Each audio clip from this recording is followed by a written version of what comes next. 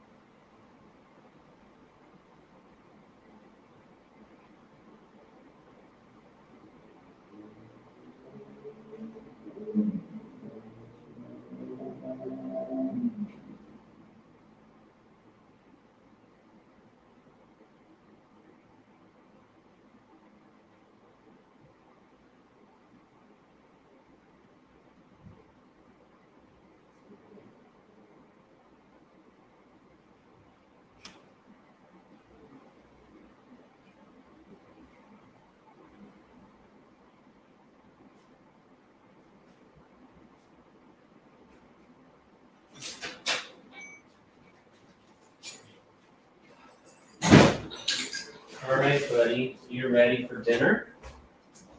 Are you ready for dinner? Rocky, sit, stay, good boy.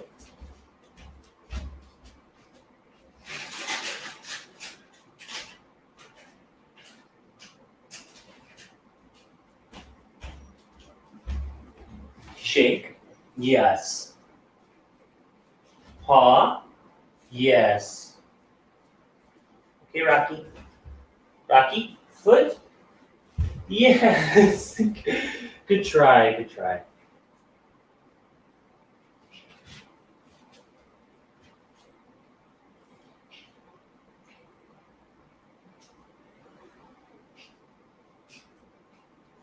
Good boy. All right. Who's hungry? Is it dinner time? Is it dinner time? Is it dinner time? Yes. Is it dinner time? Okay. Ready? Yes.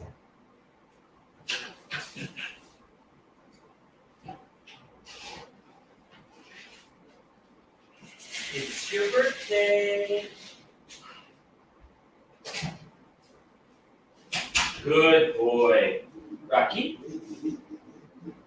Touch? Yes.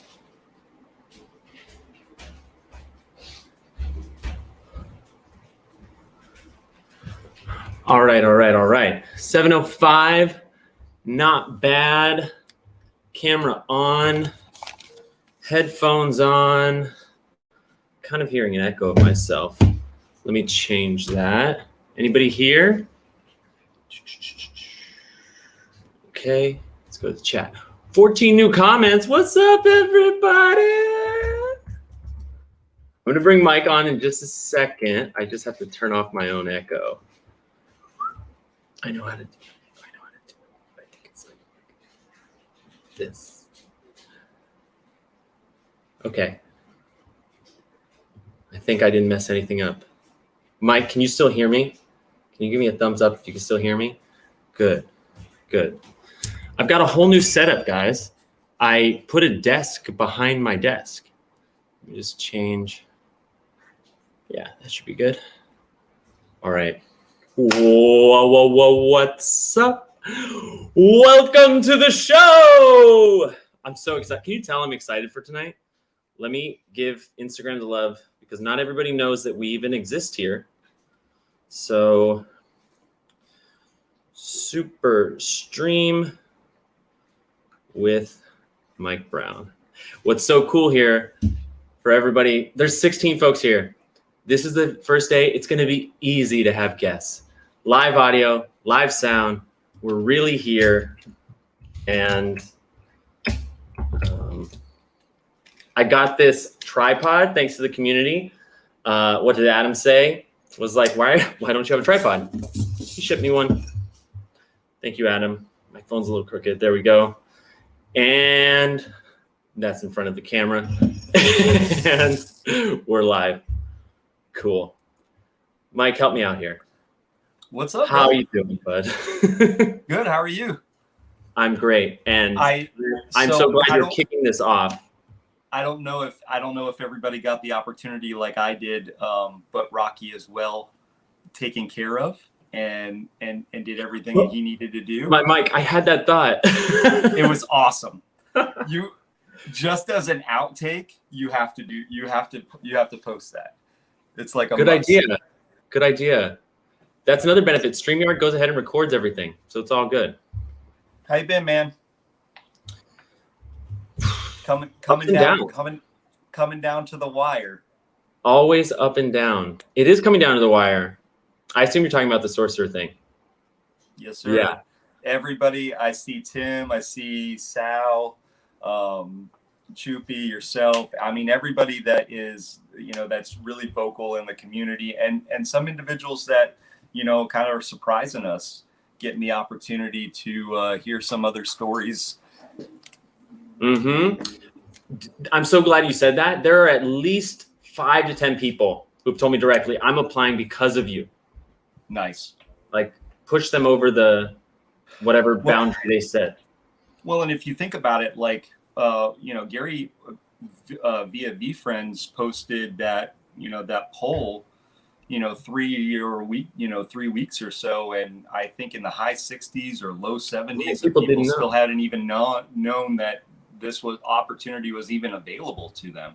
Mm-hmm. So I think that there's going to definitely be, a large push and rush towards the finish line. And, people like yourself are a big reason why. Not only from your, only from what you do in the community, but also, propagating that information. So yeah, it'll be exciting. It'll be exciting to see the individuals that come out of this opportunity on the basis of when you look at what the criteria is, it's simply, if you look at what 250 to 555 words, that is not a lot of space. That should be pretty quick. Yeah. Yeah, to be succinct. And they did it. And the reason why I feel like they did it, other than from a business standpoint, just from for time management. The sheer time management, is that I do feel and do believe that everybody will get their application read and move forward. They'll select individuals that they feel are the best that will represent this community, kind of moving forward.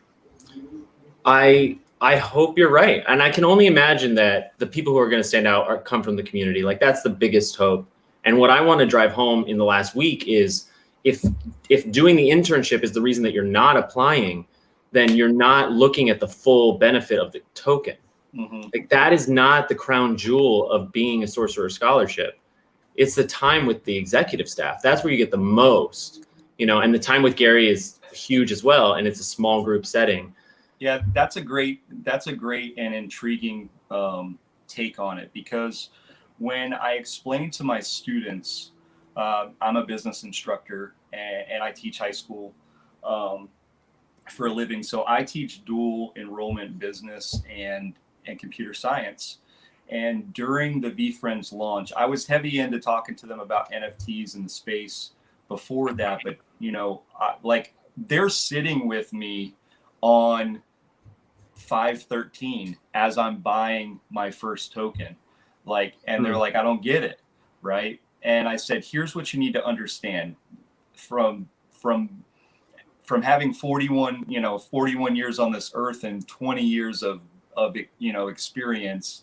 The networking alone, just the ability through the networking of VCon alone is worth the price of admission for where we were ETH-wise.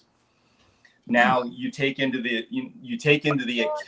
account the community that's been built, and all of people like me and you didn't know each other 8-9 weeks ago, and here we are. And the cool thing is this is my first live with you.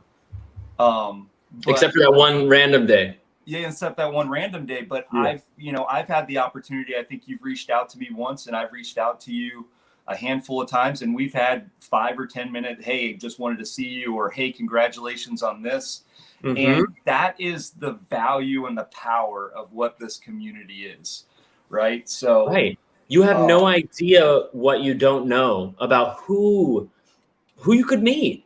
That's like the chemistry of like new people meeting, and the possibility of an encounter is like the secret ingredient to a good life, right? Like you can't plan for what will happen through collaboration and through meeting new people. Absolutely. And I commission and hope, because yourself and there's a lot of other people that are doing a great job with getting to know individuals. There are 4,500 token holders, and we have only seen visibly over the last 2 months maybe a couple hundred, right? Through IG, through Discord, through Twitch, in these things. Right. So if you know somebody, if you're on right now and you have or know somebody that is maybe a little shy, maybe doesn't necessarily, whatever the medium that they're interested in providing or letting us know their story, whether it be myself or Jeremy or Cam or any of the 8 to 10 individuals at this point that are propagating information in this space. Yeah, call it 3 dozen, man. I mean, there's so many people. There's Motivated Monster. There's You're Gonna Die Fly. There's Daring Dragonfly. There's VFriends Poems. VFriends News. VEEJUNKIES with you. And way more that. Sorry, just get excited. So, I don't even know where, there's so much. And that's what I was actually asking you a question while you were saying, hey, we're going to be a few minutes late. I got to go take care of this. I wanted to say, and I was trying to get you to answer me offline, but I think it'd be fun for everybody to know online at this point. Is it getting slower or faster for you? Tell me where you're at right now. What a great question. Both. Slower or faster for me in terms of this project. I want to be the cadence, the execution, do you feel like it's getting slower in general? It is slowing down because in the beginning I wasn't running a marathon. I was running a sprint to get a head start, and we did this community chat daily for like 3 or 4 weeks when we first launched. And since then, I've been trying to figure out what is the balance. And just last night, we decided Wednesday is the day. Like this Wednesday night will be as packed as we can make it. And then other than that, there'll be the random daily download. Like we're not daily download Monday through Friday, but at a random time, because I just never know, you know? Good. And then with the 2 guests tonight, that will be the podcast Saturday and Sunday. So daily podcast, Wednesday night super stream, family come together, let's go, you know, meet somebody new, giveaways, spotlight artist, who knows, Sorcerer Summit. And it's getting slower because on the one hand, I'm getting egotistical and fancy. Like I'm wanting the profile to look pretty. And Alex has done such a good job of sort of shoehorning in and making seamless his large production boards. But when he's not around to be able to do that, I'm wanting to maintain a certain sense of order that gets in the way of just like, here, this is information. This is breaking news. Here's a character. But it's ultimately better for the marathon because, you know, it's not a race. July 21st is a big day in my mind, but in reality, I actually, it's so funny we're talking about this. I had a revelation. I've been having some doubt about my essay. I know you heard the essay, and it's not doubt that I don't like the essay. It's doubt is this the play? And what the alternative draft would be if the essay I've shared is the 555 word poetical essay, what is the 250 words straight to the point essay? Yeah. And I don't, go ahead. No, perfect.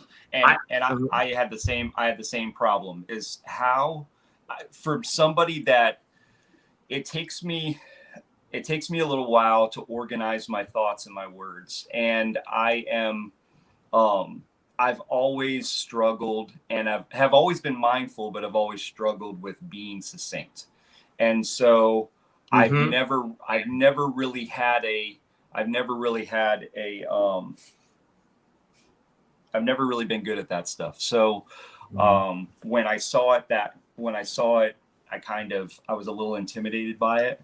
But I think that I put together, I think I put together the best version of, elevator pitch of me and what my, what my passion is, what my, my background is, what my heart is. Am I distracting you? No, it's perfect. I think it adds to the Twitch adds to the stretch. Look how smooth this is, man. Look, now we have more space.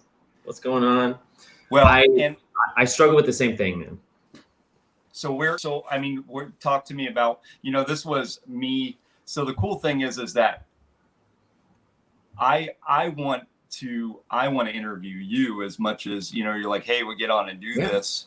And I have as many questions or maybe even more than I think you do for me. So, where are you in your process and how are you feeling about it, or elaborate on what you were saying before I cut you off? So Alex read my paper and was like, it's really great, but why don't you talk about the profile? Like, you should be spending as much time in the essay talking about what you've done as you can.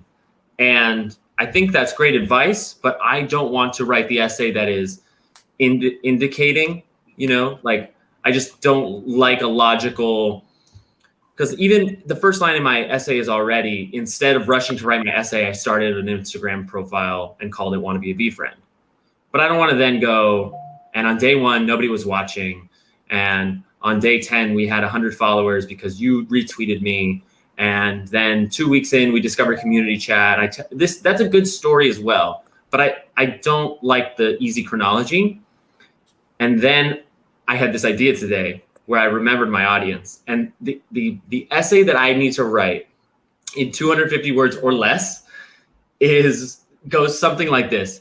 It's challenging the meta perspective of me and Gary Vee. So I write something, so like, this is the play, is the first line being, let me tell you why there's no chance I will ever win the Sorcerer Scholarship Token. Because I know that within the first week of our profile, I was able to catch a glimmer in Gary's eye. And for the last 2 months, he's seen me not only remain consistent, but rally 100 people around an idea, build a Discord of 300, and connect so many different parts of the emerging VeeFriends community. And Gary would rather put the chip on my shoulder by not giving me the carrot at the end of the stick just to see what I do next than admit, or not admit, than to give me the short-term benefit. Yeah, he wants so give me the chance to prove like my lifetime commitment to this idea. My only hope is that someday this document makes its way in front of Gary Vee himself, and out of sheer competition of not wanting to be predictable, he subverts my expectation. So you're using reverse psychology is what you're telling me right at this moment, right? Yeah, basically. I mean, like that's the rough idea. There's maybe there's a little bit about Gary's competition and a little more about the page, but like 250 words and just like there's no way it's going to happen because Gary would rather my story have the chip on the shoulder. There's so many good things about not only the execution of that, but like how, like just my thoughts on it. Number one, I wish that I could write your Sorcerer Scholarship. And there isn't anything that really says that you can't, but like I've always been better. I always love to write letters of recommendation, to write those things not only for my students but for the people that have worked for me. I've always been really good at that. I've been really horrible about projecting that stuff for myself. But let me tell you what, Jeremy, like, and I feel like that plays the right play from the standpoint of, guess what? And we confirmed it the other day. People know who you are in the space. The highest person on this ladder knows who you are in this space. So for me, it's a waste to go, because at that point it's a resume, right? I did this and I executed this. And while if we dissect who Gary is, right, and what we've learned from him, you know, even in how many of us today put in we dropped our name for the Vayner NFT experience, right? And trying to say, hey, I have some skills, I have some knowledge, some abilities. It wasn't, hey, send us your resume. It was, hey, what's your name, what's your contact, and give us a message, right? And then somebody will contact you shortly. We look forward to working with you. Like that's how they operate. That's how he operates. He doesn't care if you have X, Y, or Z experience. I mean, when it comes down to, you know, making the next cut, or, you know, getting to the final four of somebody getting hired to do a particular job, they're going to look over those credentials. But what I'm saying is that the credentials that you have, and Alex for that matter, have, you know, that body of work speaks for itself. So I appreciate you.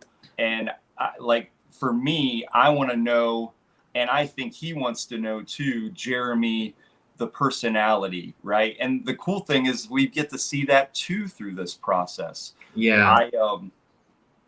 I told my wife the other day, I was like, Jeremy is like, it's almost like watching Mr. Rogers a little bit, like, and from a really cool, endearing, like when we talk about being the voice of what VeeFriends could be, from a, like, I see VeeFriends as much like a Mr. Rogers.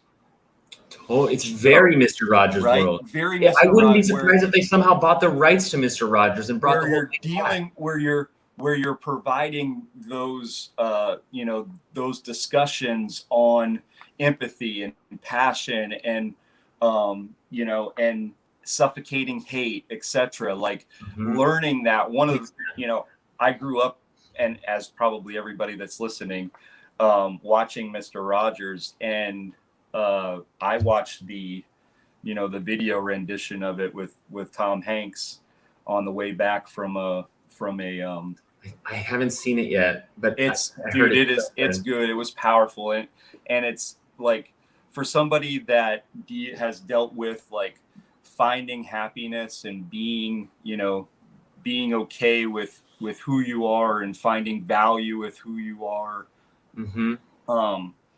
That was, and I was dealing with that about this time last year where I was kind of really struggling and wrestling with finding that.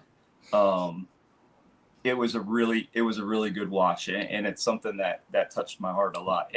And so, you know, kind of bring it back full circle. I see, you know, whether it's your own content or whether it's, you know, VFriends down the line, who knows what the hell's going to happen, man. But I think just listening to, you know, Jeremy Knows and just how you are playful with it, and it's been a whole thing. It's like cool. created a whole world. And there, firstly, thank you. Like there's so much that goes through my mind as you're saying that. But just to like jump off, the NFT we're making is this achievement unlocked, right? And check this out. Look at the power of the StreamYard. Are you ready? Oh yeah. Boom. So this is the NFT that I've been working on for like what feels like forever, but is like really 6 weeks now. And this is like the core basic level. And I wanted to have like cool utility and I want it to mean something, but I don't have like a roadmap for 15 years. Like I started this journey not knowing that it would go past a day and then 10 days of the event and then, you know, to the sorcerer token. And I've had to ask myself, like, what am I gonna feel like if I don't get it? But I've created what feel like such deep roots already here that I'm certainly not going to let it go. And so I'm now looking at this as the unlock for the cartoon, for the characters. Nice. You know, like achievement unlocked. Like originally, this resembled the first official VFriends recognition of our page, which felt very significant. They reshared our content. Then we made this to signify 1,000 followers, right? That was when I announced we'll start doing it. But now when we're between 1,300 and 1,400, it's like, well, it's not that moment. What is this thing? And what does it mean to the people who get it? And what can it mean in the future? And so we're trying to build a royalty into it for the people who buy it first. But for me in this channel and future projects, the achievement unlocked is the characters. And I've been telling people about a secret finish, right? So we have. I'm gonna give you the whole scoop. You ready, Mike? I'm ready. Let's go. You brought it out of me. I actually really love it when it fucking go. Let's fucking go. So I just have to share this. Let me find it in this long chat with the designer who has been amazing. If anybody's looking for a 3D artist, I found a great guy on Fiverr. He also is helping me with the minting process. I'd be happy to put you in touch because he has been awesome. And here they are. So I've got this kind of thing in the works, right? In homage respect to Gary's project, what started it all. We've got a diamond varietal, plays beautifully. Or this is gold, okay, right? Nice. Love it. This is bubblegum, right? Right? That's cool. Yeah. This is the diamond, which I think might be my favorite. At first I wasn't sure, but it's interesting now. And then there's the hollow. Beautiful. And there's a lava too, but it's not in this quick list. So those are fantastic. And so like it's cool because it's been an evolution a little bit, right? Of where you're going, and you kind of talked about the sorcerers, you know, kind of that storytelling and unlocking, you know, and it kind of being like a video game.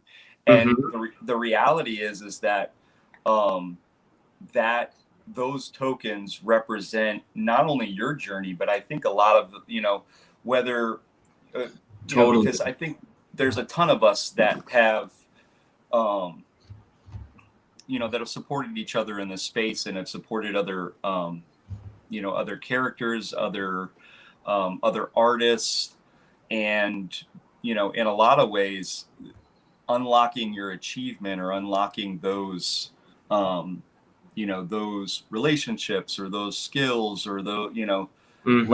leveling up, right, is the new term of unlocking, right, Right. your potential or your achievements. So It's kind of feels like a game. absolutely. So It's that's all been out there. What I haven't shared, and I've said, is this secret finish. And I think I can also share this window. Let me see if it lets me. Yeah. Let me just reveal it. Let me go up here. So we have this is so fun. So we have these characters now. Like oh, it won't let me show that. Let me try again. Oh no. Okay. So I can only show you this message thread, but we have these characters of Alex and I, and the secret finish is going to be this. yes, Right? where you guys are looking to unlock. Yeah, we've unlocked these characters. We started Journey with this, and we're still working on this wannabe sorcerers video game. It's just like each time we work on it, it gets more complicated, and we have to rein it in. It's like there's so much that is possible with that scope. concept, and it's like it's time crunch. So where I thought we were gonna finish it before July 21st, now we're gonna launch it July 21st, and let it breathe a little bit. Yeah.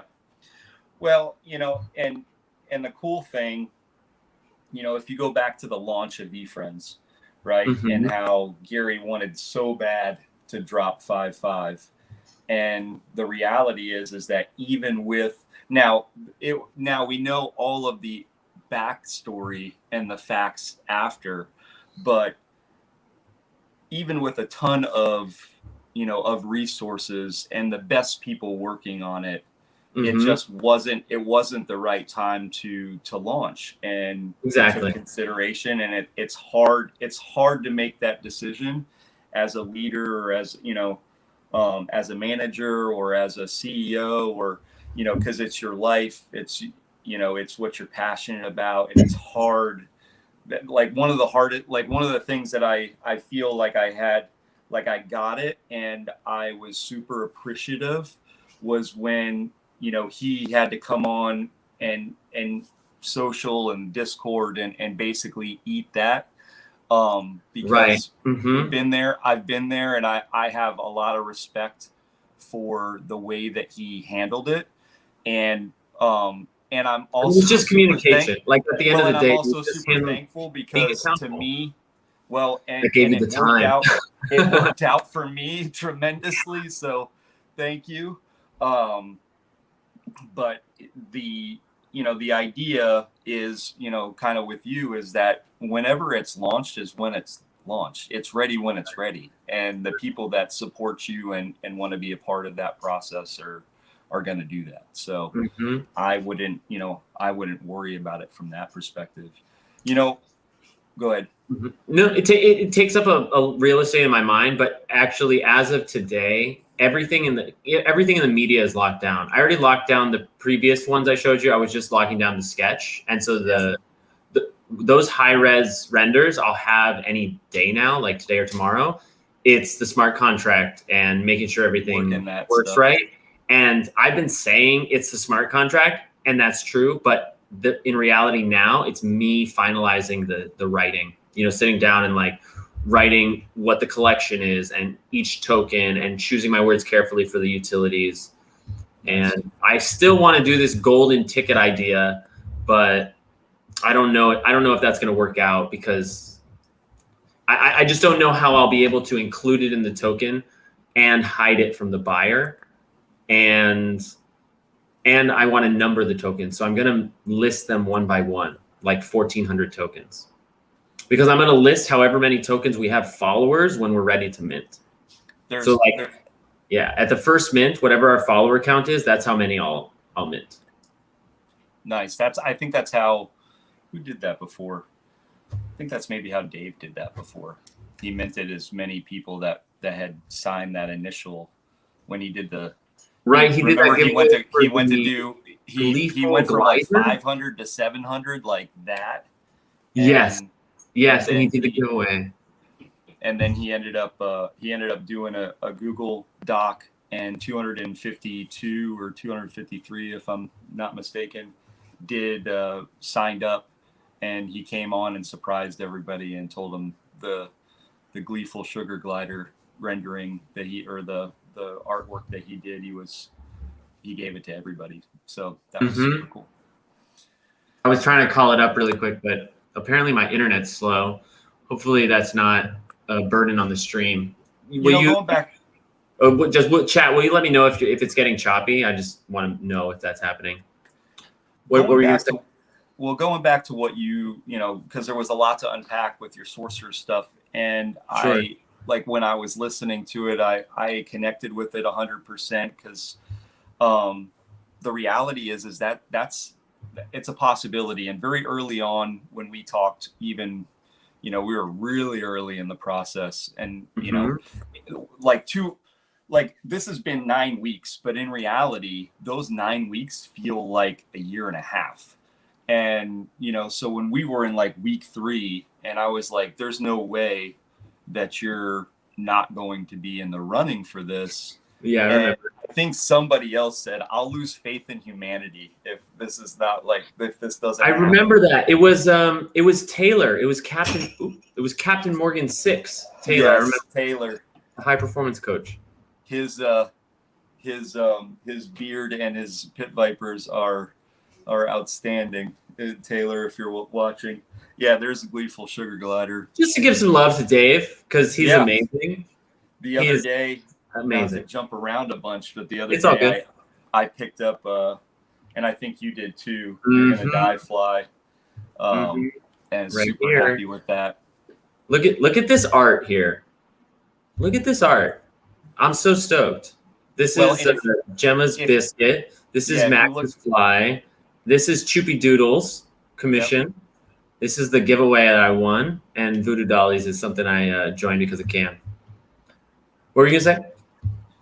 Well, I was gonna say that that a lot of those are community projects and people that we're supporting. But what I was gonna say earlier is that the reality is and you're kind of looking at it probably the right way, and it is so subjective with that there really isn't much criteria other than, hey, write it, give us a little bit about your backstory, tell us why you want to be a sorcerer, and we're going to pick who we want to pick. And, talking to Choopy about it the other day, she was like, the reality is that if Gary V, it's probably going to be 5 people that we haven't even heard of. Like, there's a total possibility of that being the case in reality. So, which, not for myself, but like for other people that I know, I'm really rooting and hoping that at least a few of these individuals that we know in the community end up getting that day and that opportunity to through the sorcerer's process. Sorry, I'm getting a phone call, so I think that's why I dropped out. Oh, that's fine. That's fine. Yeah, who knows what will happen. I also hope that there's a lot of diversity among those 5 people. I don't imagine that V Friends LLC or Gary V has like a checklist in his mind of the kind of diverse candidates he wants to select, but I'm sure they'll be conscious of it. And it's important that we see more women. Like, I would love to see more women and non-binary people among those five, you know. And I think that's that we will. I think it's a virtual, like I think that, you know, just statistically and just knowing, you know, how Gary and Vayner operates, I feel like we're gonna have, you know, we're gonna get to see the best of the best from across the landscape, which is a cross section of who we are, you know, both, you know, as Americans, and then also through this VFriends community as well. I mean, I know a lot of people are seeing or maybe projecting that Gary will want to select sorcerers that can fit into Vayner, that will, you know, quickly have a role and serve VFriends or Vayner Sports or Vayner NFT, what's going on. Vayner NFT. And I really don't think so. Like, I feel like that would be less than 5149. And Gary is strictly looking for who he can provide the most value to, and shows promise to maybe have a certain blend of attributes that he can believe out of 500 words and whatever's after that, you know, they'll actually apply what he gives them. Because I'm sure that I'm sure he doesn't care, you know, like he's not going to have expectations. He can't control it, but I'm sure he would love to give a lot of value to these 5 people and see them actually soar, because it'll be a big variable for the success of not only the project, but more so that character and all of the content magic around it. Like, what's going to happen between the Sorcerer Scholarship and the Willful Wizard? Like, they have to be brothers or nemesis or like something. You know, there's so many opportunities that I think those 5 people will have an option. I assume it'll be an option to be very public about their journey, and, you know, maybe be featured at VCon, and that's great, but with no expectation that they will take a job there. Although so many applications will be, I want the internship because I want to work at VaynerMedia. Yeah. To that point, I think that there's probably a large majority of individuals, and you know, I'm one of those individuals that could totally see myself and want to be in the mix in anything Vayner related, whether it be VaynerMedia or Vayner Sports or the NFT you know, the NFT branch. You know, to what extent is kind of up to me once that opportunity, you know, once I get to shoot that shot, as they would say. I love that about you, Mike, because I thought you were going to say it's kind of up to them. You know, it's up to where they see you fitting in, but it's up to you. It's like anybody can go. I'm not sure exactly what it is. I can check right now. It's something like VaynerMedia or VaynerX.com/jobs. Like, there are a lot of jobs there posted all the time.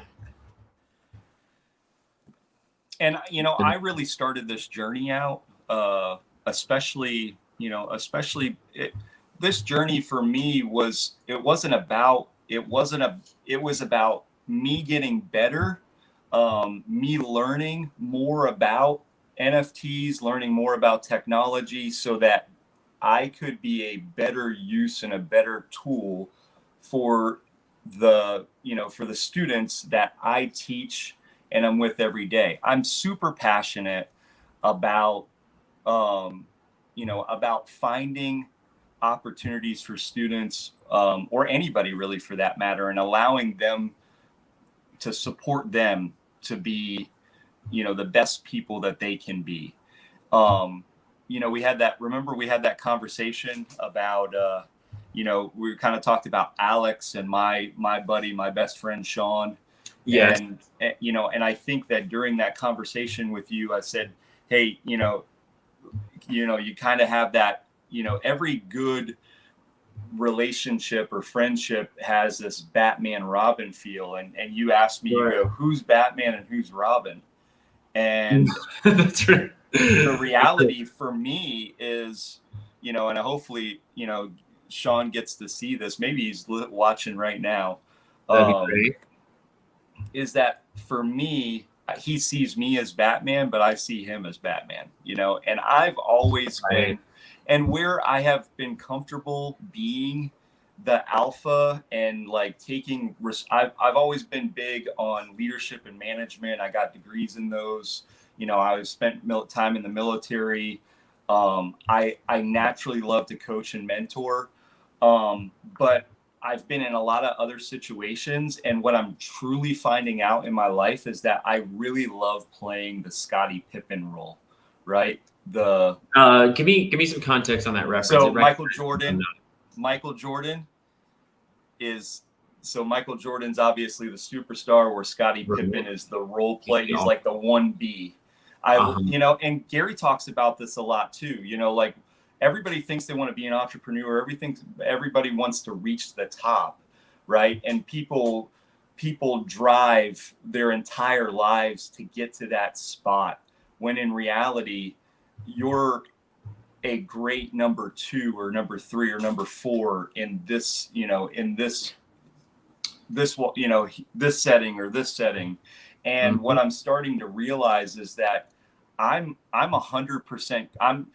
Because in order to be a leader, you need to be a follower first, right? You need to be able to, you need to be a servant leader. You need to be able to, provide a good example and be willing to do those things that you're asking people to do. So I've learned and I understand the context of that greatly, right? So, but being in that support role, being that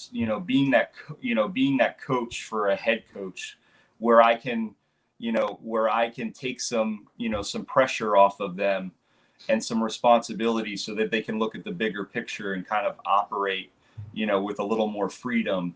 Those are really important roles for people to play. And I love filling that opportunity and seeing the team succeed and the individual succeed because of how I can support in those roles.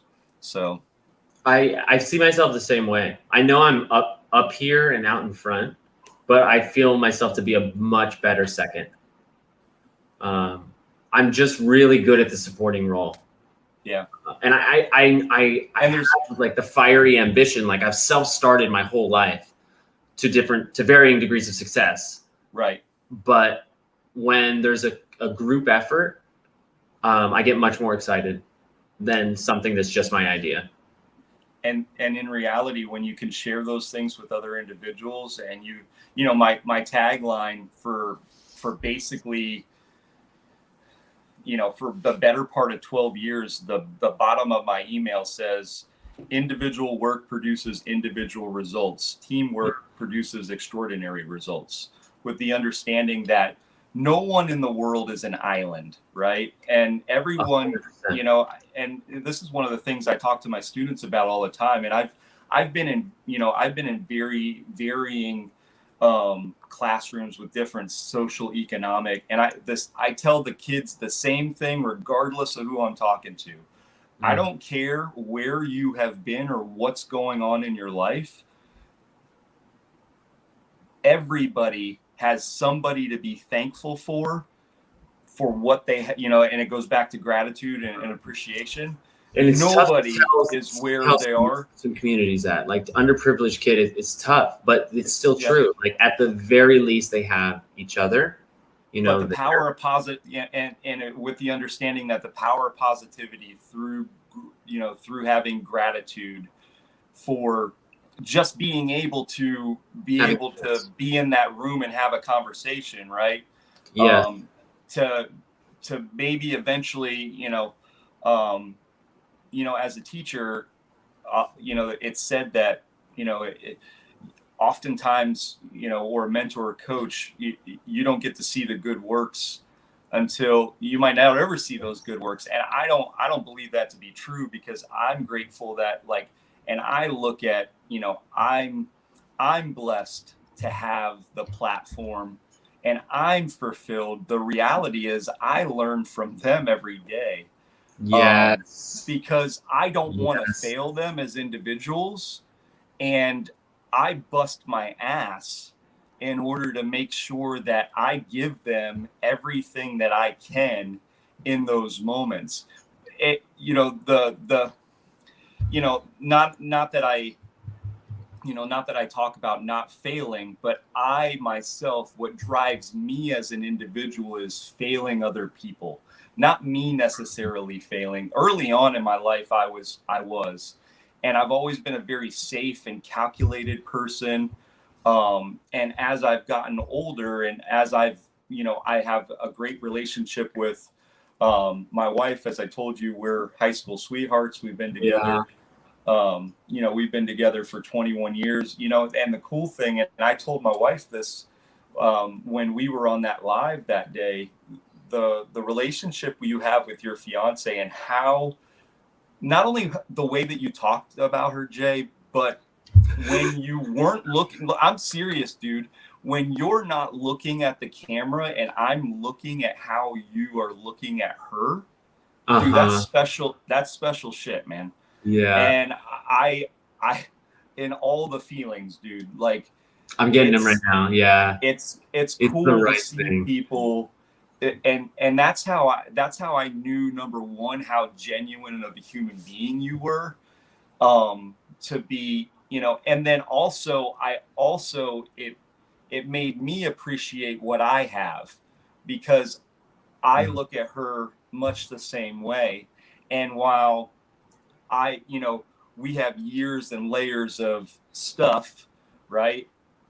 The reality is the way that she's supporting you, allowing you to be outside, sitting, talking to 7 people that you barely know, right? And giving you the opportunity to do that because you're passionate about it and you have a plan and you want to execute that, and she's there to support you. There's nothing you can't do in the world, Jay, when you have that feeling and you have that person to support you. And that goes to the same thing we were talking about earlier in business and in life. Like you have the ultimate teammate, right? That is with you. And that's what life's about. Life is relational, and life is communication, because it was a very different experience for her back then at 2 or 3 weeks in than it is now going on 3 months. Like we have to touch base every single day. Today was hard in that regard because I'm just distracted. Like I'm so excited about all this other stuff. We're like cooking cooking lunch together, and I'm replying to messages, and I'm like, I'm sorry. I know it's a lot, Yeah. And now that I know that, and we've done it a little bit too, because I've always talked to you about the importance of time management and being the older guy. I think I'm 10 or 11 years your elder right now. Like it was, hey, don't look, this is, I've dealt with this. I've been there. Don't make these mistakes. Yeah. Balance yourself. That and what you just were talking about is exactly why we hit it off before knowing really anything about each other. Because you've been there, because we're sharing that same value in relationships. And I so look up to you as a teacher, because before I knew any of what you told me about supporting your students and treating them like people and giving them the tools for gratitude and encouraging them to think big and also be practical and engaging them where they are for who they are, instead of as like robotic students that go through a mill line. Yeah. You've been doing that for 20 years, and I did that for 7 or 8 years. And I so look up to you for doing that. It's teachers like you who changed my life and gave me the perspective to be that when I had the chance to teach. I appreciate that. And I look at it, I look at it like this, I've been blessed. I've been blessed to have people that have poured into me, even when I didn't. It's our job as individual. It's our job as teachers, coaches, mentors, friends, to see things in other people that they don't see in themselves, right? Like eventually and especially during that period of time, I think the thing that I love the most about those individuals from ninth grade to 12th grade is, number one, it's the first day of the rest of their life, and how they, and how they're, Wow. just in how society, the importance. And I tell them all the time, and I get to have my speech again, here in about 2 weeks when I see them. Right. Group of kids, and every year feels like a whole lifetime at that point. I go, this is the first day of the rest of your life, and you don't know it, but you're getting ready to make decisions right now for people in your life that you don't even know yet, right? Because the reality is that 60% of those individuals, they're married and they have kids within 2 to 3 years after graduation, right? And the things that they do and the people that they are and the decisions that you make, especially in those impressionable years, kind of determine the altitude of those, of your life, right? And so I hit them, in the military, we call it melting your face off, right? So I kind of hit them with Dad used to say that all the time. Truth of melting your face off, right? And then I am able to, get to the point of, I'm able to share hey, I love you. Hey, I'm here because there's no other place I'd rather be right now than with you. That this is valuable. And the reality is that, I tell them all the time, other than maybe 4 or 5 days in the last 4 or 5 years, I've felt like I've actually worked. Like and I put a lot of work in, but I don't feel like I work. Because it's all about the expression, like your bucket is full, as you take care of your own relationship, your own ambitions, your own gratitude, your own appreciation for the chance to tell them and share what you've found through your years, keeps your bucket full, except for a handful of days here and there because life is hard. And I get to share, and in reality, the platform that I have in teaching, which is important stuff, but in reality, it gives me the opportunity to talk to them about life and the things that really 100%. matter. And this is the thing we always come back to in our conversations. It's like, it doesn't matter what you're talking about. It's a learning experience to be a better person, to see something a different way. Sorry, you go ahead. No, you're good. No, to see something, it's quality versus quantity of life, right? And the reality is that through our lives, we struggle with the difference between quality and quantity of life. So we are told societally that in order to be successful, things look a certain way. You need to go to college. You need to make so much money. You need to have X, Y, or Z things. You need to, and these are all things that check the boxes. This is literally the board game life. That is like the baseline for what society expects of you the moment you come out of the womb. And this is why, the stuff that Gary talks about is stuff that has resonated with me, and I've always gravitated towards because I believe these things. I talk to my students about how you define success versus what society tells you success is, right? I talk to them about, and am empathetic with the reality that, it's tough to walk around that school and not feel, like everybody's dealing with a pecking order. But the reality is that, and get on the Discord or on the on Twitch and say amen or whether you believe this or not, the reality is that I know and have a good relationship with 2 people from high school. One of them lives under my roof. So the shit that you are dealing, I get it. The shit you're dealing with is real stuff, but nothing you do is going to matter. The opinions of other people that are walking in the halls with you are going to matter down the road. Do you find your truth? Find your. It's rare. It's rare. So, and part of that, I think, just thinking about high school dynamics, I think part of that is the chance that you'll meet somebody that's actually a lifelong friend for you is lower than you might expect. And on top of that, you have all the social expectations and boundaries that come along with high school. So it might be even harder to find somebody if they were, or something might happen, you know, if they were, had the potential to be a lifelong friend, but things can get in the way, other people, whatever. I have to interrupt you just really quick because it's 8 o'clock. Yeah, and you gotta get more. Tanner is in the building. We've got, well, no, this is the best thing, Mike. I can talk about this right now. So Morgan knows she has like a second to prepare, and we can have a 3-way chat for a second. We can just bring her into the conversation like this. Sweet. Hi, Morgan. Welcome. Hello, I'm in the building.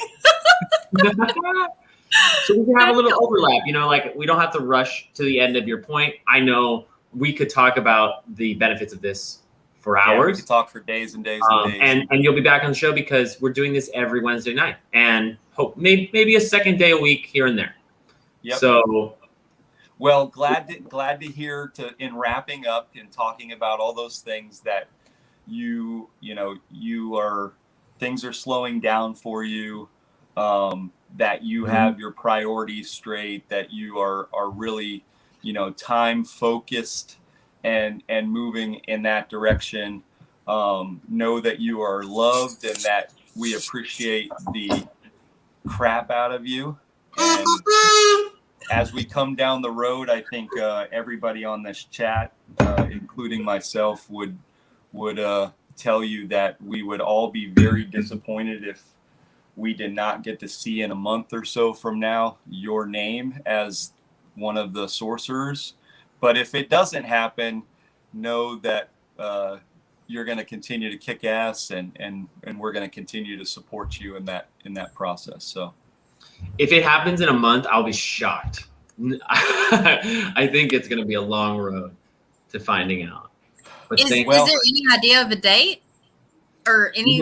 We know the deadline is a week from today, right? A week from today, July 21st.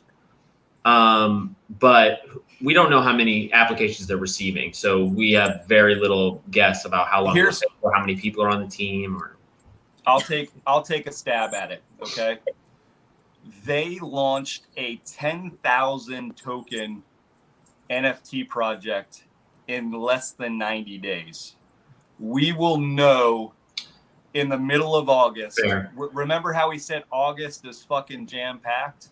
We'll know in August who the sorcerers are, because to your point, I feel like the sorcerers will play a big role community-wise with the drops and the rollouts to VCon.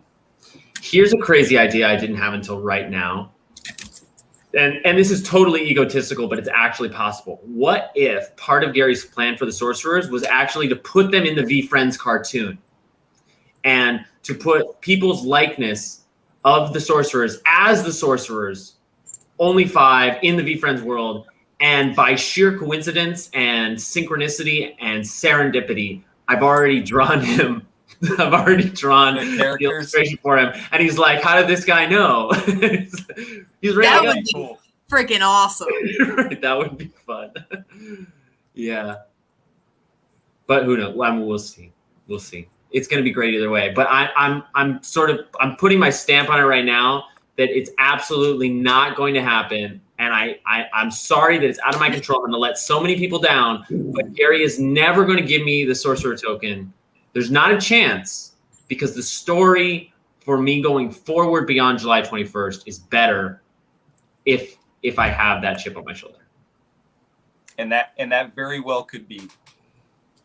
From a management, leadership, teacher, coach, motivational, I would definitely say that I have done that and that's why I had that shit Indian grin on my face so much when you were saying that, because that's a real possibility. Sometimes that's really important, And another thing too that Gary would love about the statement that you just made is that you are absolving yourself of any expectation.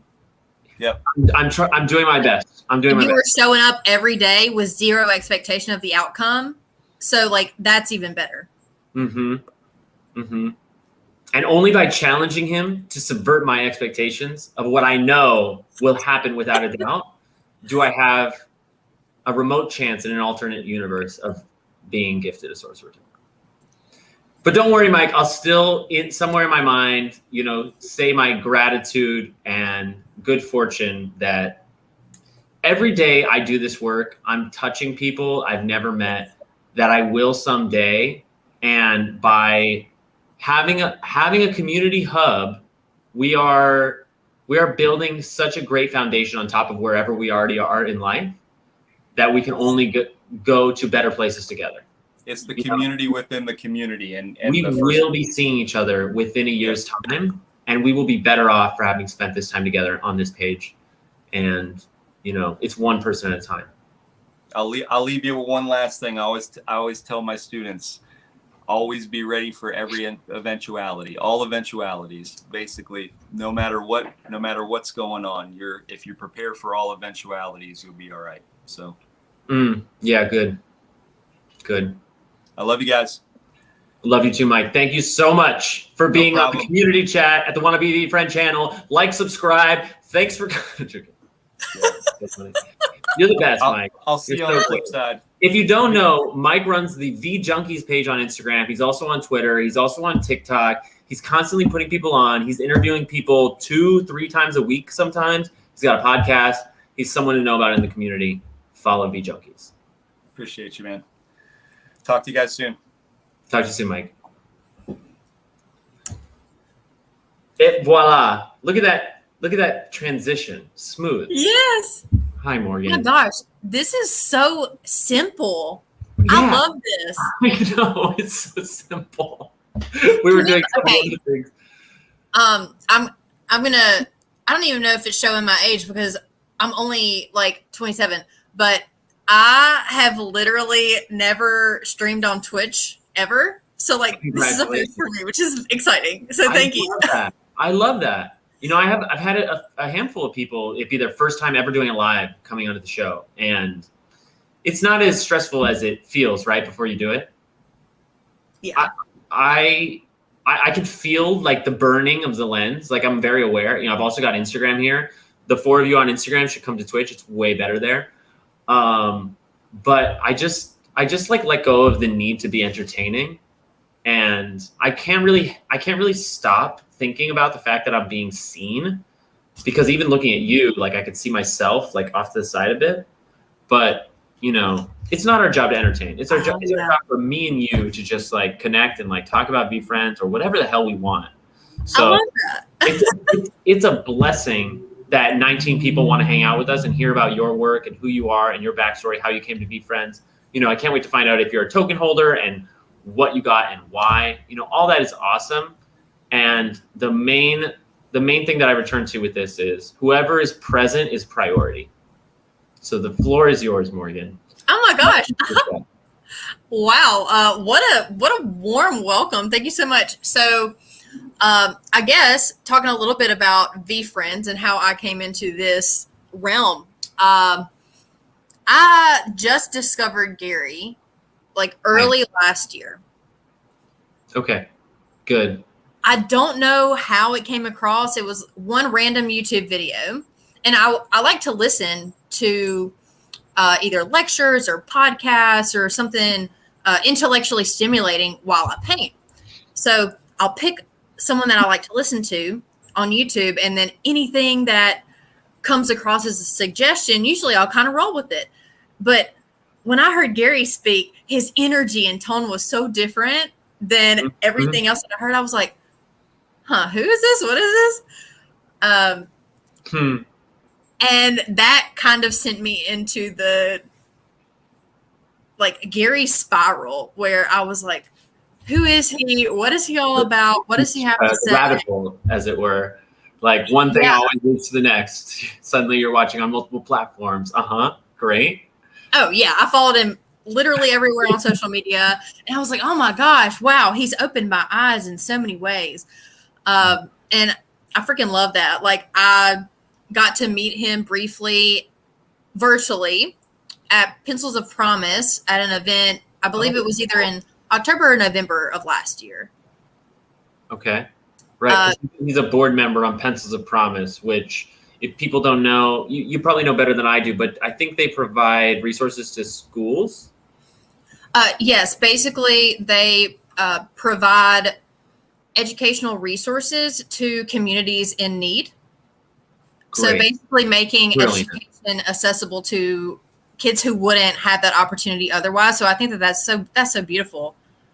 It's a great mission. It's one of the best. It's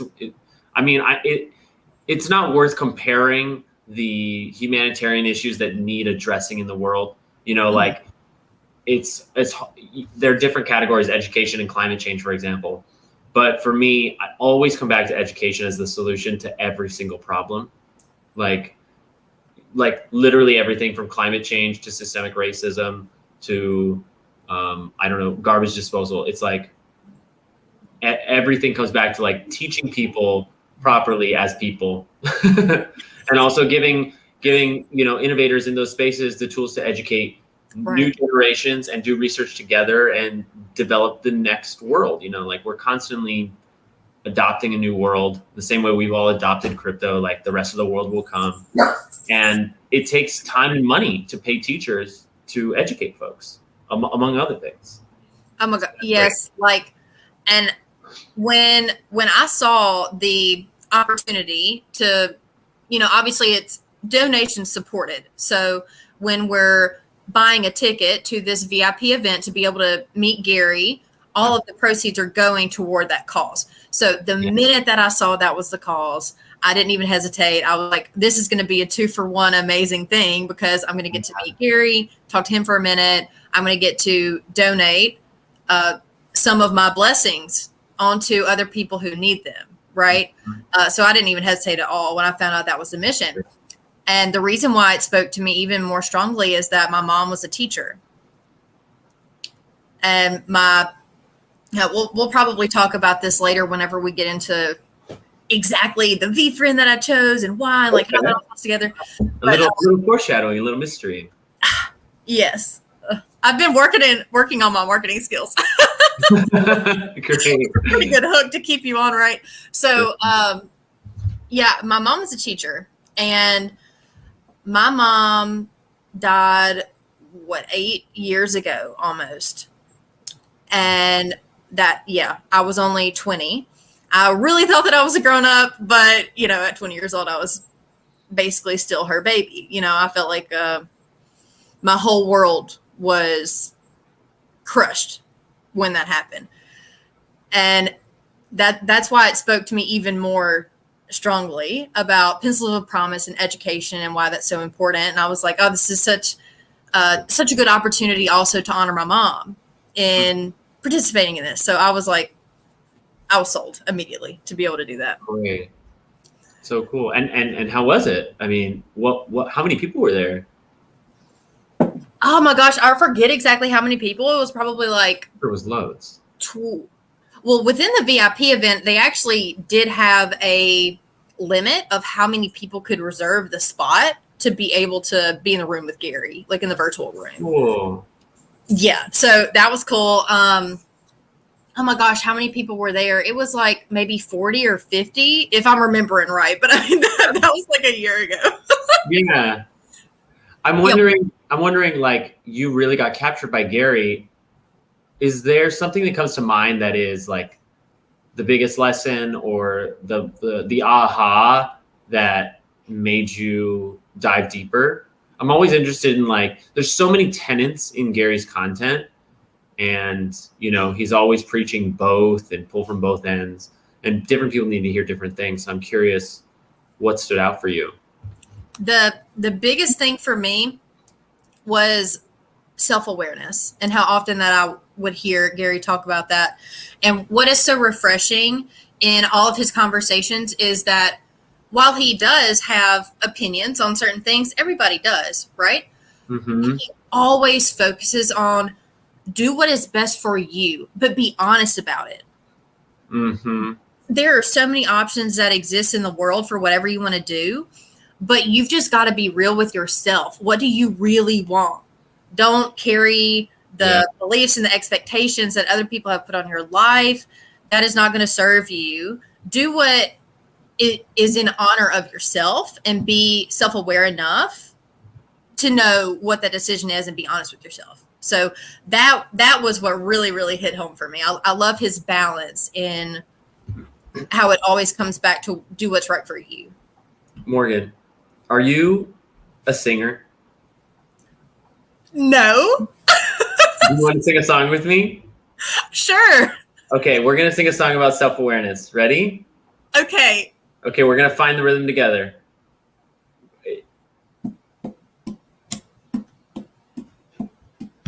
Look at me, self-aware. Self-aware. I don't know. I have this thing on my Twitch where people can pay to like have us sing a jingle, and we're 2 jingles behind. So like, what's a self-awareness jingle? I don't have any great ideas. If I think about it, I'll never start singing. Like something like, self-awareness is the key. What you do is up to me, or what I'll do is up to me. Oh, that's good. Self-awareness is the key. What I do is up to me. Oh, that's good. Yeah, let's go. I like that. It almost sounds like that Blues Clues, like what was it? 1, 2, 3. Like that Blues Clues Skidoo. I don't know if you ever watched that show. I did watch that show, but it's been so long. The only thing I remember is like how weird I thought it was that he was a real person, but his little notebook was drawn. I was like, that's weird. Give the man a notebook. Yeah. That's funny. That's all I can remember. Awareness is the key. What I'll do is up to me. All I do is the self-awareness is the key. What I'll do is up to me. All you need is to believe. All you need to believe. All you need is to believe. I'm really bad at finishing stuff. I can but you've already taken us a long way there, and I really don't want to veer us off, but I was going to say something about like, I rely on self-reflection, not upon your projection, or something like that. Okay, like I feel like more this tempo, right? Like, wait, let's say it again. I rely on self-reflection, not your projection. Yeah, something like that. I rely on. It does sound more like. I rely on. Self. All I do is sing off key too. Don't worry, V fan. Me too. Like sometimes I can find it, but there's plenty of times where I just like don't know what I'm doing. Wait, but I keep forgetting the words. Say it again. I rely on self-reflection, not on your projection. I rely. It's like I rely on self-reflection, not your projection. Oh my gosh! Wow, that's musical theater. I rely on self-projection. Don't go bothering me with your projections. I rely on self-reflection. Don't go bothering with your projections. I think that counts as one. I'm gonna put that in the tip jar. Thank you. That is awesome. That's fun. Now I should do my best to remember it. Thank you, Corey820. Greek NYC, I still owe you one. I rely on my reflections. Don't go bothering me with. I rely on my reflections. Don't go bothering me with your projections. You can hear like a big tuba. Anyway, I like it. I love the show. Thank you for being here. That was literally the last thing I expected to do when I came on here. Was, hey, let's make up a song. I'm like, wow, you want me to be spontaneous? That's like my worst quality. That's like my greatest skill. We're a perfect match. Nice. Morgan, what kind of artist are you? I paint mostly with acrylics. I've been painting for 15 years, so a long time. Damn. Okay. Cool. Since we're talking about it, some of your art. Do what? I want to show people some of your art. Okay. Well, I can take y'all on a mini tour and show y'all some of the ones that I'm the most proud of. That would be great. Okay. we are going to take a walk through the house. This is like my office art studio, so you can see some of mine. Oh gosh, how do I even do this? Shelves. We love shelves. I have a lot of Is that an stuff. island, or is that an island there? They're all versions of jellyfish in some capacity. That's like my big thing that I paint. So you see this one Yeah, that's in gorgeous. the background? I'm like Okay, trying you have to. take us closer. Can you flip the camera? What do I do? Yeah, I need help. Flip. How do I do it? You're doing great. Oh my god, I don't know how to flip it. It's okay. You know? I don't know if you can actually. I actually haven't Here we been are. on the other side. Oh, that's cool. Yeah, really nice. Thanks. This It one's looks name like, is I don't know if it's the light, but it looks like the jellyfish is glowing. Like it must Almost- be painted it. almost all of my art looks like it's glowing. It's just a shading technique that I use. And then this is another one that I did. I love it. Ooh. That reminds me of a hibiscus flower.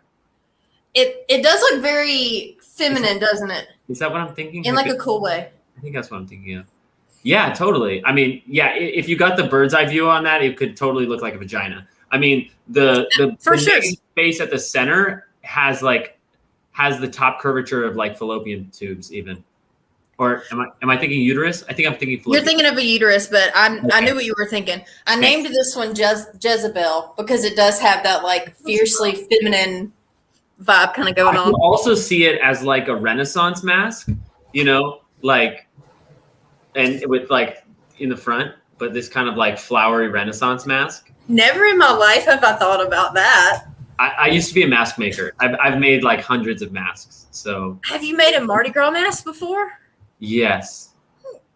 'Cause that's cool. Yeah. The Mardi Gras in a lot of ways predates Commedia, which is the art form that I studied and got into and led me to masks. But the idea of carnival that Mardi Gras is based on, that it is predates Commedia. But Commedia masks were later adopted in the carnival, like throughout the Renaissance. And it was very, like, if you've seen Venetian carnival masks, you know, they have like the long noses like this. Yeah. Or they have the half masks. And, you know, sometimes they're subtle, but they usually have like a frill and that sort of thing. Like that all came out of Commedia. That's well, that's cool. Yeah. Yeah. I love it. You'll have to Big maybe nerd. if I make a special order, you could make me an awesome Mardi Gras mask because I live in Baton Rouge, so like I go to Mardi Gras New Orleans every year. Oh, is Baton Rouge in New Orleans? It's about an hour away, so it's super. Or it's in Louisiana, I mean? Yeah, it's in Louisiana. Louisiana. My databases are all screwed up in It's Louisiana. fine. Cool. That's cool because somebody was just asking, I don't know where it went. Somebody loves your accent, Cynical Cat.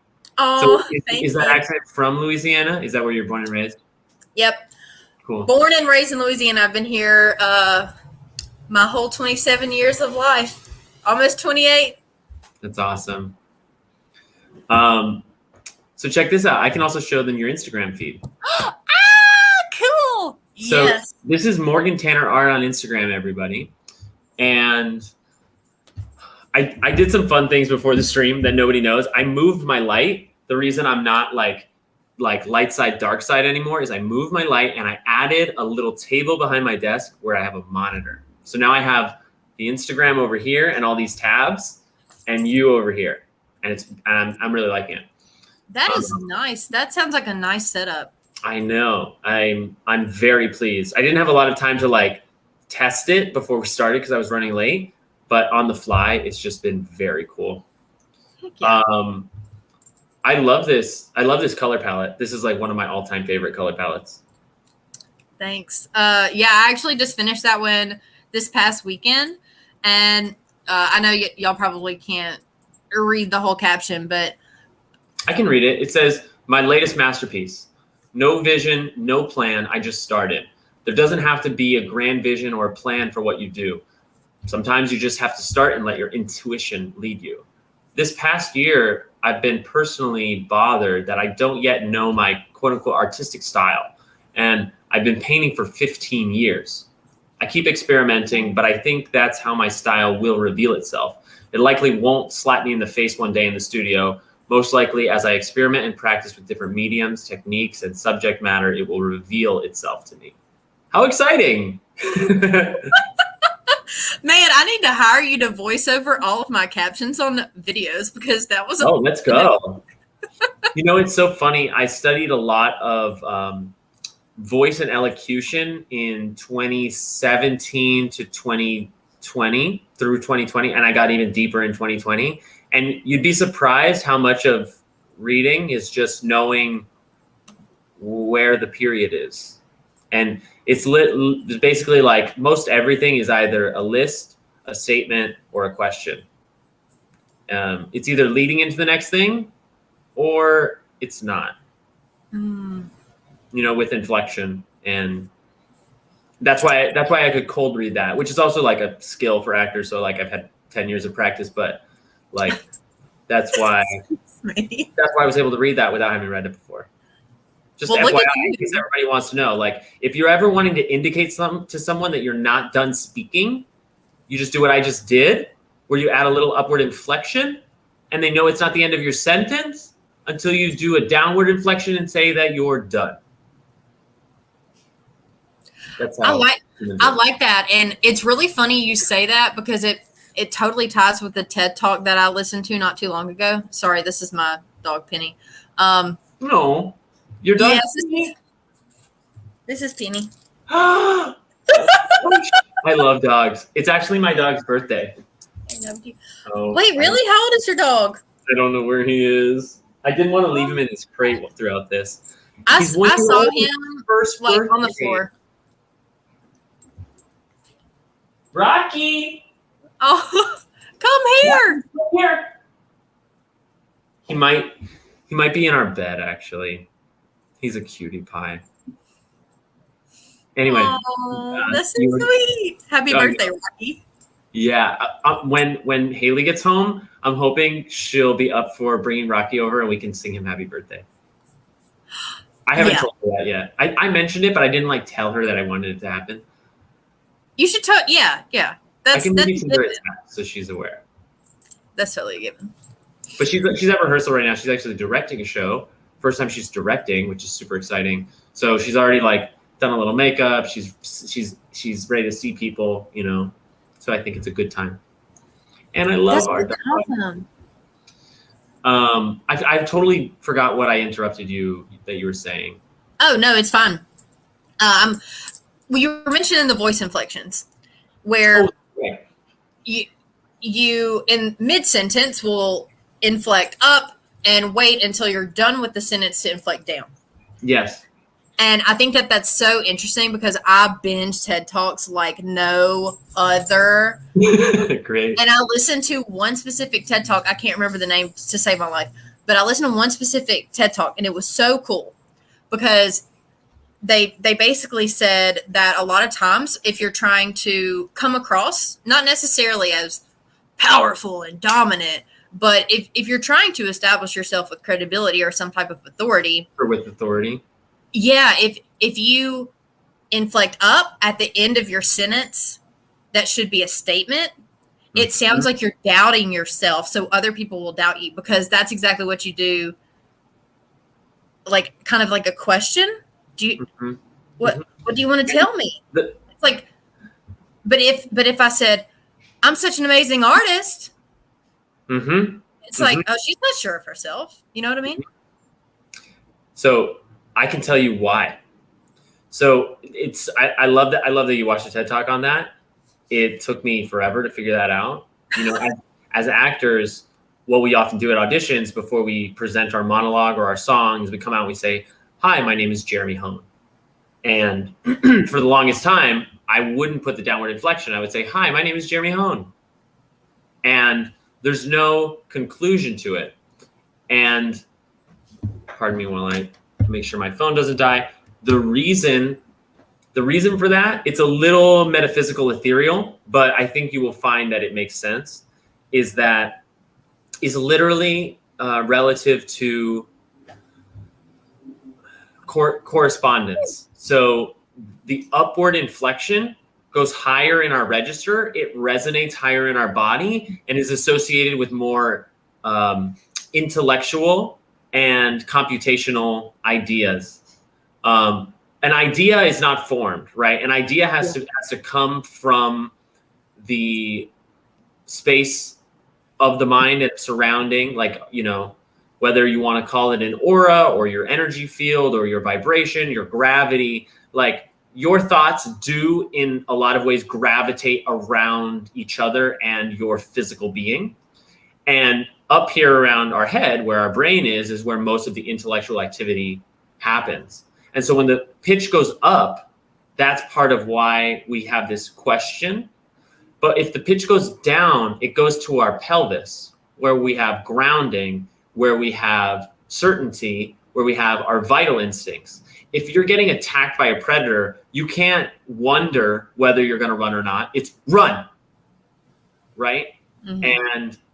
And if I do it with the upward inflection, if maybe I'm not sure it's a predator, maybe I'm camping, I hear a sound. Is that a bear? I don't know. I don't know what the circumstance is, but if I go run, then run? Or do we run? There's hesitation. It's incomplete. It's hesitation. Yeah. And so it comes down to the decision, and decisions happen straightforward from the hip in lower registers, because it doesn't have to necessarily travel all the way down to your hips. And this is talking more about vocal resonance in the body, because like when you speak, your vocal cords vibrate, and they actually vibrate through your bones. So like you can speak more through your chest voice, or you can speak more through like your nose area, right? Like you can modulate and control that. Almost lost my train of thought. And you can access those lower pitches in the vital area of your intellectual zone. So like when you think about trinities like intellect, vital, and then you have the spiritual connecting them, the head can correspond to the same thing. You have like the most intellectual part of the body, most intellectual part of the head, the spiritual part of the head, and the jaw, you know, the kissing, the eating being the most vital part. This is like a somatics. That is interesting. But it really translates with the inflection upward and down. Man, that's cool. It translates to music too. Like, I don't know how familiar you are with musical scales, but something you learn early on is to return to the tonic note or the home note. It'll be like the first in the sequence. So if you're like do, re, mi, fa, sol, la, ti, do, there's like a sense of resolve at the do, but you can go do, re, mi, fa, sol, la, ti, do. I don't know. I'm not a great singer, but that return to home is another reason of like that. The pitch comes down to signify the end. How'd you like that word vomit? I feel like I just got a PhD in sounds. I'll put it on my wall. Speaking of dogs, look at this guy. Wow, I can zoom. That's cool. Yeah, this is you have a good setup going on. Yeah. It's so funny because like we said earlier, I've been drawing, painting, everything, doing art for 15 years. That's over half of my life easily at this point.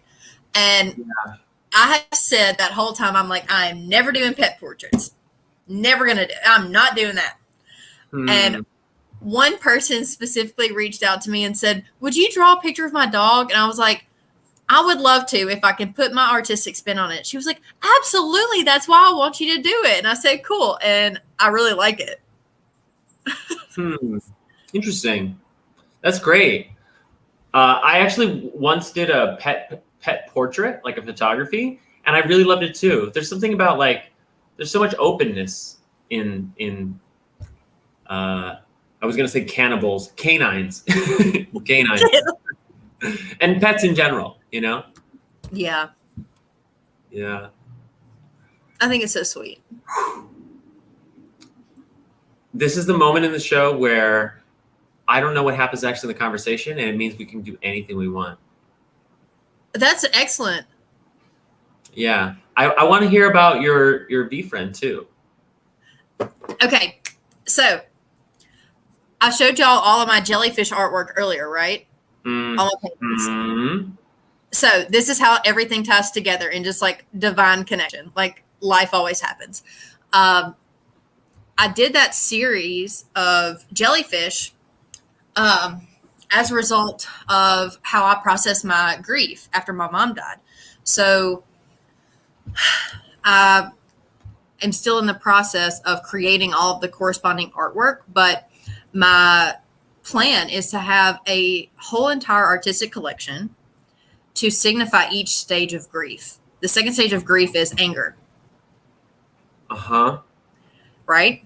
And whenever I was experiencing that anger, I understood intellectually that anger is a natural response. Mm. Anger is going to present itself whenever it does. And I had to learn how to accept that and integrate it into my life in a graceful way instead of just letting it completely wreck me. Mm-hmm.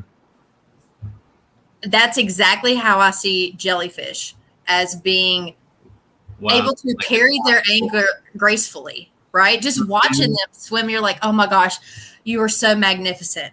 But you also know enough about a jellyfish that you're not going to get close enough to where they can sting you, but they carry their anger in a very graceful and beautiful way.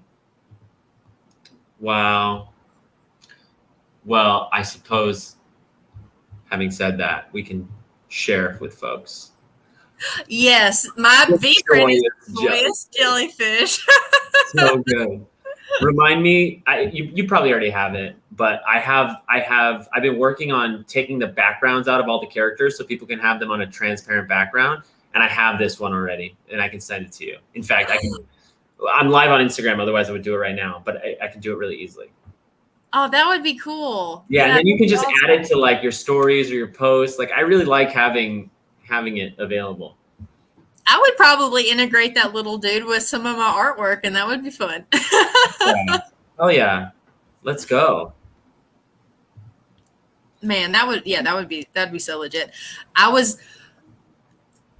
remember the day that VFriends was originally going to launch. I literally took off vacation from work that day because I was like, I'm getting one. It is done. Nice. Yes. Like, yes. Period. I was committed. And then, of course, things didn't happen on that specific day. I was like, yeah, okay, whatever. It's still happening. I really enjoyed my vacation day, by the way. Nice. So I forget exactly when things went live to be able to buy the VFriends, but the 11th. I was checking all the time. I had a very limited budget of what I could actually put toward this. This whole project, I'm probably like the poster child for what Gary wanted from this project. Totally. This whole project was the reason why I got a wallet, was the reason why I started buying crypto, like literally the only reason why. And did you buy right when Gary said to buy? Oh, yeah. The minute that he started talking about, hey, this is what we're doing and we're going to be releasing NFTs, everybody make sure you have Ethereum in your wallet. I was like, well, guess I'm figuring that out today. That's great. That's great because so many people were buying it at 3,500 to 4,000, Yeah. And like bringing people in, and like I already had a MetaMask, but I was like unconscious of NFTs. Like I'd heard about it and I had been investing for like 5 months. So I was relatively educated on different cryptos. Like I had 1.5 ETH, but then Gary said it was going to be 3. And it's like, oh, fuck, I have to have one. Yeah. And I had to have one so bad that I pulled the trigger before the floor hit on the first day. And in some ways, I wish I could have known, but I am glad that the token that I bought never hit the floor. So I paid a little more than some other people, but ultimately, it was fun to learn through that experience. And I'm sure getting a wallet for the first time and hustling to 0.5 to 1 ETH, because that was the target at the time, right? It was like up to 1 ETH. Yeah. Congratulations. Thank Thanks. Yeah, I'm super pumped. I Yeah. I know that a lot of people had a specific character that they wanted or anything like that. And I didn't do a whole lot of research about what all was available. All I knew was that I'm getting one and I'm going to the conference. Like I said, I'll figure it out, right? Like I'll use however much I have in my wallet. I will find whatever matches and I'm committed and we're doing it. And it was so hilarious because there were probably like 3 or 4 different characters that I was like in the process of trying to buy. I had like 7 tabs open where I was like seeing if they had sold. And I would like place a bid or whatever, and then it would have gone to someone else already by the time that someone else was in line before me to get they had faster the gas. transaction. And then I was just like, damn it, what can I do? And I kept tabbing through. I was like, what is left? And I was like, what? There's a jellyfish. No, what? Right. And that means so much to you. You had that. Wow. Love that. So you actually had a failed transaction for a different token. And because of it, you started looking at other tokens. Oh yeah. Like and found the 3 different times. is like the most aligned with where you're at this moment. Brilliant. Literally. Let's fucking go. That is a VFriend story right there. Is it? Oh yeah.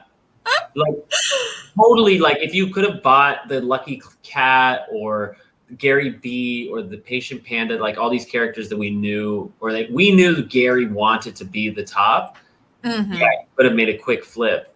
But at the end of the day, especially for like the OG community, Gary wanted us to buy tokens that we love. Buy one that you actually like. Like I like holding the Heart Trooper for the rest of my life. Yeah, that's awesome. And that was what ultimately tipped the balance. I almost went Sensible Sommelier. I was looking at the Heart Pick, the Sensible Sommelier, because I just knew he was a big wine guy. But I didn't realize the Inostranet was like his Russian roots. I was thinking Sensible Sommelier was like tied to his dad. And I had let go of, I think, the pig and the panda, and I just figured they would sell too early, and they did. But back to the point, like, it's easier to hold on to something you like, just basically, Oh yeah, and I never even really had the intent of, I'm gonna be able to make so much money off of this later. Like I never even thought about that. I said, okay, which one am I getting? Yeah, there we go. Like that's all. I mean, props to the people who thought ahead to flip it, but I didn't think about it. And there's so much benefit in going to the conference, right? Like you got your token not for the long-term collectability, although you were aware of it, but for like the possibility of being at this conference and like what that's going to mean for you and your career, your family, and your relationships and everything. And everything else is extra. Like you're satisfied just by getting to VCon. Like you probably feel the same way I do, that like one VCon would have been enough. Like I can't wait. And the fact that we get 3 is going to be like out of this world. And like being able to see the same group of people for 3 years in a row, how much fun is that going to be? Like, oh my gosh. It's going to be so cool. And like, we're already doing so many things. Like there's a New York City meetup that's happening this Saturday. And I don't have off work yet, so I don't know if I can go, but I really want to go. Like I want to meet these people soon. And like, guaranteed if I meet them before VCon and at the first VCon, I'll see them before the next VCon. Who knows what we can accomplish as we rally together and also, carry the torch for other people to come into the crypto space. Right. I'm sure you probably felt like you want to bring other people into the space, but it's a lot to explain and you're not sure like how to explain it. Like, that's where I am all the time. Where like, I don't want to fire hose you with information, but like, you're my friend and I don't want you to miss this. Especially now that we're in this correction. Like, even though there's a lot of FUD that we're going to keep going down and it could happen a little bit, like I could see another 10% drop, but I'm not worried about that because by the end of the year, I expect a 100% gain. I basically expect a 100 to 200% gain on all the top 10 coins before the end of the year. And if it doesn't happen, it doesn't happen. But sooner or later, I believe it will. And so like, I want as many people to get in as they can.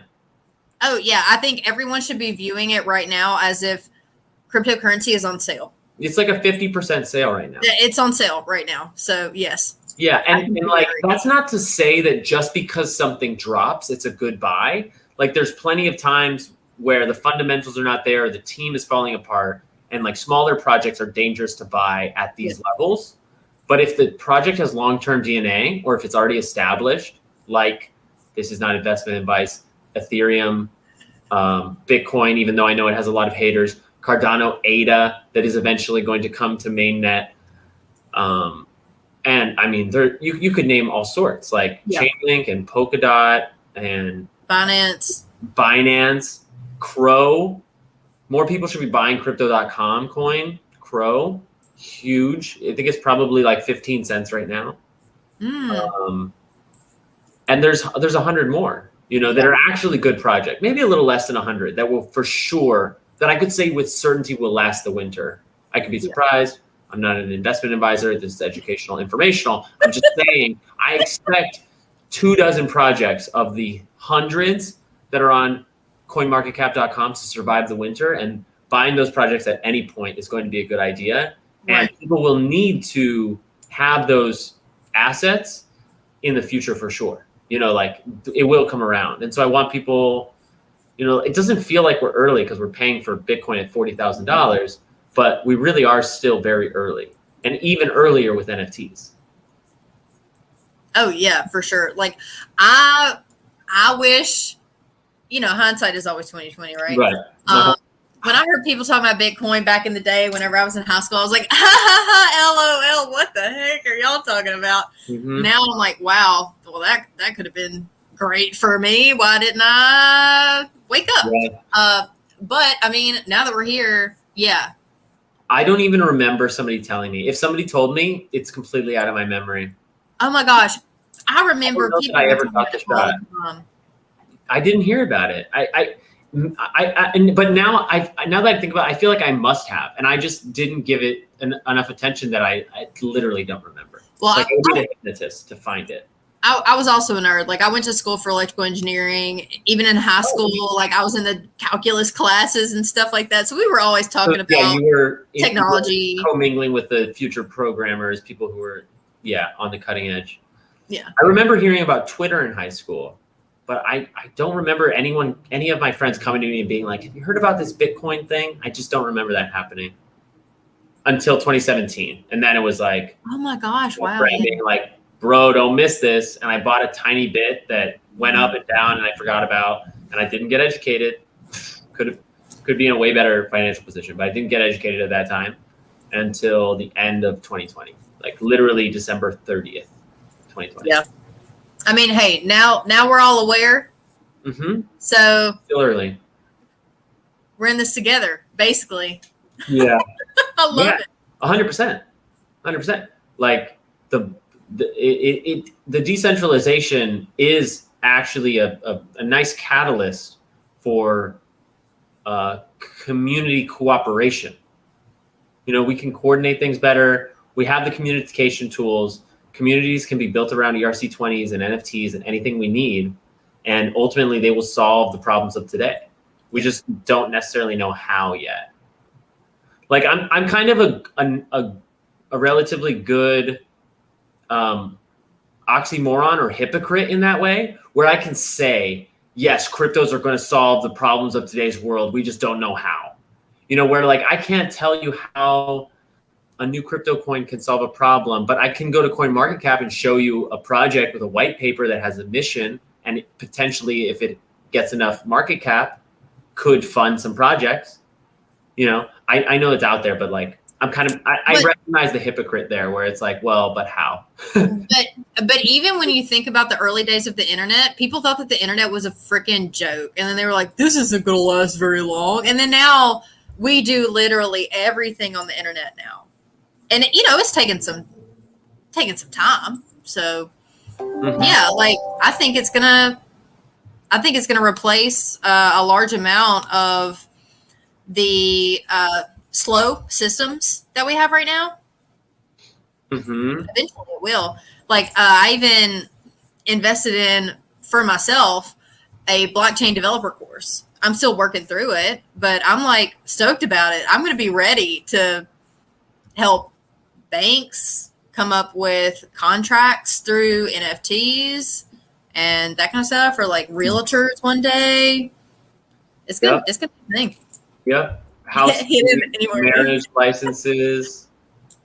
Oh yeah. So somebody just said, did I put it? Where's Gary? I need him to stop by so we can get this chat lit. And I don't do this every stream, but because it was so simple and easy on StreamYard, I actually sent Gary the link today, and I asked him if he would stop by 7 to 9. I'm not surprised that he hasn't, but if you want to be so bold as to send him the link and tell him that it's on fire, I'd be happy to have him, obviously.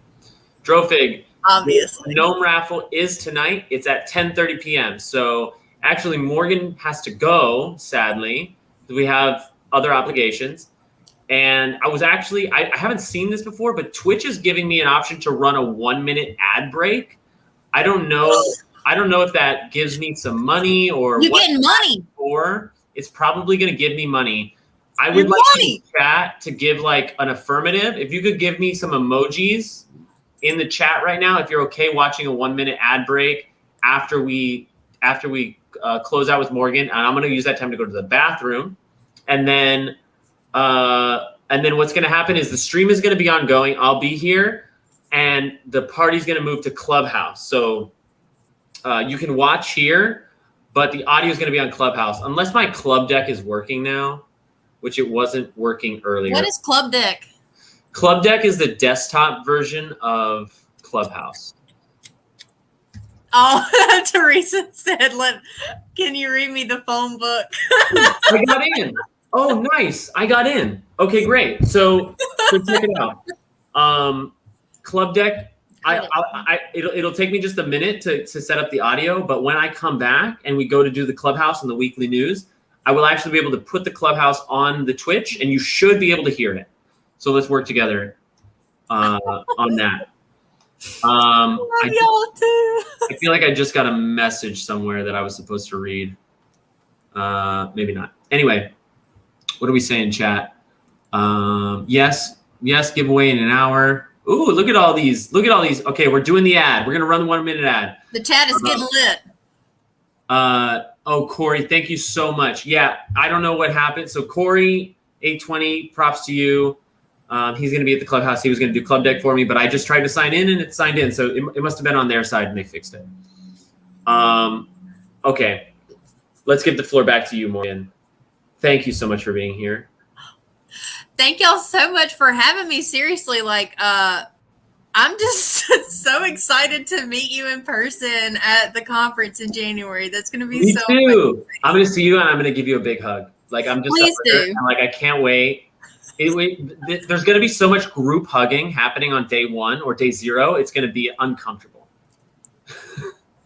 And for everybody in the chat, I really appreciate that y'all like my accent. I don't hear it anymore, but I know everybody else does. We both love you, me and Penny. We have very much enjoyed this. Y'all make sure you go follow me on Instagram. It's at MorganTannerArt, and keep up with anything and everything that I have my hands in. Yeah, please do that. Morgan Tanner Art, NNER. Yes. Awesome. And you can listen to me talk on my stories. Great. I'm going to check it out. Okay. So, Morgan Tanner, thank you so much for being our community chat guest, and we'll have you back. Thanks, y'all. Okay, talk to you later. Talk to you later. Well. Wasn't that fun? Okay. So let's get these banners checked out. I didn't make one for Clubhouse, did I? I'm just going to run the ad and then I'll be right back.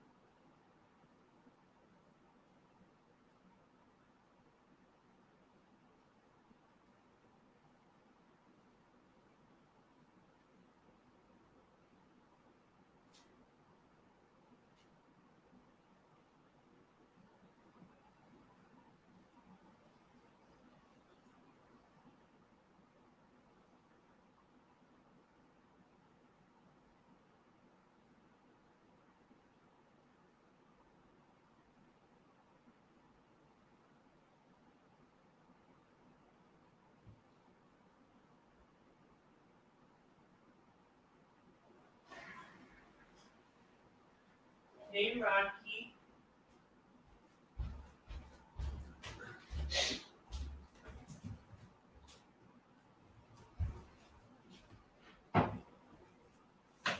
All right, that was more than a minute, but I'm back. I'm putting on my headphones like I need to hear somebody. It's just me here. 17 viewers in the house. A. Jimenez has asked me to hydrate, and so has Corey. That was 20 minutes ago, but I'm doing it now. How we doing, everybody? So let's get Clubhouse up. So here it is. I think I can join just by clicking on it, right? Upcoming events. Do I have to open start a room? How do I join the room? Here, why don't I show you this so that you can suffer along with me as I try to figure this out? It should be pretty easy to. A rare just sold for 10 ETH. Was it a go? It must be a go. Oh, you didn't see an ad? You didn't see an ad. Oh, that's interesting. Really? I hit the ad button. Look, the ad failed to run because the channel recently ran a commercial and is on cooldown. I don't know. Ran a commercial. I'm not worried about it. Okay, back to Club Deck. There should be a simple way. This is an ongoing event. I just want to. Can you make this easy for me? Cancel. Join. No. How come I have join for insiders, but I don't have it here? Start.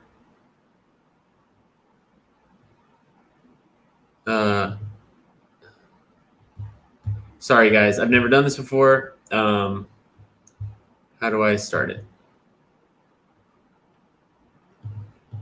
I'm hitting start. It's not doing anything. If I go into, can I join insiders? Yeah. Well, I'm going to leave because those people don't know that they're being listened to. But did you guys hear that little moment? Did you have sound for that moment? Maybe I need to change this. Yeah, I need to add. Okay, that should be good now. But I have to figure out. Corey, if you're watching this, can you open the room? I feel like the room isn't open yet. I guess it's 2 minutes. Oh, I'm silly. It's because it's 2 minutes from now, and so let me give the link to Twitch. Here, if you want to come into Clubhouse, there's a link. Would that be on the app as well? Good to know. Coldest Soul, what? What are you asking? Right, yeah, so we've got a minute. Okay, that's fine. We have a literal minute. I actually didn't have time to prepare the weekly yet. So I'm going to do that for a second. Go ahead and we'll go to Clubhouse in just a sec. So here's the biggest news. We have Vayner NFT drops. Has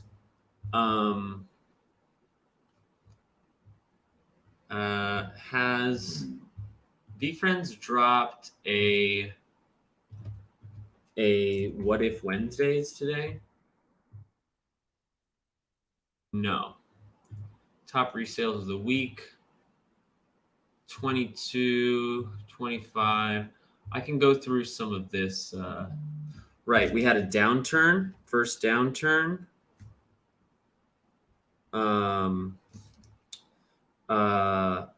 Urchin, sushi, NYC sushi deal.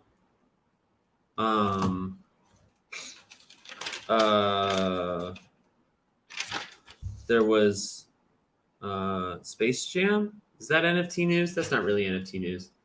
I'll let them know what you're up to. I'm muting this now, though. Is it 9 yet? It's 9. So let me see. Yep. Amazingly well. For Let's fucking go. What? Can you guys hear me? Hey, Jeremy. Oh Yes, my we can. gosh, I'm so thrilled to be here. Yay. So at the last moment, my club deck started working. So Oh no. so I'm pretty sure, I'm waiting for the Twitch to confirm, but I'm pretty sure they can hear the room. And I want to tell everybody that being on stage is consenting to be Confirmed. heard on the Twitch chat. So Yep, confirmed. if you want, thank you. If you want to come up and you do not want to be broadcast on the Twitch chat, I totally respect that. Just let me know. And I think that's fine. I can just mute it on the Twitch if you have. Can we take a dedicated Dragonfly big step back though and catch up with Apollo? Sure. Sorry Yeah, about that. Apollo, what were you just informing us about, please, sir? Oh, yeah, I'm in the hospital right now. Oh shit. I've been having some weird chest pains for the last week or so, a little over a week, just kind of on and off. I thought it was just muscular, like maybe sore or did something. But today it felt just weird. And since they had a heart surgery as a kid, I was like, I'm going to go get it checked out. So I went to a clinic where they just do like blood draws. They're like, what do you think is right? I'm like, I just don't know if it has something to do with my heart. They're like, if you think that's a possibility, you need to walk yourself across the street to the emergency room. I said, okay. So I did. And they did an echo, and then they ran some tests. And apparently I have an elevated, one of the enzymes that they measure for this stuff is slightly elevated, which could indicate a mild heart attack currently going on. Not necessarily, but it could. So they want to run that test a few more times to see if that number trends up or down or where. And then they want to keep me overnight. And then tomorrow do a echocardiogram to look inside the heart and make sure it's good. So, yeah, weird Wednesday for me. I feel for you. I really hope you're okay. And I can't really believe that you're on here right now, Apollo. Where else would I be, guys? How are you feeling in this moment? Are you in pain? No, they gave me some pain meds and some anti-anxiety meds, thank God. Man, did that trigger a panic attack. Yeah. So right now I feel okay. They gave me some blood thinners because if it was something, like a clog or something going on in my heart, then that would help. And it's helped a little bit. I can definitely feel a slight difference. So I don't feel terrible currently. Oh, I'm on a mute. Yes. Thank you, Corey, for bringing that up so that you could tell us what was going on. I really appreciate that. Yeah, likewise. Of course. I mean, I really also just wanted to draw attention and appreciation to the fact that he's still making a point to freaking be here. Mm-hmm. Absolutely. Yeah, wow. And that was the only reason, Nicole, I was raising my hand to jump in. I think more than anything, because he's by himself right now, he was wanting some company. And Apollo, just we're here. And if this entertains you and distracts you in a positive way, then, whatever it takes. But You guys always entertain and distract me in positive ways. Well, we can go all night long. Oh, I even got singers now. Only for you. Yeah, wouldn't be anywhere else. I ain't going anywhere. So I'm glad you're getting the treatment and care you need right now. they're doing a great job. They got eyes on me. Good.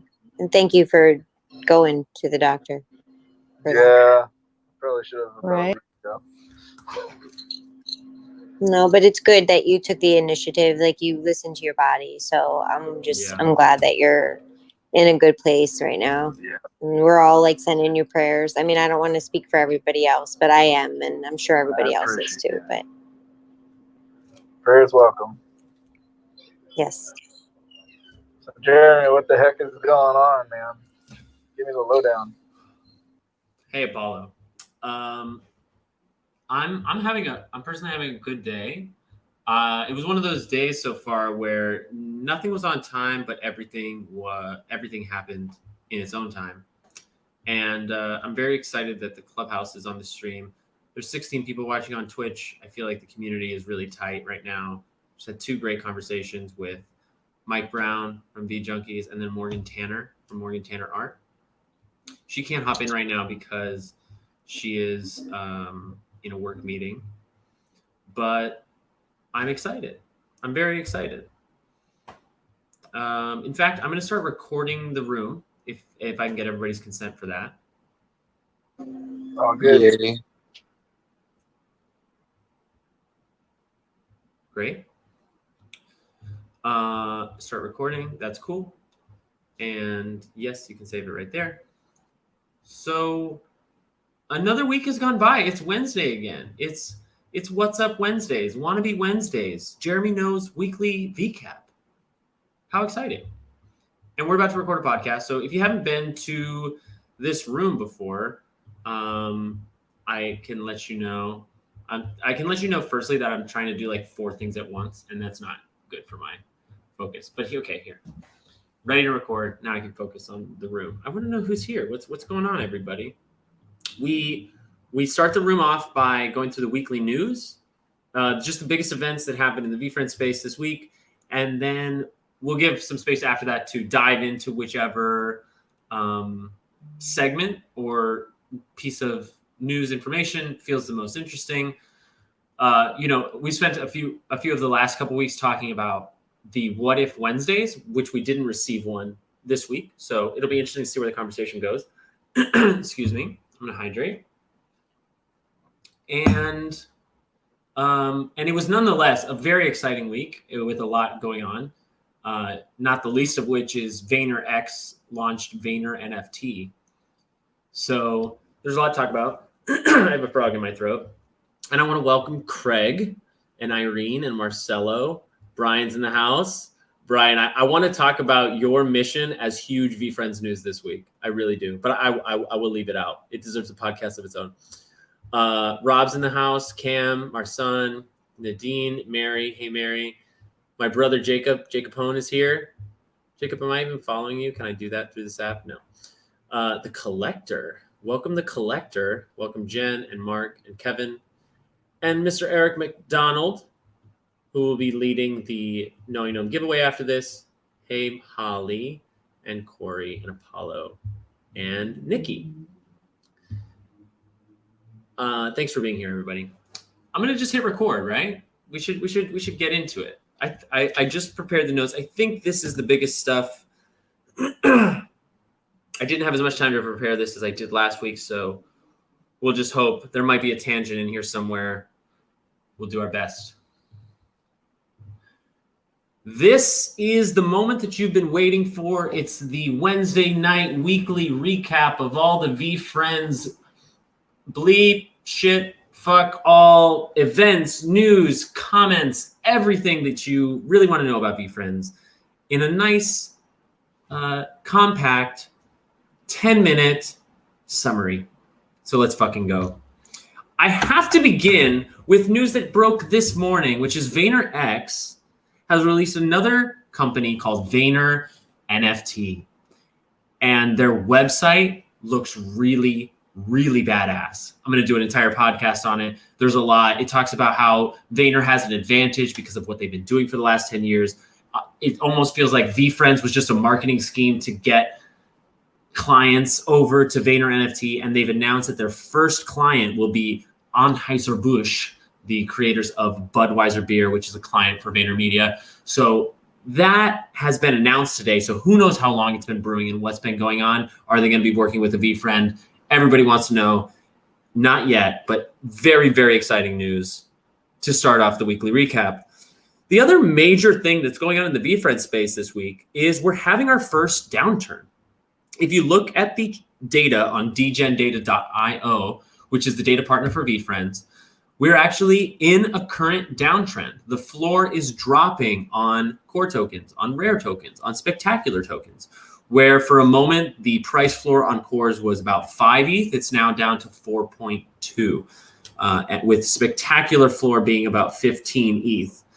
Now, I know that's still multiple 3 or 4x above the price floor, but these markets ebb and flow, and it's very healthy for us to be having this retest. I go into more detail about this on the previous episode, but what you need to know is that from inception and secondary market sales to June 22nd, we were consistently creating a higher average price for the VFriends sold per day. And subsequent to that, we've now, that average has been coming lower and lower. And we're struggling right now. We're seeing a little resistance on the chart around 8 ETH. So if the average price of total VFriends sales in a day can surpass 8 ETH, then we can come back into some blue sky discovery. And it's right in time with August right around the corner and a lot of announcements coming, Gary teasing a lot of things brewing and some specific stuff that I'll share later. It's good that we're testing these levels with the bottom support of VFriends right now at about an average price of 3 ETH.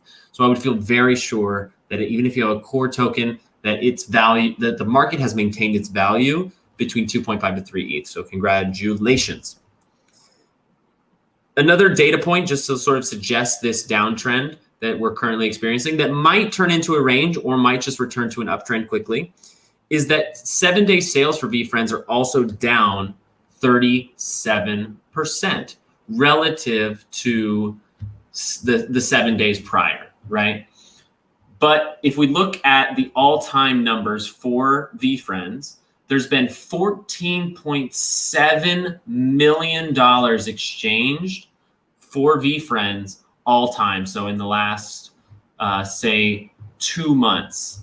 And what that breaks down to in terms of number of sellers and number of buyers is, wait for it, 1,058 sales totaling 6,545 Ethereum, which is amazing. It means we hit a huge milestone this week, and the 1,000 secondary market VFriend was sold. That token was a very rare graceful goldfish that sold for 5.8 ETH. Of those more than 1,000 sales, 39 of them have been Go tokens for a total of 930 ETH, making the average price of a Go sale closer to 23 ETH, where the current average is, let's see, the average today was 6.75, the price floor being around 4.2. The average price for all Go sales has been closer to 23, meaning a 6x on non-Go tokens. The highest sale to date is still 70.1 ETH for the gold empathy elephant, 1-of-1 token. Other thing in the VFriend space this week is we had a Go giveaway during last week's show. We were waiting for Gary to jump on the Discord. We had a Go giveaway. It was the +1 = 2. I wouldn't count out that Gary might do the +1 = 2 again. So if you started inviting people into the Discord and you missed out on that giveaway, know that they are happening once in a blue moon, but about once a month or maybe a little more spaced apart. Gary will be doing giveaways, and I'm sure he will want to continue to incentivize us as the primary community to bring in new folks into the Discord and into the space. In peripheral to Gary V news, we've got a brand new episode of Props and Drops, episode 2. It's a lot of fun. If you haven't listened to Props and Drops, I recommend it. For me, the MMA stuff and the sports stuff really goes over my head, but they did spend some time talking about NFTs. They talked about the origin of CryptoPunks and how each of them, both Matt Kalish and Gary V, got into CryptoPunks. Gary brought Kalish into CryptoPunks. Don't forget his name, Jeremy. The guy from Modern Finance, Kevin Rose, brought Gary V into CryptoPunks. And that actually was just this past February. So you might be surprised to know that Gary didn't start buying CryptoPunks until February of 2021. So if you think you're late to the game, you're wrong.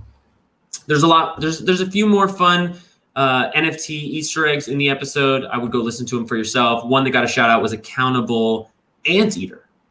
We hear a lot about Accountable Ant, but Gary said he actually identifies a lot with Accountable Anteater. Go listen to the episode to see what he had to say.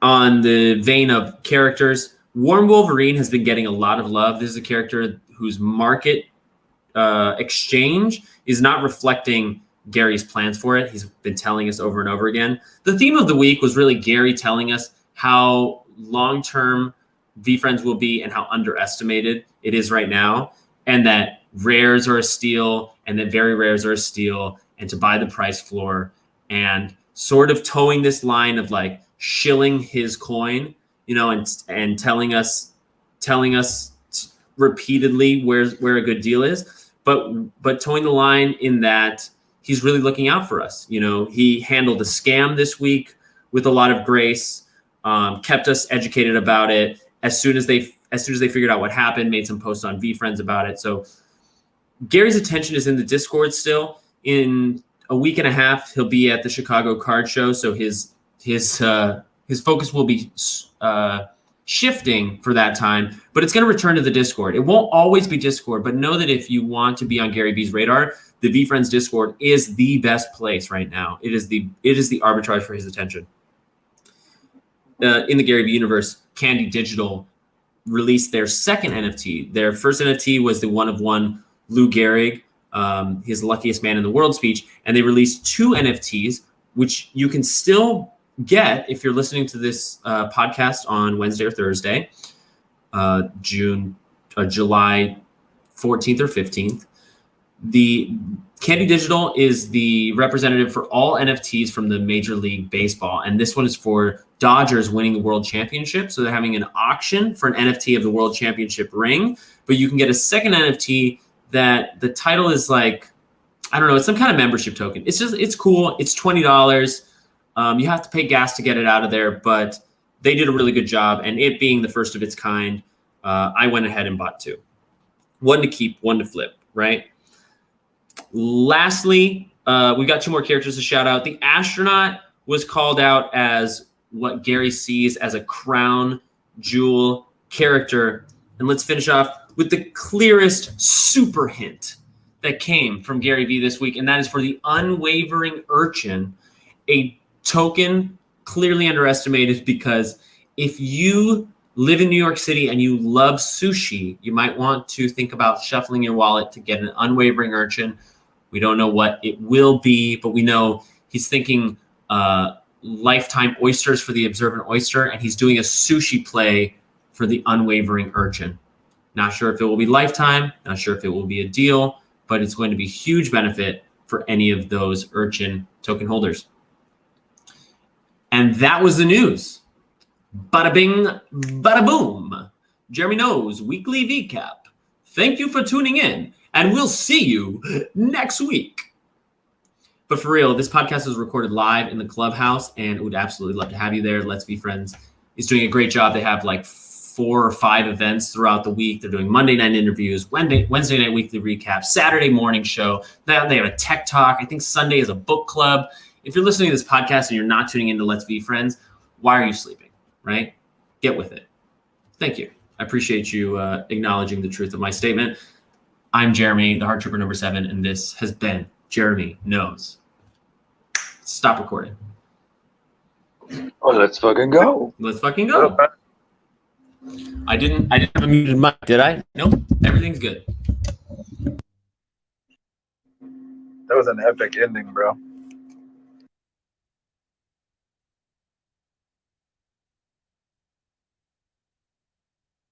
Did we lose you? We lost him. No. Fix it, Jeremy. Fix it.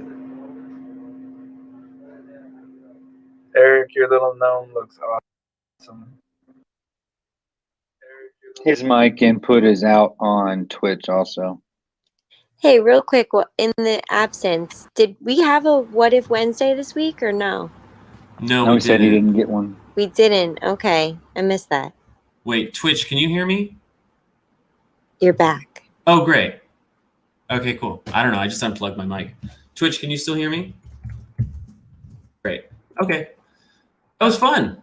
That was a good one. And it was exactly 10 minutes, which I got to say, I really love. 10 minutes and 9 seconds. Nice. Yeah. I probably missed something, but, that was the big bites. I enjoyed it. Thank you so much. Thank you. So what I was saying is I realized, and I think you said it. Oh, you're back. Okay. About the What If Wednesday. They missed it this week. There's no there's no suggestion, huh? Yeah, they didn't post, and they actually didn't post a Sunday morning cartoon either. What they have done is they have started a TikTok, and there's like 3 or 4 posts there, and that's those reels that we've seen. There's a few of them. They're like very fun and short musical animations, but there was no Sunday morning cartoon. I have a feeling we'll see it tomorrow. Well, we had 2 the week before too, so. That's right. Yeah.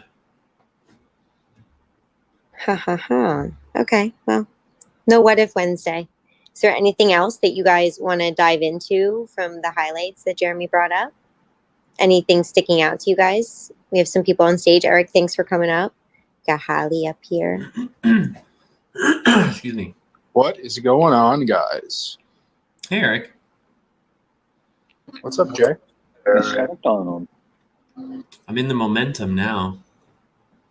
So what Let's do you want to fucking talk go, about? baby.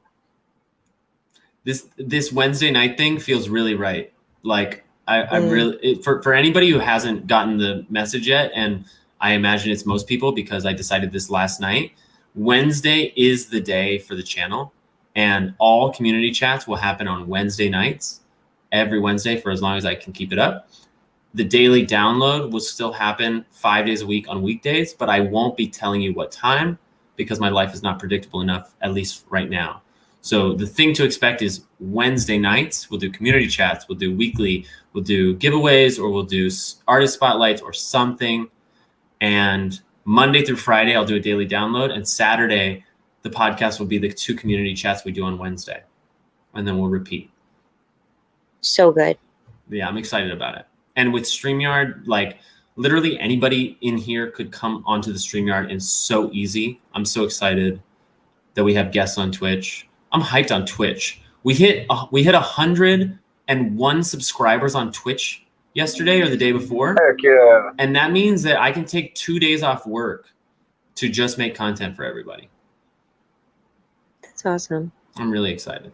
So that's how I'm doing, Eric. And you have now been streaming for what, 3 hours tonight? Not only on your channel, but mine as well. Yeah, 2.5 hours, just about. You've been live on my Twitch all afternoon as well. And I'm also live on my YouTube. There's nothing on YouTube. Like I haven't posted a single video or done anything, but I connected it. I requested to stream, connected it today. It's still streaming to YouTube. Let's fucking go. I do have to set up the bot in the new Mothership Discord so that every time you go live on Twitch, it will notify everybody. All of the wannabes will get notified. That's incredible. So most people don't know what you're talking about.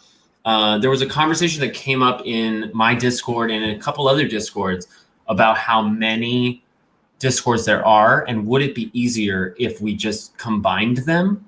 And obviously the conversation is, well, how do you do that? Does that overcomplicate things? Will things get lost? And as we talked about it, I was like, no, I don't think it's a good idea. And like 20 minutes later, Corso came into the stream and just set it up for us. So now we have a VFam Mothership Discord that currently houses Jeremy Knows, the Gnomeverse, Vector Bots, Bit Shields, and am I forgetting anyone? I think that's it right now. We're going to get right the now. Underworld. Droshik's going to get a sub server inside of our server. And then we're going to start kind of just pulling in other servers that want to be a part of the VFam Mothership. And you will get a place on the Mothership. And then anybody that comes in and is a member can select a role to be able to see all of your channels within your, basically a little mini server for you. Yeah, so this is like a big experiment, but the best part is you get to choose what to be a part of. So you get to assign your own roles. If you don't want to hear about my stuff, you can just not choose it. You can just choose the Gnome and the Underworld, and you won't see my private channels. But by accepting the role in the welcome channel, you see like the 5 channels I have there. It's pretty cool. Yeah, so there's a general community chat room where everybody can just talk, and then there's all kinds of sub-servers, and you can select or deselect roles as you wish. So if you want to be in, say, the Gnomies area, like in my Discord server area for a week just to check it out, you can do that, and then you can always go back and deselect the role, and all of my stuff will disappear. So it just cleans everything up, and you can go in and out of multiple from there. Love it. So cool. So that's incredible, guys. I feel like Discord is a whole new world to me, and I'm learning so much from tech logistic because of your streaming and sharing with us, Jeremy. So I really appreciate you That's great. being so open source. No, it really is so helpful because there's so many things I'm curious about, and sometimes I'm afraid to ask questions.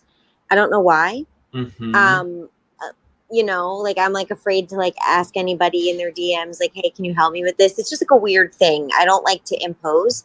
So you're just so open about it that it makes it really a nice learning experience. It's very valuable. So I just want you to know I appreciate it a lot, for real. You're super welcome. I'm learning it as well. And, it's easier together. It's easier to do things together. For sure.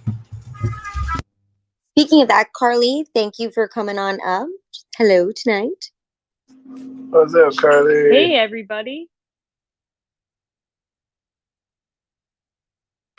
Discord is actually surprisingly one of the more fun things I've done throughout this whole project, setting up a server and bots and all kinds of stuff and making it functional for people to use.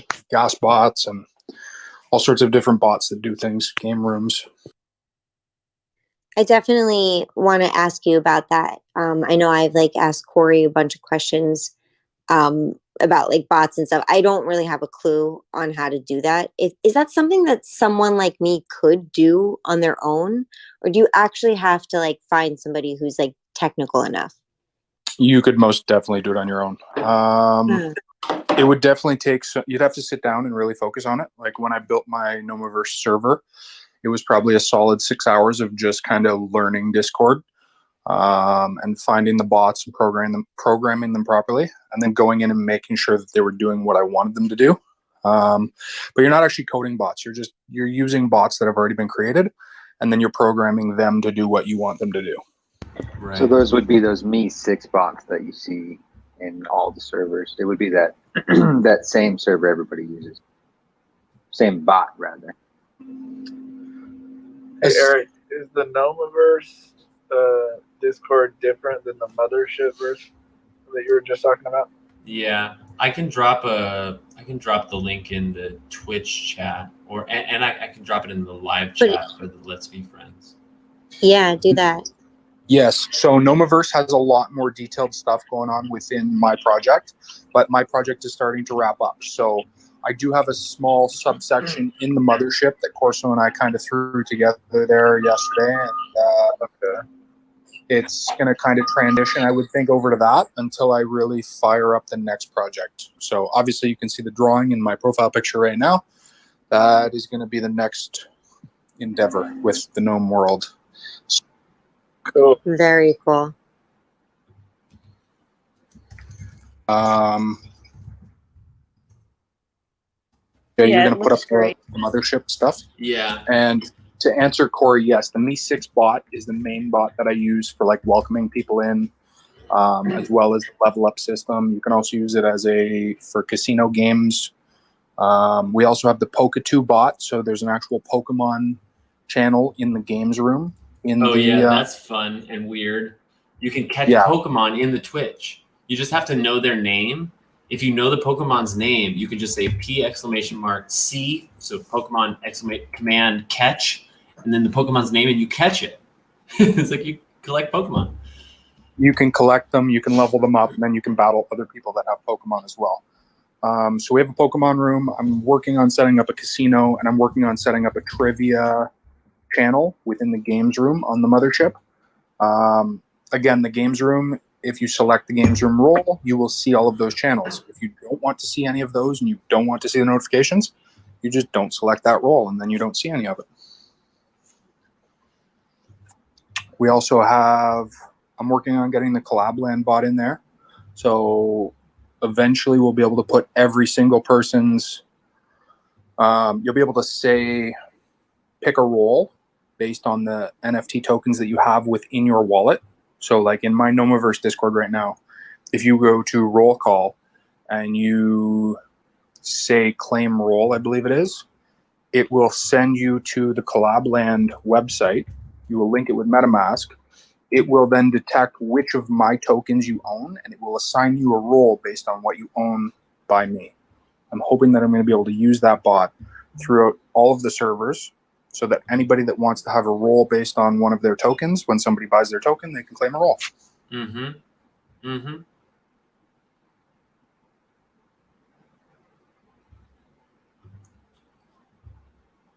Okay, real quick. Let's shift gears here. How many people on stage have the messaging capability right now? Can you flash your mic? I do. You do. Yeah, I updated. Messaging? Yeah, I do as well. Yeah, there's a back channel now in Clubhouse. I messaged you, Corey. I messaged you to Apollo. See if you guys got it. How would I look for it? In the bottom right-hand corner, there should be like a paper. little airplane. Yeah, paper airplane. Nope. Nay, I don't have that. I do not. I don't need.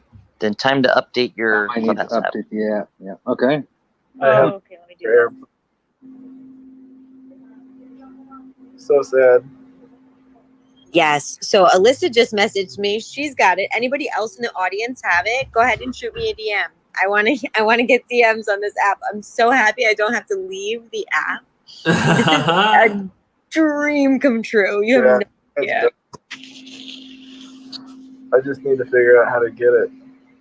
You can also create group chats. Like I just put Nicole and Jeremy into the same chat. So you could essentially create one giant group chat for everybody in here that could also be typing in the background or dropping links or anything like that. Amazing. Okay, I got it now. Yes. Nice. I'm trying to PTR something for everybody, but I'm not I'm sure. so bad with my if updates. it'll work. No updates in the PTR yet. No, not yet. Well, because I'm on Club Deck, so it's not as simple. But I think I got it. I think I got it. Oh no, actually, let me make it a circle. Did the Nicole, ones I sent you go through? Did you see the one I sent you and Jeremy?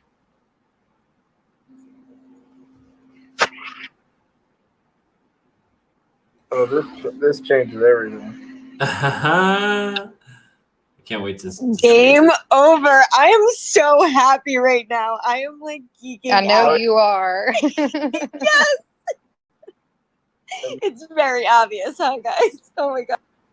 Question now is, can we post links in there? I'm going to go grab the Mothership Discord link, and I'm going to try and send it to Nicole and see if it actually links properly.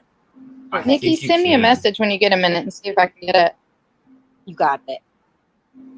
This is dope.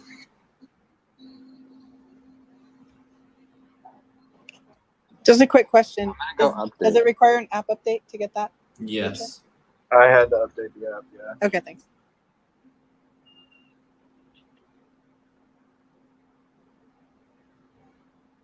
Oh, that is so sweet. What a good ad.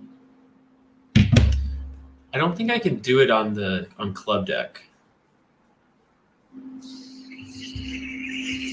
I need food so bad. That's food.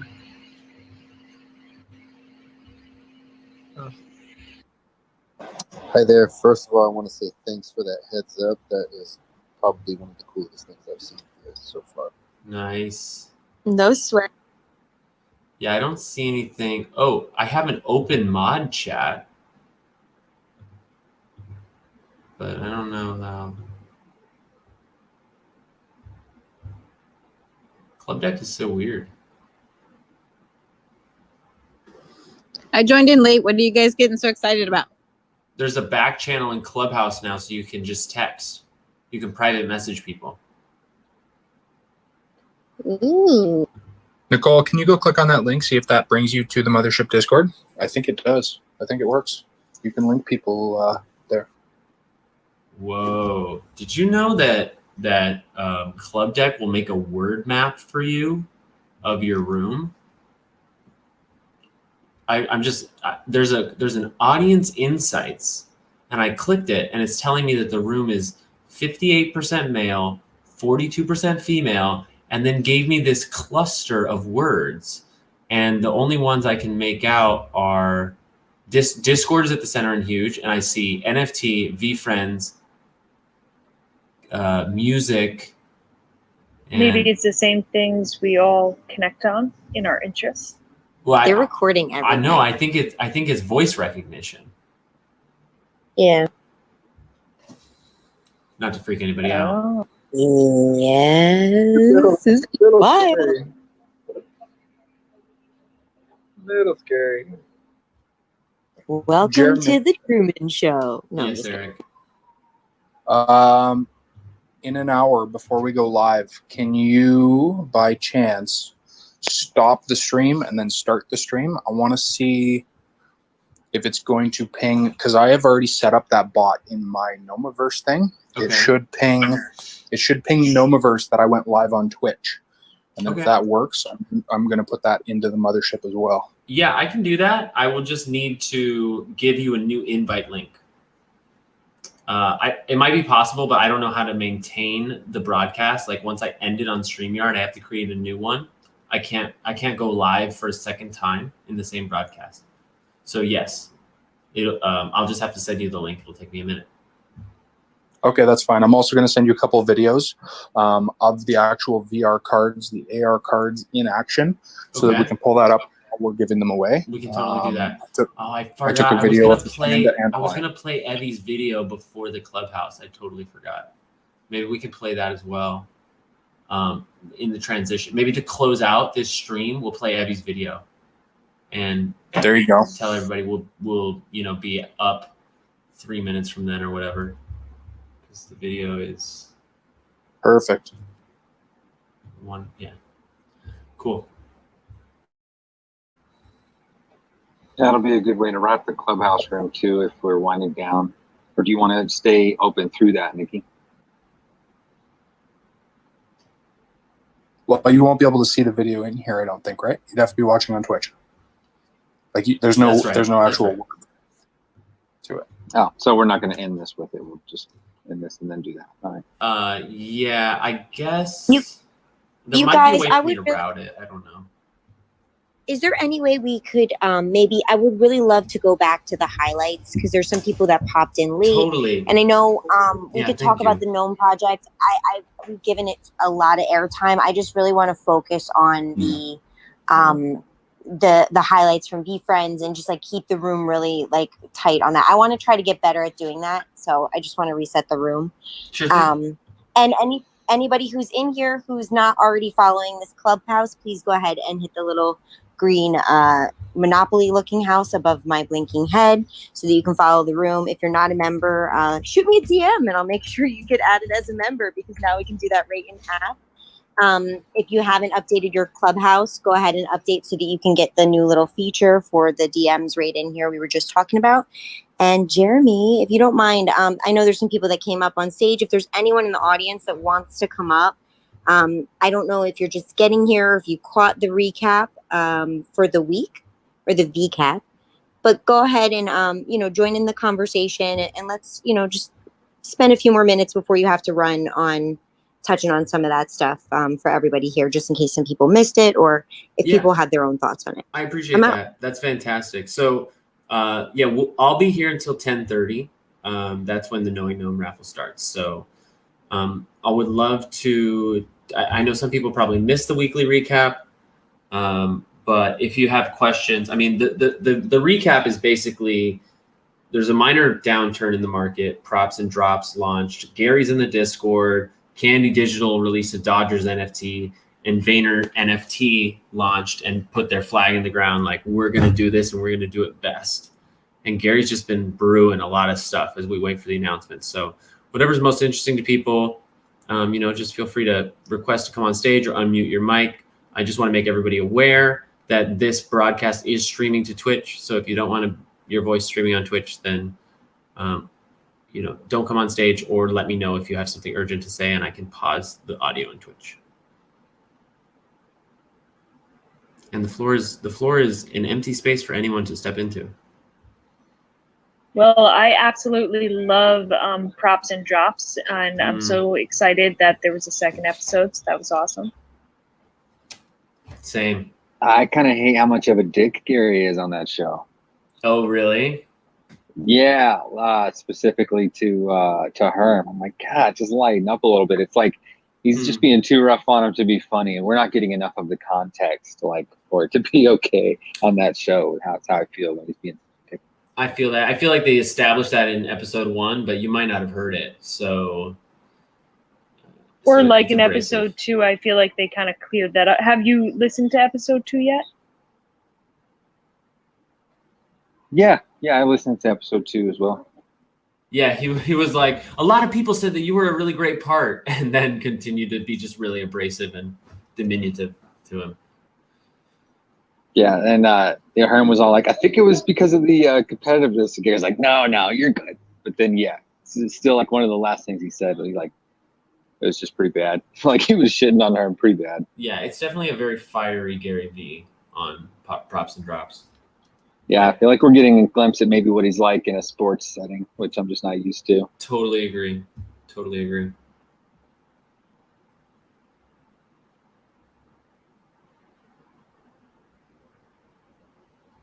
Well, I did have. Yeah, I didn't find that. I don't find it offensive. I mean, maybe perhaps they have that kind of working relationship in order to kind of bring that sort of element to that. Yeah.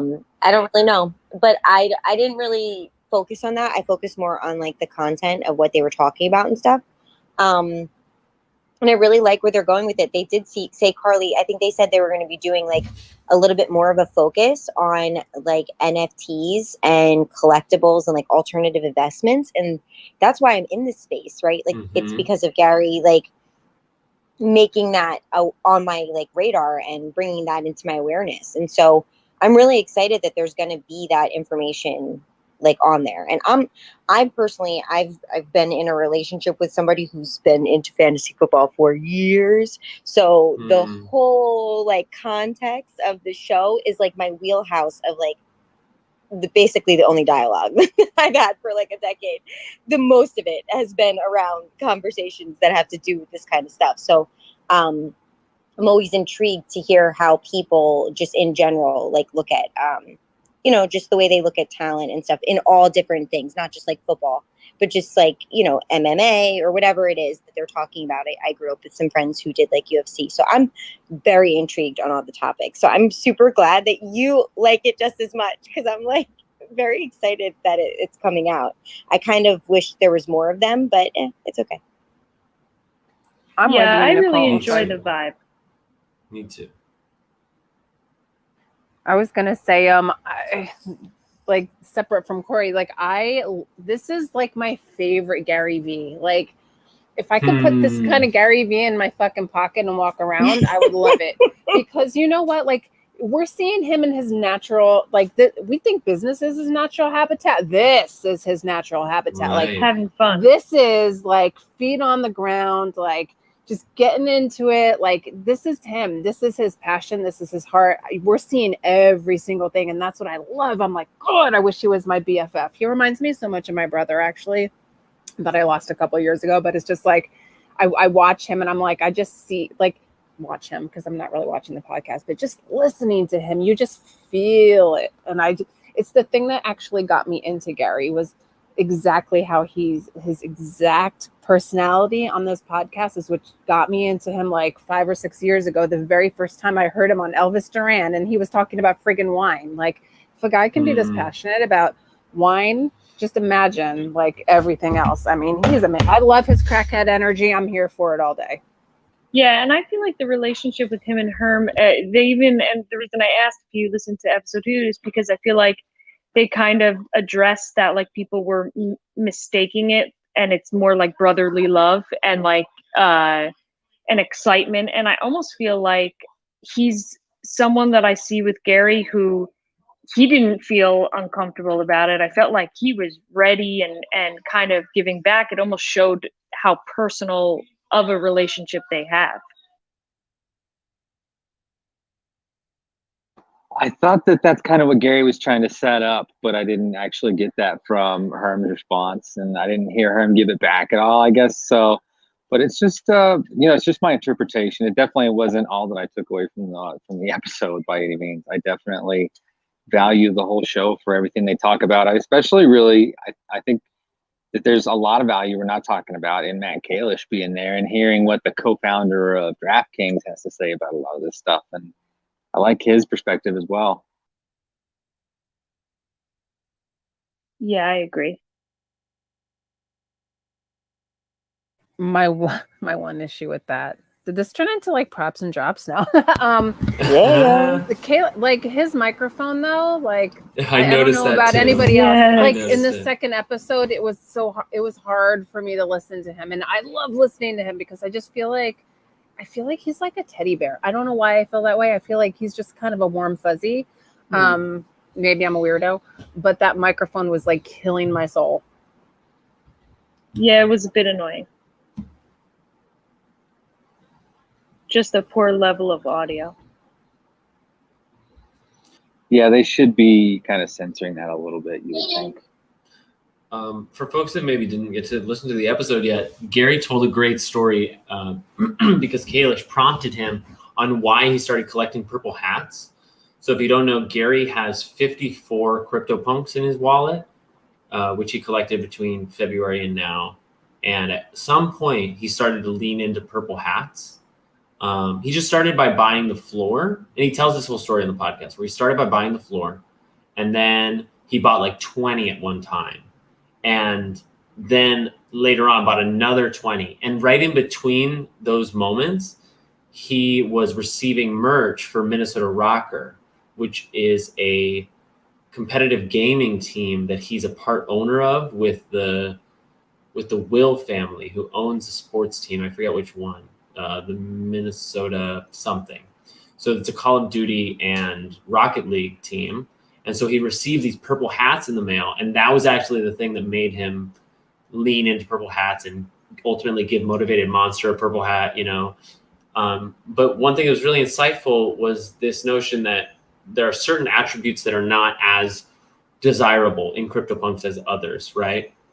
Aliens and zombies, they already have a certain status. And there are other characteristics like maybe an earring that really don't, but it only takes one super celebrity to decide that that's what matters to them. And suddenly the market shoots up.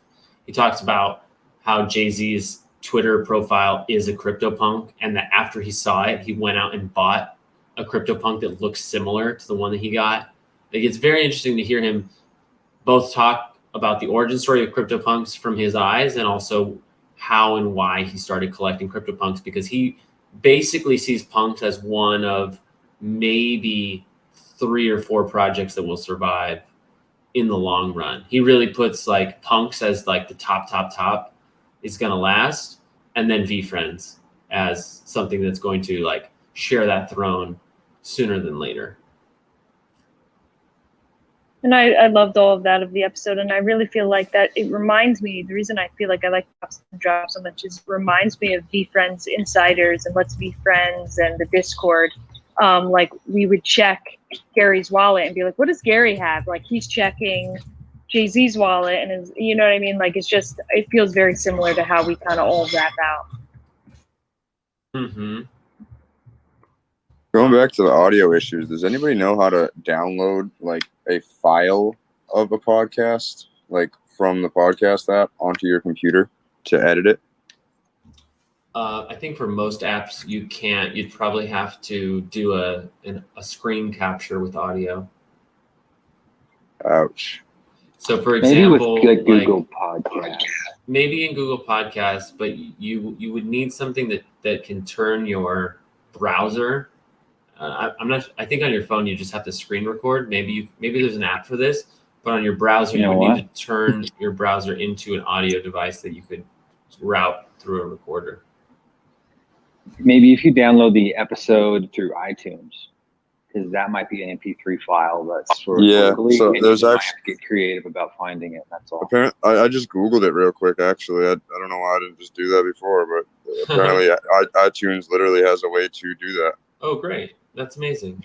Google's to- your mother. Don't forget that. True. I'm about to. I've been saying this for a while to myself. I thought I was the only one that noticed this because I'm an audio snob. But most of Gary's podcasts are all god awful audio wise, and like the music comes in. This is Gary, and then he's like, yeah, well, you know, and it's just me. That intro is really harsh. Oh my god, so harsh. You could tell it's like a 2 dB on a fucking audio scale, and the audio is like -7, where it's kind of supposed to be. But Interesting. Just on more audio, I really noticed. I don't know if anyone notices this when they do the overrated, underrated on YouTube. The audio, there's something very wrong with it. It's like booming and it's crackling. Very strange. So far, 2 out of the last episodes. yeah, I don't get it. I feel like somebody's dropping the ball, or he doesn't focus on the actual quality of the audio that much. He's like, whatever, the content's good. This proves his thesis that it doesn't fucking matter. Just make your fucking content and put it the fuck out there. If he can lead by that example, and we still all listen to his shit, and we can't be that snobby, right? Is it fair though? Because I mean, nobody's gonna listen to just randomly like, oh, what did Adam say? Oh, this sounds like garbage, you know, and they're gonna turn that off. I don't guys here. So you guys are judging it, and I don't. Like at all. Like every single thing that you guys were just talking about, I've never once thought when I listened to his content. Not one fucking time.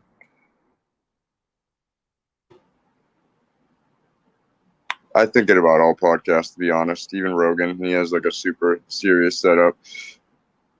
I know. I get it. And the most people are very hypercritical about things that matter to them. So it doesn't surprise me that somebody who values audio, or when they're creating that craft, you know, tweaks it to a certain level of their liking, would look for those things out there in the world. That's how most people see the world anyway. It's through that lens of that worldview. But I just personally, I definitely don't judge those things. Like, for one of the reasons that I like Gary is because he's so like that. Because like he doesn't overthink it, right? He's raw. Yeah, and it makes I definitely hear me. Sorry, it just makes me feel like it's okay to be me, because I'm very a rough around the edges.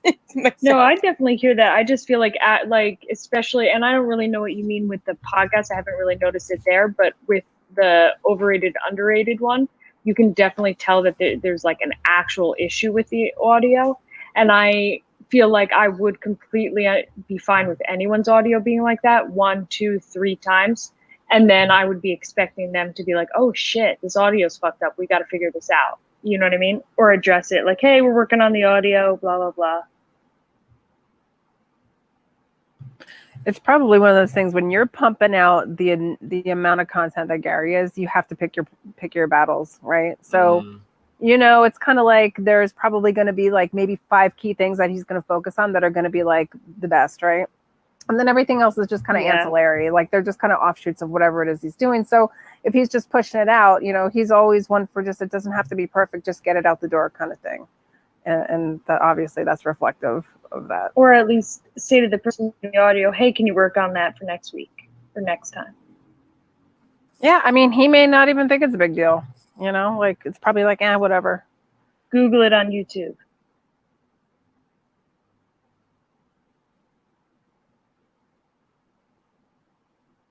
Yeah. Okay. So, I mean, I just, again, I don't think that I don't know. Like, I feel like if I do a podcast, like, I don't want to be in fear that like everybody's going to be judging my audio. They are, right? But, you know, I don't know. I've said no, things. I agree with that. This isn't actually the podcast I'm talking about. Just wanted to be clear. Right. No, I know you said that about, it was the overrated, underrated on Instagram. And who knows with that stuff too. Or YouTube. Or YouTube, right? I mean, who knows? I've only caught it on Instagram. It's funny. And I think the last one was just on YouTube. And I was like, wait a minute, I missed that. Why wasn't it on Instagram? But yeah, like, so I don't know. I don't know. I try not to like focus on those things whenever I'm seeing anybody share anything in the world. I don't know. I try not to look at things with like a hypercritical lens. Cause like, I don't want to be judged for that, you know, like I just don't. I'd rather give people the benefit of the doubt and cheer them on for what they're doing. And if their message is good and they're giving it their best, like, fuck, good for them. I don't know. And look, Gary Vee doesn't need me cheering for him, right? Like, he's good. But it just anybody in general, like, I don't know. It's the way my brain is. No, I It's the way my totally heart agree is. with that. It's like one of my absolute favorite segments, and so like I think it's fantastic. And like I was saying before, like I do think giving, being like, their audio's fucked up, they're gonna work on it, and just kind of thinking on it like that. But no, I don't think I'd be like, oh my God, this is gonna turn me off from not listening or watching. But I did realize it the first time, and then when it happened the second time, I was like, oh man, this is definitely something that hopefully they're gonna pick up on soon.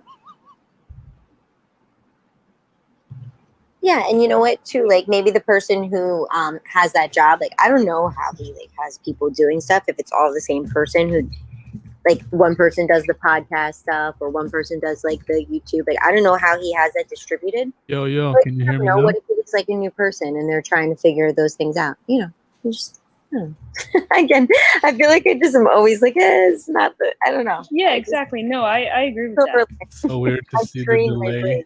on I don't Twitch. know. Anyway, we can move on from that if you want to find something else to talk about.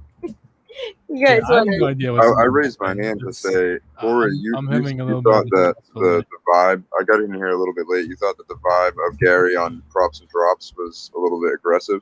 just a little bit of a Just stressful at day. the end with Herm, like in There's the a last lot like, going 30 on, seconds, and the last I thing don't you know. had to do was shit I in feel Herm. overwhelmed. Basically, the only thing Trying to that set I was everything. wanting to mention was I thought was out of You know, character because one of I'm those not days. used to seeing him in this way. Yeah. Yeah, I think that he's showing a lot of his East Coast on that podcast. Like, I think it was Sarah that said that this is my favorite Gary Vee. I completely and utterly agree. I don't know. Maybe it's just East Coasters. We're a weird breed, man. We're hard. Yes, I don't know. Corey thinks I'm crazy too, so that would make sense. Or I'm maybe you sure don't know. it sounds like I would think all you freaking fucking people would be crazy if I met you in We are. person. Like, 100%. I get to find out. Let me tell you about that. So August 6th to the 16th, I'm on a work trip in Charlotte, and I'm going to use that trip to, by extension, explore all my potential spots in Virginia for the ranch. And then after the 16th, I'm going to come up and I'm going to stay with Steven in Philly for about a week, and I'm going to explore all of Hello, the can anybody hear me? Northeast area so that by the end of August, I can know exactly where I'm moving to. Right on. We'll have to And meet I up. can come and meet all you guys. Yeah, exactly. So for that week, I want to come around. I want to meet everybody. You said Corey? August 16th you'll be in Pennsylvania? I mean, not Yeah, Pennsylvania. August 16th. Seriously, mine is the 20th.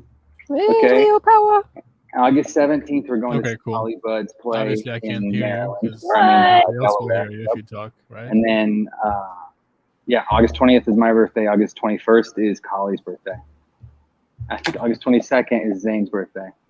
You know what? I think still all have of a us need to Clubhouse, go have a party. and Twitch is muted, And, hey, that's the week for it. so I guess I'm hearing it through StreamYard, And right? Legion for it. Got it. Corey, you mentioned a ranch. What ranch are you talking about? So I haven't been talking about it Wait, too much lately Blockchain because I Queen said wasn't. that I she didn't hears have me. a plan, so I'm like being vocal about it now because I'm kind of Wait. figured out what I'm doing. But in October or November, I'm I so want to confused buy what's a going piece on of right land with a house on it out east, and what I want to do is like say it's 40 acres, section off like 1 acre that's mine for my residence, and then the rest of it is available for free lease to VFriends holders for their passion projects, for their community projects. Like one This is thing so I want to funny. have on there is a hemp farm that's big enough to make profits Blockchain large enough can hear to me? pay for VFriends to have free CBD for life. So, like, Blockchain how Queen, much if you can is hear it me, gonna take? type in. Like, is that 80 Joe acres? Is that is the 120 best. acres? Is that 36 acres? Like, Oh, I don't hell know. no. Hell no, brother. It's like, let's just say there's 10,000 VFriends. We could probably There's get it only done. 45 holders. There's like 4,600 holders. And so I was thinking annual supply for the holder plus like an extra bottle for friends and people that they know that they want to affect. And You then would we need definitely have to grow- determine, because The everybody's additional yearly pay. supply is very different for CBD. Yeah. That is definitely one thing to keep in mind. But the cost when you're producing it yourself, you can get it when you're growing acreage, you can get it down to under $1 a bottle for CBD and shit like that. And for like high quality CBD, the price is dropping out so heavy in the market, and like I'm watching all of my competition play catch up, right? Like in October, I made my 1,000 milligram instead of $75. I made it 60. Like I lowered all my prices by about 20% when I took over the company just by myself. All my competition though, they sell 1,000 milligram bottles for $100. It's the same fucking thing. It's MCT oil and CBD. It's like the same exact thing. Why is it so much more expensive? And I've been calling people out on this left and right, not making a lot of friends, but I'm like, listen, man, y'all are screwing consumers. We're overpricing all of this stuff. We need to drop our prices. Well, what you're saying is like music to my ears, because like I was afraid it was going to be more acreage than I could afford, but I would really like to dedicate like a portion of land, and that's so simple to me. It's like such a no-brainer. If I could just donate land, like you can donate knowledge, I'm positive that we can generate something there that can pay for the labor and here's the give thing. This to the community. I'm working on something pretty major right now. Like I put up that post I put on my Instagram is a major Easter egg to the stuff I'm working on right now. Because who's all in here? All right, there's not that many people in here. Because we're working with this company that makes hemp insulation. They make hemp wood, and they make hempcrete blocks in order to build foundations of houses. So they've been looking. Favorite thing about you is this conversation. Well, not about you, but you know how much I love this talk. Sorry to interrupt. It's okay. It's okay. But they are looking for an East Coast supplier. They already have a Canada facility that's, I think, like $20 or $25 million facility. They're building one in Idaho, and then they're building one on the East Coast. And they've essentially tasked us with finding the sources. Within 2 hours, I found like 5,000 pounds of dry hemp stalks, and it was crazy. But I need a lot more than that, because we're trying to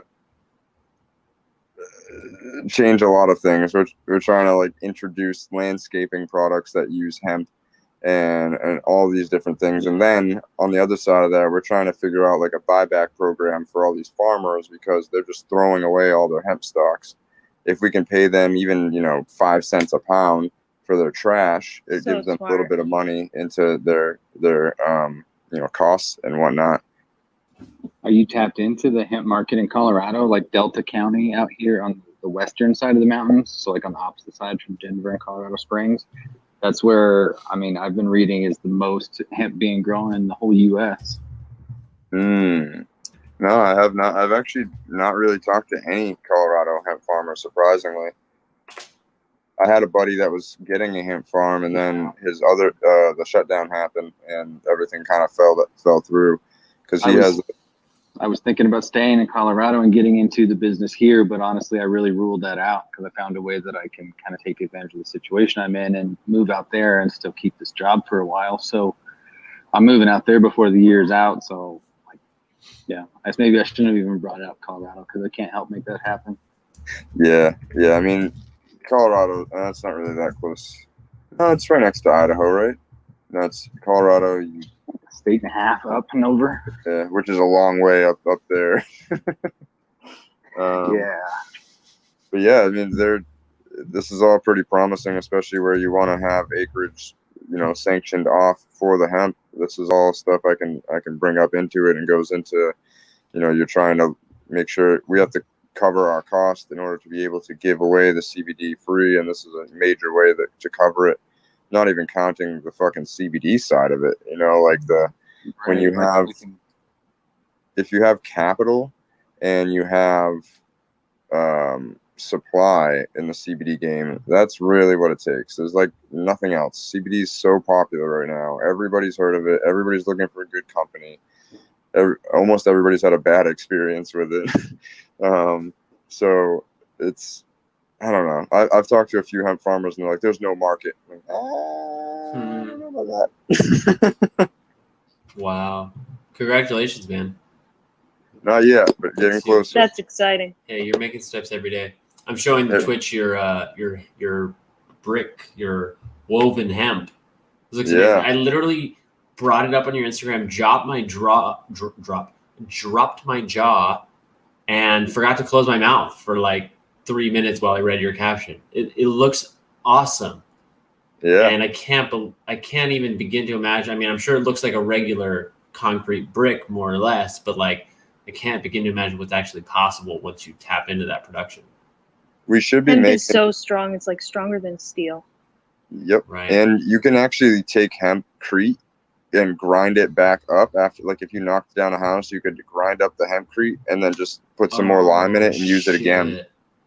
Wow. God damn. Game And over. not only that, I didn't put this on the insulation side, but it's thermal regulating. So because of the density of it, it keeps the heat out. It's breathable, so like the humidity doesn't get trapped within the insulation and everything like a regular house does. It's Wow, fucking that's crazy. Wow. Plant itself puts more oxygen than other plants back into the, I mean, like just every portion of that type of a plant is just incredible. It has 4 times as much pulp as trees grown for wood do. It takes 4 times less hemp than cotton to make the same amount of clothing, and takes like 500 times less water than cotton to make the same amount of clothing.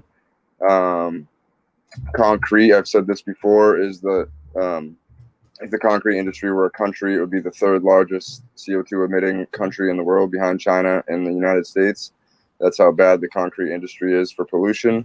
Hempcrete is carbon negative. So there's just, when we figure out how to do this at scale, which is what my partner and I are working on currently, it's almost scary.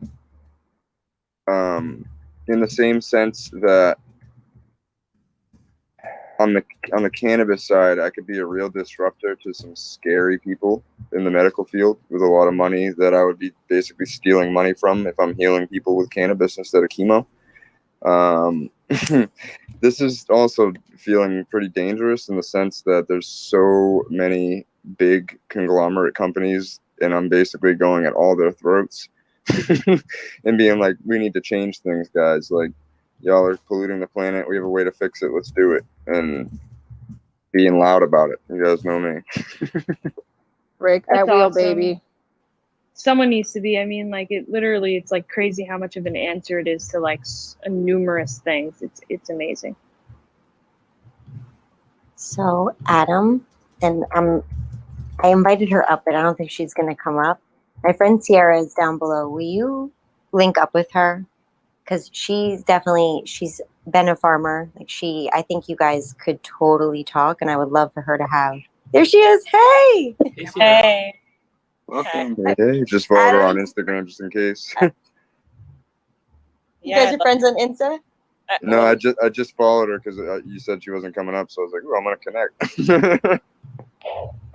Yeah, I'd love to chat more. I always pop in here because I'm friends with Nicole and just kind of see what you guys are talking about. But yeah, I love everything you're saying. I'm super into.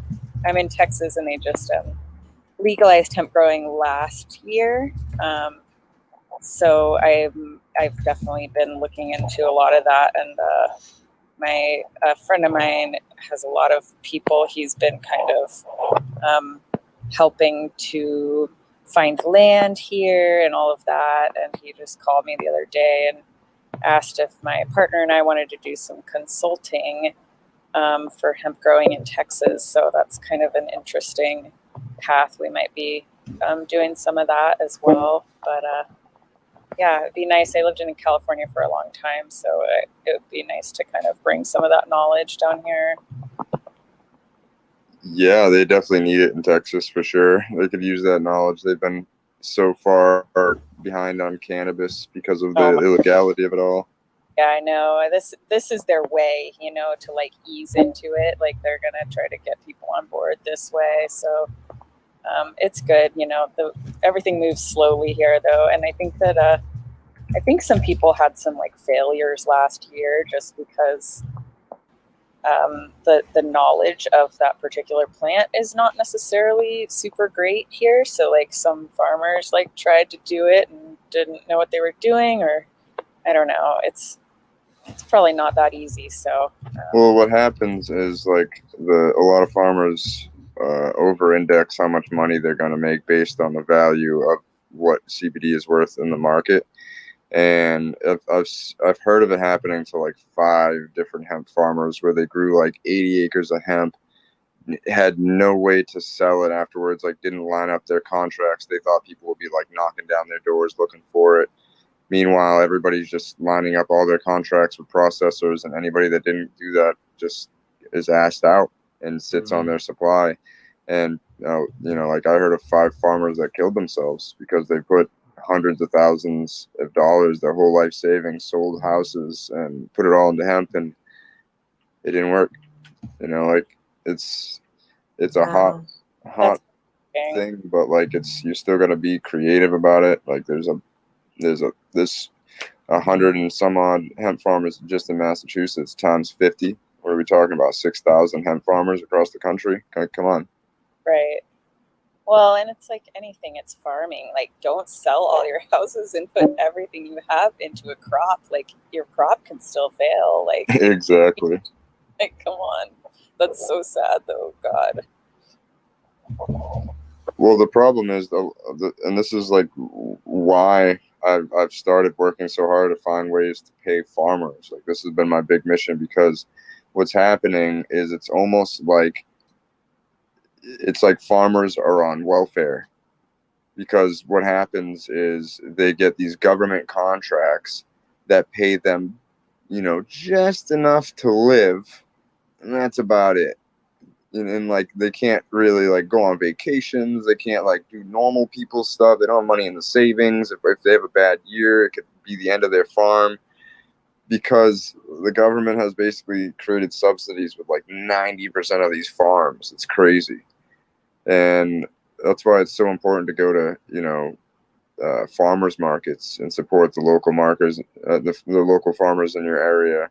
And it's important when you're at the grocery store, like look for the local produce and meat that's produced there. Go to your local butcher. Like, all these people are going to die eventually. Like, all these people, their kids aren't going to have as much tenacity as them to stay in the game, and they're going to drop out and sell out to a subsidy too. So it's time to change this. Like one of the farmers I was working with sold all of his 100 acres just because he was like, I can't afford to keep it if I'm not farming.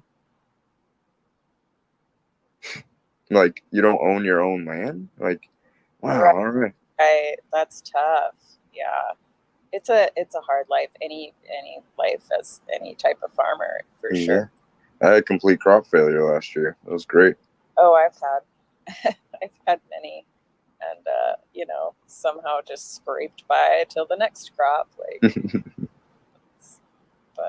but yeah, I mean, yeah, hemp is just, it's different though, because I think in Texas, they're like up in the Panhandle, like they're doing I think more like industrial hemp, which I think has a pretty big place here, just because there is so much land and there's so much need for cleaner building materials.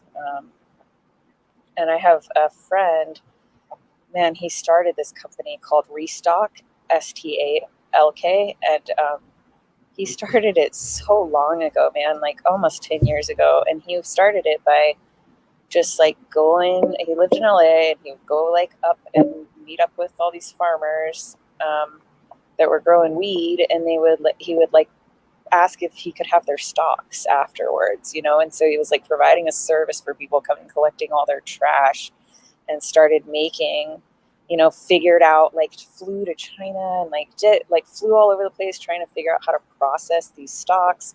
He was like so ahead of his time, and it's cool because now he has so much like knowledge in the industry, and I think that he finally focused in on like making packaging materials, which is obviously, I'm sure we all know how much resources go into making packing materials with Oh yeah. the world is today. So yeah, I actually been meaning to check in with them and see how things are going, because they ended up like creating, they adapted some equipment for processing and all that stuff. And of course it's different now because a lot more people are doing it, but I just remember thinking it was like so innovative when he started doing it. And yeah, it's And exciting. whoever that is somebody I want to connect with. Yeah, no, I'll connect you. I need to talk to him actually, and I actually need to connect him with a couple of people that I met on here. So yeah, we should definitely connect and make some of those contacts happen. That's genius to like just put up a website and let people come to you. Like, I'm like sitting over here racking my brain like, how do I get these farmers? Like farmers are hard people to get to sometimes. Like I went to a farm my first year farming. We were like, okay, we're not sure what we're gonna do.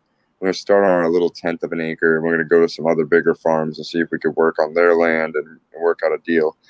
And we met this woman named Deb at the first like hemp meeting that we went to, and she's sitting 2 seats over to me. It was like myself, my partner to the right, and she was to the right of him. And I could hear my old business partner blowing her mind about like just talking about I think he was talking about like Casanova lettuce and different things like that. And then he like pointed to me, and she was like, "Oh, where's your dad a head grower?" And I said, "Quanta Nurseries." And she just looked at me like she saw a ghost. She's like, "No fucking way. Glenn is your father? Glenn is your father? Like Glenn, the Glenn." And I'm like, "Yes." She's like, "Oh my God, I can see it now. Now I can see it. Oh my God." And so like I'm thinking we're gonna go to her farm and it's gonna be all good, right? Because she loved me and she loved my partner. So it was like we go into the farm, and there's this guy chainsawing. So I waited for him to stop chainsawing to not startle him and like have him chop off his leg or something. And I said, "Hey, excuse me." And he looked over. He said, "Is this Allen Farm?" "No, nope, not here." And I'm like looking in the back, and I can see like 40 greenhouses and like probably 50 acres. And I'm just like, I look at the house number, I look it down on my GPS, I look back at him, I said, "You sure?" And I repeated like the address to him, and then Allen Farm. He said, "No, wrong place." And I just like left there so confused, like, why does that happen? But these farmers, they're so busy. Like the more I work with farmers, if you didn't know it, you'd think that they hate me because they're just so short. Like one of the farmers, Tim, I work with, he's a meat farmer, and we interact for like 15 minutes out of the day, but it's super quick. "Hey, need this? Cool. All right, bye." You know, like he's just really to the point, short. He's very busy. He sees me very busy, so he doesn't want to just chit chat. Farmers are a weird breed. The day I can figure out how to get through the farmers is the day that this all explodes. Hey, Adam. I'm sorry to interrupt, but I want to be mindful of the room. That was a fascinating story. Like Sorry, truly, yeah, I'm fucking like stoned and everything you're rambling. doing, like I want to help in any way I possibly can. Like I don't know if, like in my mind, I'm like, we'll do a 24-hour live stream. We'll talk everything cannabis and hemp. That's not necessarily helpful. I just want to affirm Can I say that, like, something that might actually be helpful to people? Because like Sure, I've been yes. feeling like FOMO, okay, with like Okay. all you guys, because I miss you guys, and I've been having car troubles, so I have to work my side job extra and my regular shit being nose down. That's why I'm not in here so much anymore. And when I'm in here, there's so much like NFT talk and like other talk that I'm like, I struggle to provide value outside of this, what we just did. And it's like so frustrating, and like I don't know like what the feeling or emotion is behind it, but maybe it's just missing you guys and FOMO. Same. Well, this was awesome, though. Seriously. Yeah, I That's enjoyed super that. relatable to me. I feel also- very similar. Yeah, and also we all deal with similar, parallel struggles. There are there are short farmers in every industry that we're trying to break into, whatever it might be. Amen to that. Yep. Exactly. And this isn't really that far off base, right? Because Gary invests in cannabis, so we could always spend some time and one night talking about his cannabis business ventures. I would love to talk more about what Green Street's up to, and they just did some looks like remodeling for it looked like a studio or something on their top floor. I don't know if anybody else saw that. Cool. I haven't Yeah, seen that. it looked really cool. So it's not very far off base, but I know Jeremy does have to leave in about 10 minutes. So he might just want to wrap the room real quick, and then we could totally talk about whatever after that. So that would be great, because I could use just a little bit of a break too before the 10:30. So sure. Thank you for being here. Like, I just followed everybody in the room because I'm surprised I wasn't following as many as I wasn't, but like 25 people in this group feels so intimate and strong, and it's awesome that you guys want to hear about Be Friends and that we can just jam. Like, I know that a lot of that has to do with this clubhouse room in particular and insiders and everything that's going on, but this is the night for our channel, and it means a lot to me that everybody hung out here for an hour. I actually forgot until now. Do I have a PTR? Can you see? Did my profile change? Yes, I believe it did. Yes. So what is that? So let me tell you guys this. This is the secret that I've been holding super close to my chest. So this is, if you haven't seen the NFT, come over to the Twitch. I showed it, and I gave this reveal during the VEEJUNKIES interview, and I wanted to give it to you guys as well, which is the basic NFT is the purple core. It spins. It's got the 1000 insignia, the Jeremy Knows hat, and the wannabes all inscribed. And then there's another version where the lock is each spectacular finish that VeeFriends has, just designed by our own creative team. So we've got lava, bubblegum, hollow, gold, diamond, all of it. But I've been teasing a secret finish, and it's this. I went through a couple different versions of this, but this is now what I'm landing on. The only thing that I actually would love everybody's 2 cents on is it ink, or if you PTR now, is it sketch? And to me, this is, in addition to the achievement unlock, the symbolic thing for everything it is, the 1,000 followers, VeeFriends sharing our content, everything, arriving at this moment in my life where I'm launching this NFT for this community means I've unlocked this animated character, and I'm going to be doing a lot with this character, which is why this one is the most rare and the most expensive. But I'm really excited about it. And the last thing I have to decide is, does it happen? Does this first NFT happen sketch or ink?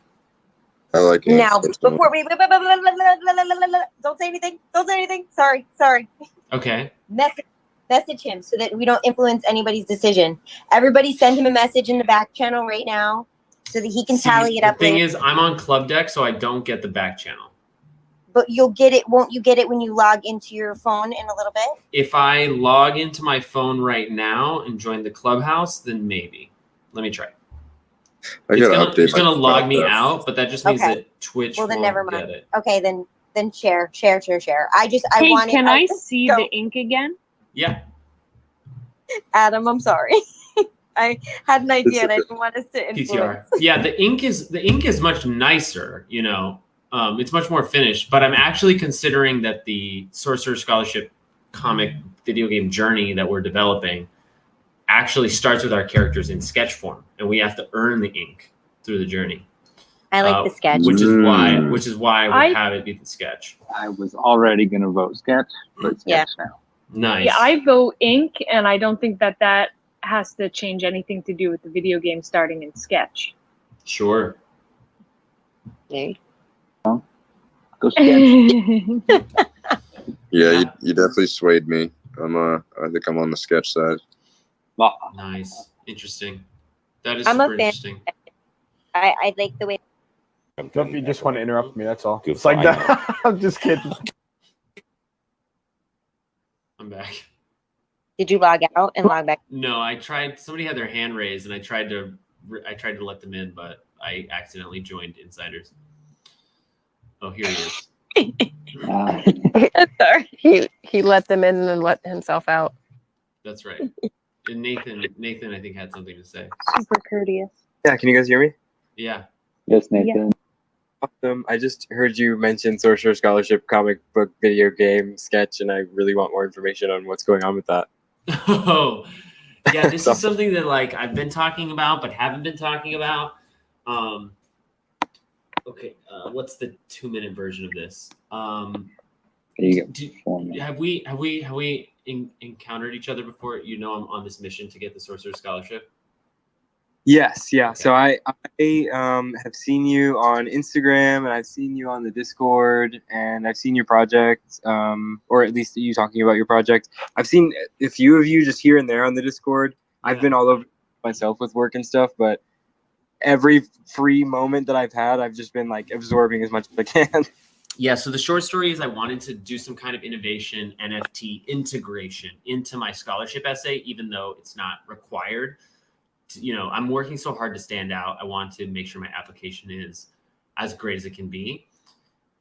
And to me, the Sorcerer token has 3 primary attributes in the beard, the robe, and the torch, with the 4th being the fire on the torch.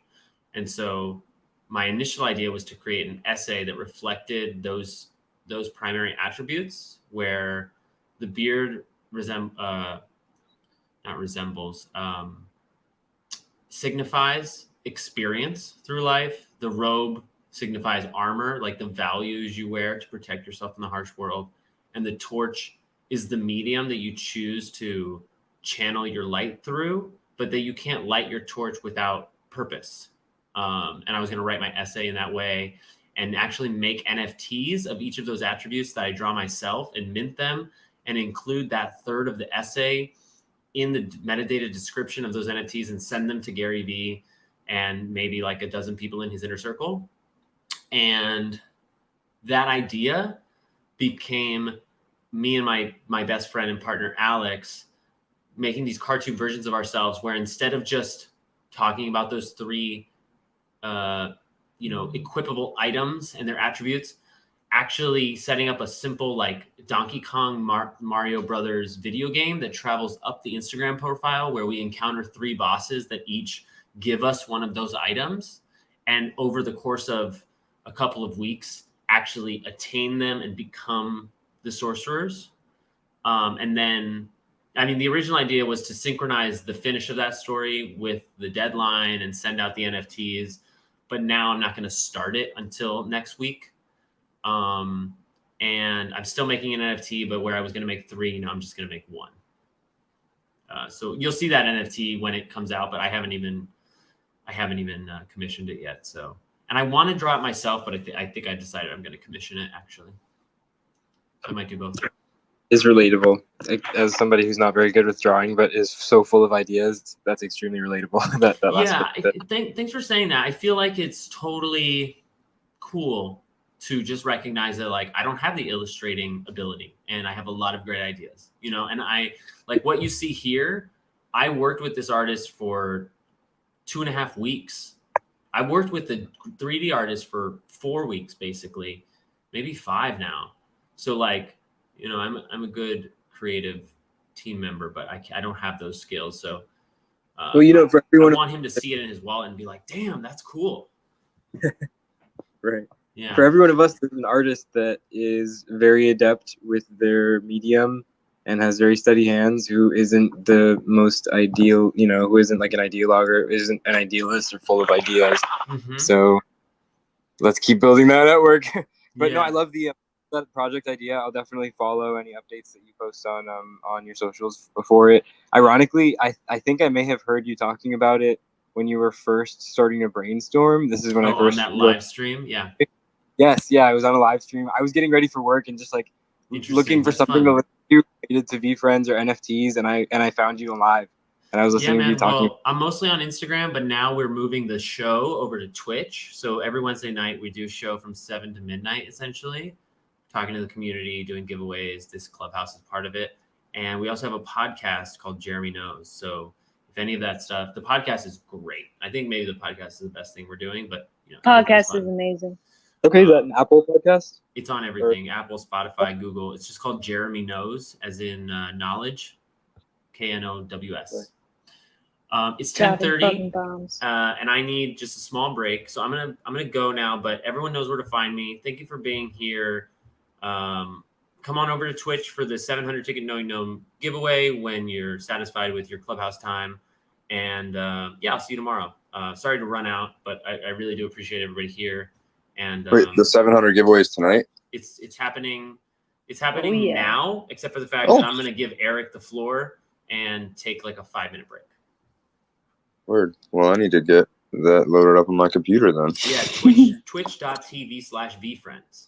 Oh, you think I'm not following you already, Jeremy? Come on. Yeah, I know. All right. All right. I'll talk to y'all later. Oh, Love that. peace out. See you soon. I'm gonna hop off and actually give that my. Hey, Twitch. Hey, Twitch. Thank you. You only ordered the hat. Oh, for the oh, nice. Oh, cool. Stable Pigeon merch has shipped. Did you get a shipping confirmation? That's dope. That's dope. Wow, 37 people here? Fuck, we just doubled this audience in anticipation. That is exciting. That is really exciting. I hate to like pause the momentum at all, but it's been 3.5 hours and I just need like 5 minutes to center myself. I need to refill my water. I'm going to go to the bathroom. I'm just going to take a 5-minute pause. So, oh, you want to raid? We can do that. We can do that. I think I know how that works. Who should we raid, PD? Who should we raid? Give me someone to raid, and I will do it while I'm gone. Yeah, maybe Corso knows somebody. Maybe if somebody gives me a raid suggestion, we'll do it. You have like, oh, you're raiding me from Clubhouse. Okay, this is what I'm going to do. I'm going to, Eric's not in here yet. Does he have the new, I thought I sent him the new link. Let me make sure he has the right link. Oh,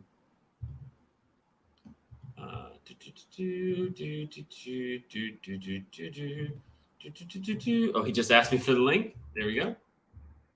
Okay. Oh, right. Eric wanted to close the stream and reopen it to see if the notification in the Discord worked. Eric, are you listening? Can we do that next time? I just feel like with 37 people here, there's no need for to make extra friction. He's on Insta. Eric is live. Wait, right now? If I close this live and reopen it, will you guys come back? We are good, Jay. Don't even worry about closing it. We're good. Okay. Cool. Do you want to entertain the people for 5 minutes, or do you want to talk to folks? Because I can totally like. I got some pretty serious audio feedback. I don't know if it's you or me or what. I'm pretty sure it's you. Yeah, it's definitely. Are you? I just muted you just for a second. Are you playing? Are you watching the stream somewhere? Oh, let me unmute. Say that again. We're good now. Good to go. Oh, nice. Okay, great. Well, Andre is in, so I'm gonna step out, and you can hang for a second. Andre's back. Andre's gonna take care of you. I just need a minute. Hey. What's going on, Joe? Not a whole lot. I don't know if people can hear us on Twitch or not. Hi, Rocky. Whoa, what's going on Twitch that they can't hear us? I know I just had the Twitch stream open, and if you guys can't hear us, let us know in the comments. Yep. Hear us. Everybody's saying, Fucking go. hear us. Let's fucking go, baby. So we're gonna do some giveaways tonight. We're gonna be giving away the 700 of 1,000 Knowing Gnome raffle giveaways. And we're also going to be giving away one of Andre's brand new one-of-one artworks that he created for his portal holders. So if you own a portal, you are in another raffle. I'm so excited, dude. Everybody is just loving the raffles. The raffs are going off. I love it. It's funny because now there's more people that are actually starting to raffle off VFriends. So when this is all done, guys, there's a couple other people that are currently raffling VFriends. So if you don't win mine, you have other opportunities. I know Raw06, who most people are aware of. I know he's raffling off one of his VFriends as well. He's going to raffle off a core VFriend, but he's going to let you pick out of 3 different cores which one you want if you're the winner. Oh wow, I didn't know that. That's exciting. It's going to be a 1 in 10 chance as well because it's 0.4 ETH. 0.4 ETH. Wow. So big price tickets, but you have a 1 in 10 chance. That's amazing. Also, if people are watching, listening, you still have a chance to grab a portal if you don't have one, or increase your chances if you have one or more already. Because right now there are 2 portals up for sale on the secondary market right now on OpenSea. So if you're interested, before we do the raffle, you still have a chance. And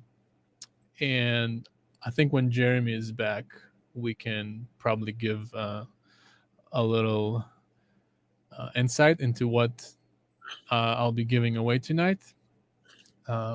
Most of you should know already if you're part of my Discord, but if you don't, it's my original drawing of what I call the Emerald Owl. And it has a unique stamp on it that is just my logo.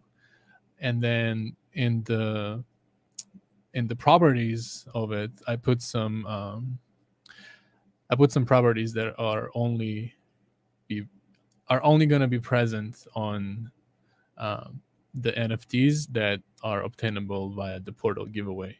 Yeah. Very, very cool. Very, very cool. So you've seen the giveaways that I'm doing tonight. Yes. Should we show the people? We definitely should show the people. I'm actually currently showing the people on Instagram. Guys, if you're on Instagram and you're watching right now, you're watching in the wrong place. Head over to Twitch. The link is in the bio. You're going to see everything. You're going to see the spreadsheet. You're going to see the number generator. You're going to see Andre Droshik. You're going to see Jeremy. You're going to see everything. It's all very clean. Like, head over to Twitch. That right there, Andre. Oh, dude, that looks sick. Is a diamond patient panda. Oh my god. Like, I want that so bad. You have entries. You are definitely eligible to win one of those. I know, man. I have 22 tickets, so I'm excited. So especially like the AR aspect is so cool. Yeah, so I was just about to say, each of these cards, I have 2 variations. I have a lava logical lion. There it is there. And I have the diamond patient panda. Each of these cards has a QR code in the bottom corner. If you scan that with your phone, it pulls up an AR app, and the logical lion or the patient panda will actually virtually appear in front of you, and you can move him around. You can see all the way around him. You can walk around him. You can even make him huge. You could make him the whole size of your living room if you wanted to. So these are augmented reality cards. Very, very, very cool. I don't know if the creator of these is in the actual Twitch stream with us yet. If you are, do me a favor and just say something in the comments. Let us know you're here. The creator of these actually reached out to me to show them to me, and I was like, fuck, that is super cool. I need to get some of these. So I did manage to get some, and we are going to give them away. He wanted to stay anonymous, which is perfectly fine. He was going to jump into the chat room there and answer anybody's questions, answer our questions, because like I'm sure Jeremy's going to have a lot. I know I have questions about how the hell these things are made, but like very, very cool, man.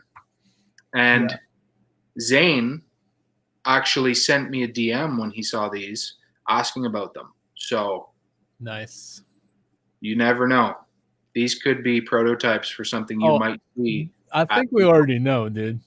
Like, I think we already know. The augmented reality or the augmented aspect, I'm not sure. Oh, it's happening big time, man. Like the way I see this, like the perfect application is, imagine like location-based art exhibit.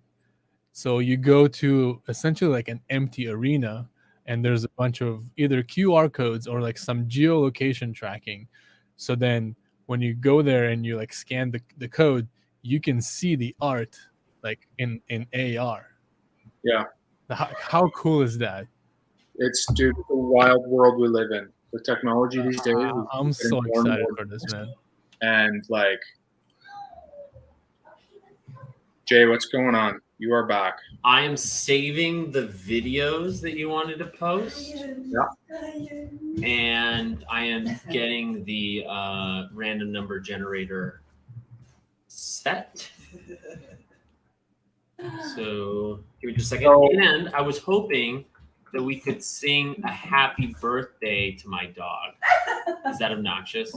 Oh, absolutely, we're doing that. It's a little bit, but why not? It's his first birthday.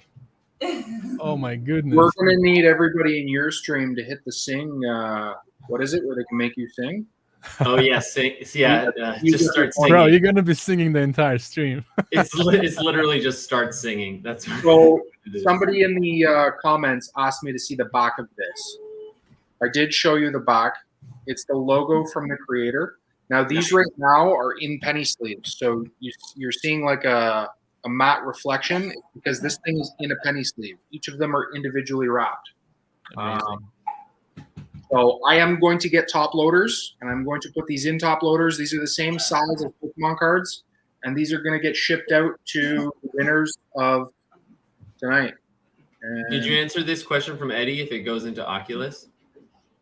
I am not sure. I don't have an Oculus, but I would assume anything that reads a QR code and can see augmented reality would likely make this work. I mean, I don't see Eddie, why. as far as I know, that will not work in Oculus. This because Oculus is VR rather than AR.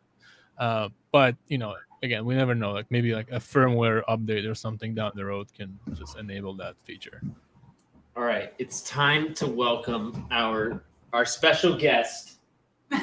He's got a bone, so he's. Oh, I'm gonna bring my dog up for this. Let's do it. Let's have a pet party. 63 people in this stream. Are you kidding me? Let's fucking go. Let's fucking go. We're trying to get to 100. I don't know how you can. I don't know if you can share on Twitch, but if you want to share somewhere or tweet, if you want to tweet twitch.tv/VFriends, that would be huge. We got lots. It's quite a few. Let me see. Yeah. Everybody say hello to Joy. Rocky, up.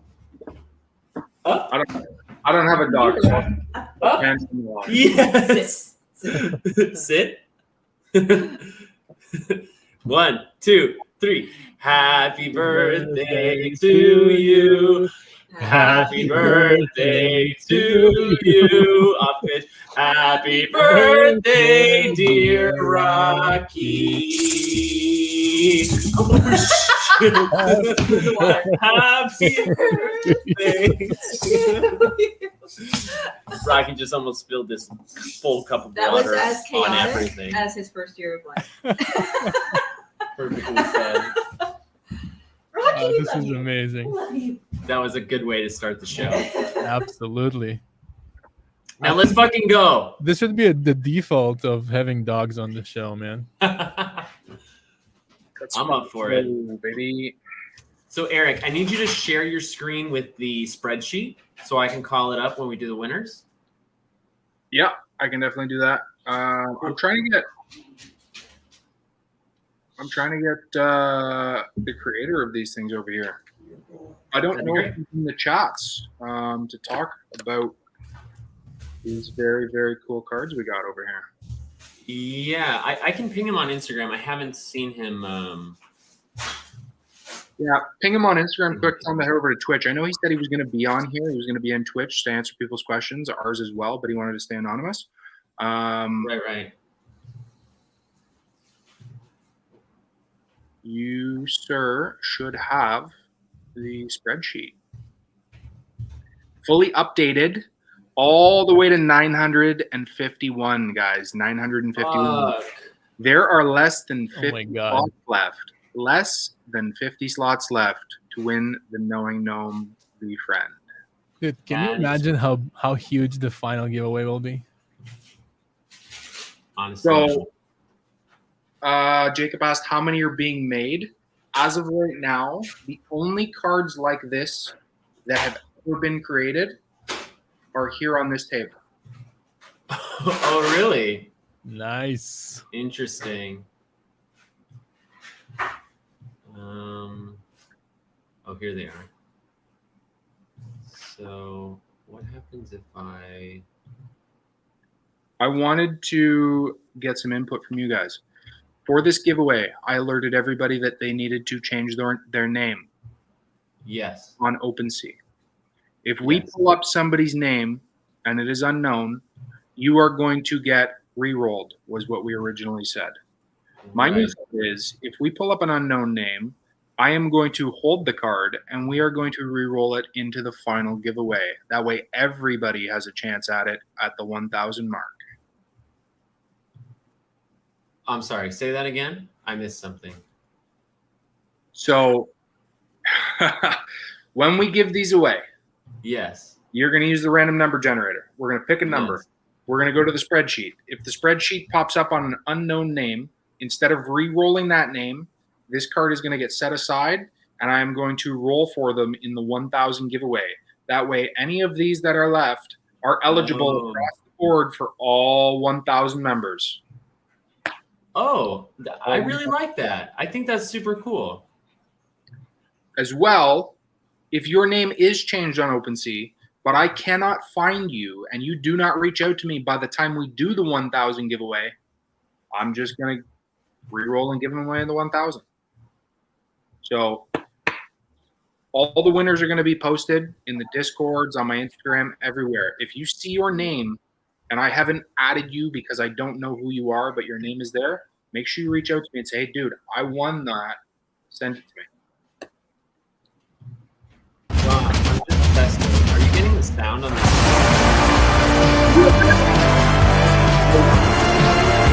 It's really loud.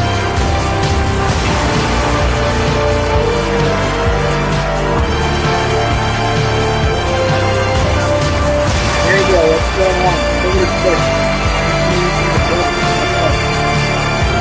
Turn it down.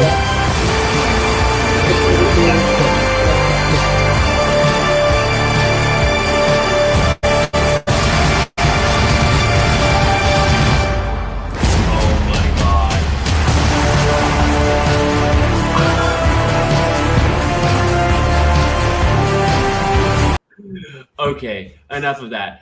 I couldn't hear anything over that epic music, but you didn't hear that music. We said the volume was over 9,000. Sorry, I don't know. That's my bad, Jay. I added music to the videos when I was throwing them into Instagram and stuff.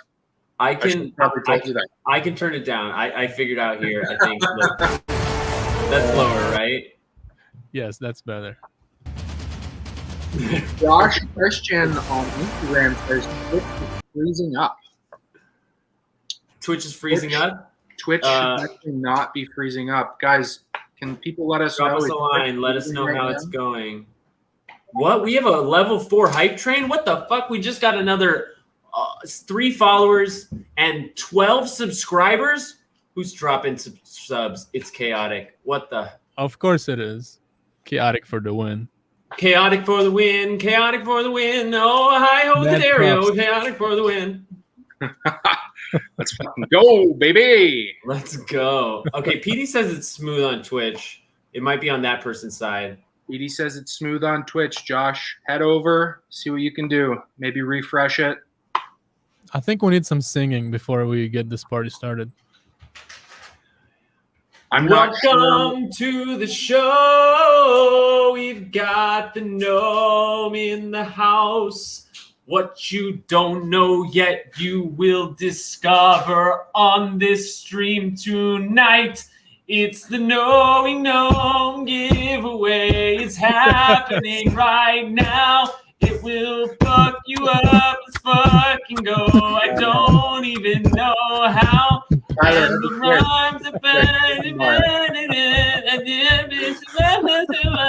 I love that people are able to make you sing throughout the stream. That was funny. Do it. That's great.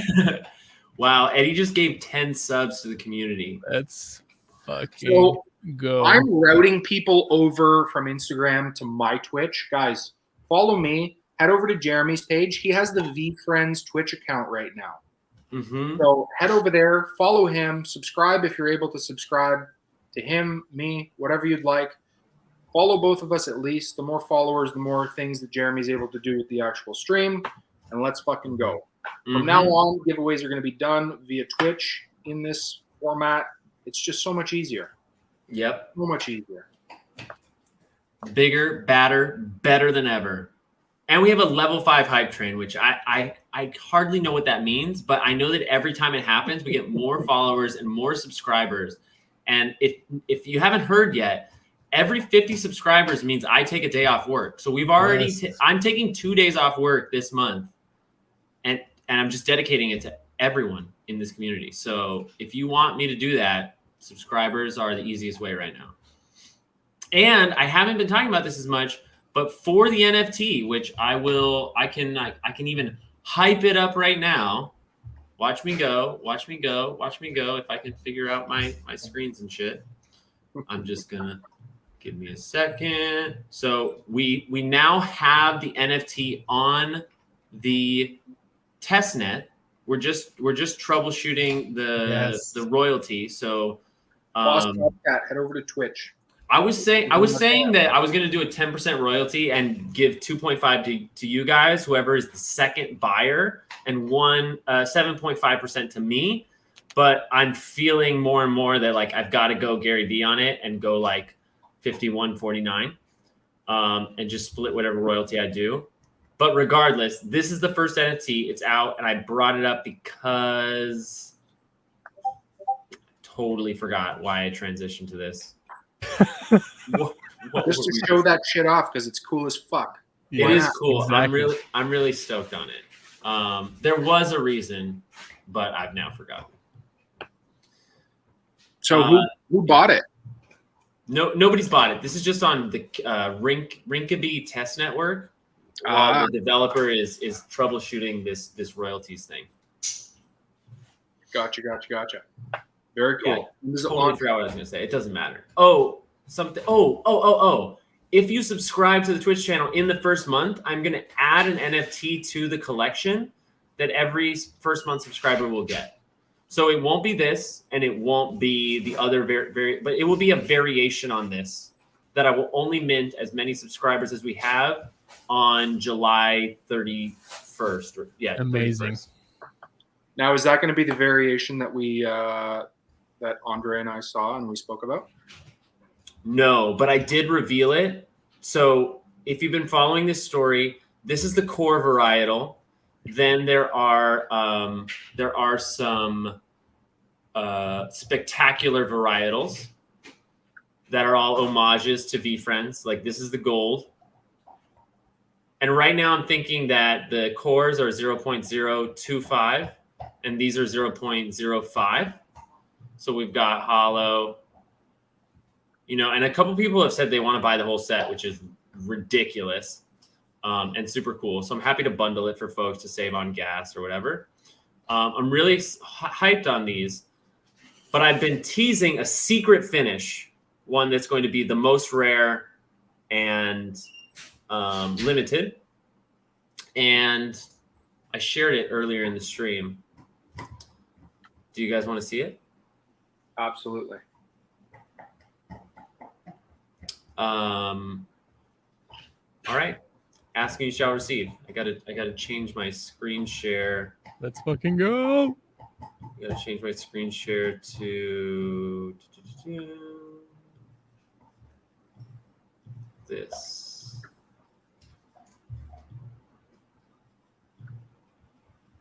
This. Yes. Very, very cool, man. So in addition, so like this project started because I made a post about an achievement unlocked. It was the first time that the official VFriends account acknowledged our fan account. They reshared our content, and it was very significant. Then this became symbolic of us reaching the 1,000 follower milestone. But now we've gotten some distance from that, and we are also on to a lot of new things. And I was wondering, like, what's the significance? What's the utility? You know, I've been really wanting to make this as valuable as possible. But I don't have a 15-year roadmap for, like, I don't have an Underworld like Droshik does where he's going to be building out stuff. But now I had this revelation the last few days is that the achievement unlocked for me and me being at this moment in my life, making this NFT for this community is unlocking these two characters, Jay and Mac, and creating like more cartoon animation and getting farther into that and taking my puppetry skills and putting them to animation. The only thing I have to figure out, and the chat can give their 2 cents. This is the ink version, and I'm considering. Look how fun these are. I'm considering the sketch version, possibly. But you know, as I say it out loud, I'm like, let's fucking do both. So we'll see. But what do you think of that? That's the secrets. Cat's out of the bag. I personally love that, man. Like the whole journey, the whole story behind your like just going on this path, right? Of just starting this channel and being like such a key part of this community, right? Like everybody knows that Jeremy knows. And it's just so cool to see like how everything develops and grows and evolves. I enjoy that so much, and you know, being part of it like with you, it's just so cool, man. And you know, we've talked about like offline as far as like what I see happening for you in the next like year or two, and like how just exciting that is to get to that point and then like look back and be like, remember when we were no ones and doing like the first giveaway and just trying to figure everything out, and like I don't know, it's just so exciting to me. I'm so excited, dude. I still remember that video, that screen record you did. Oh yeah, please don't talk about it yet. It will be shared when the time is right. Yeah. So Jay, you have 64 people currently watching. Ian. What's amazing. Let's fucking go. And I currently have 13 in mine. So if we could try and merge everybody over to yours, maybe if everybody would go and give me a follow, but then everybody stay in Jeremy's chat. We want to try and get to 100 people watching all at once. Everybody all at once. Okay. That's a huge milestone. Huge. Eric, can you raid from your Twitch stream to this? Yes, he can. I don't know how to do that, but sure. All you have to do is type /raid and then VFriends. Go to the chat, type /raid VFriends, and then the people in your chat who are watching me say this right now will have to join the raid. There'll be a button in the chat somewhere where they can join the raid. and it will bring them all over to this channel, I Yeah, believe. that's the easiest way to do that. Oh, Drofig says it's going to end your stream if you raid.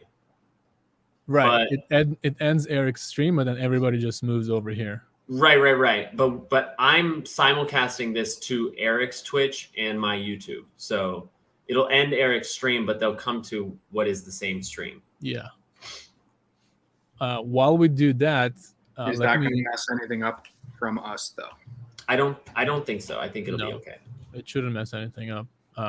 While we wait on that, let me show you all the giveaway for the portal owners for tonight. Oh, let's do it. 76 people here. That's crazy. Wow, look at all those names. Oh wait, no, that's not the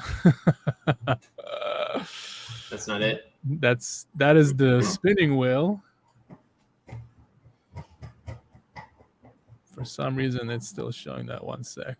So before I do this, everybody's like, just get to the giveaways already.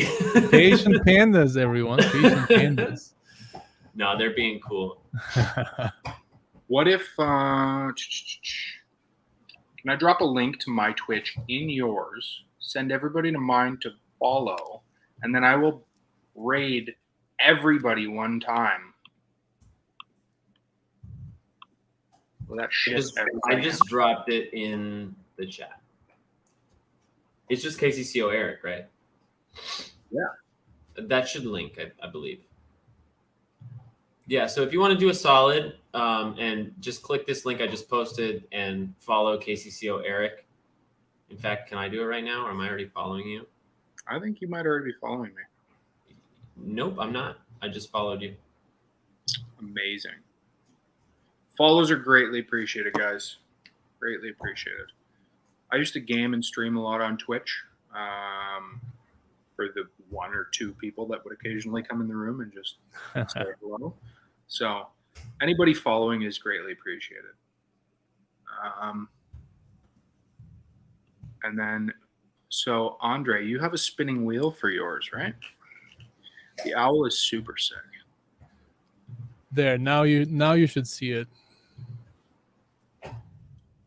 The giveaways have been nonstop. Like, this VFriends community is unreal. I know, right? I love it. Oh, so that's much. cool. Check that out. So that's the giveaway for the portal owners tonight. One lucky winner will walk away with this 1 of 1 Emerald Owl.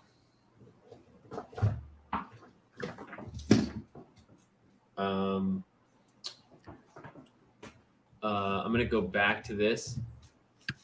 BRB, like literally a minute or less. And also, I just thought about it. This owl would look really cool on a metal print. So why don't I throw that in there? So whoever wins this will get a metal print of this as well. Let's fucking go. Fucking go, baby. Andre. Yes. So you've already started to create something else. Are you going to be sharing that with the community anytime soon, or? There's so many things that I'm working on right now. I think Enough suspense for this yet? Is it think time my to start camera- choosing winners? I think it's almost time. I think Almost, Eric. Okay, go I ahead. think right now I have 30 people in my stream. I am going to use the /raid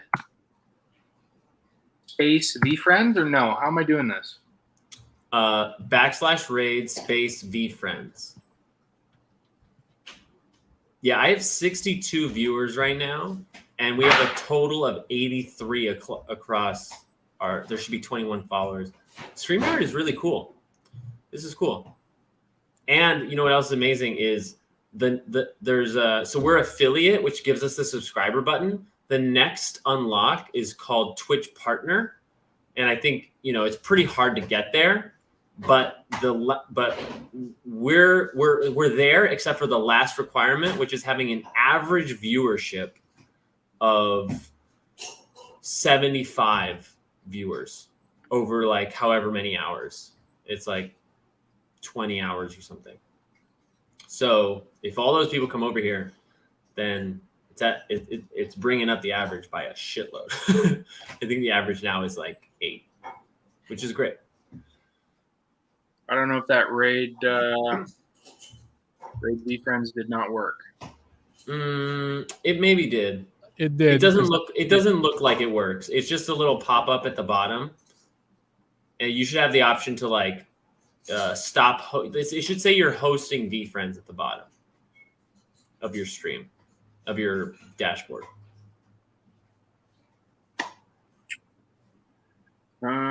So I'm actually watching my stream on my phone.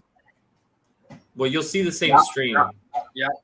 17 viewers ready to raid VFriends. Let's go, baby. Nice. There That's we great. go. Everybody That's get great. ready. We're going to raid. So in a moment, we Everybody should click see that those button, people come click on that over. button. Everybody's going to raid. 18 viewers are ready to raid. 17. I have 29 viewers. Why aren't you guys all hitting that raid button? Let's go, baby. 15, 16. Come Okay. on, guys. Chat is on fire too. Right now.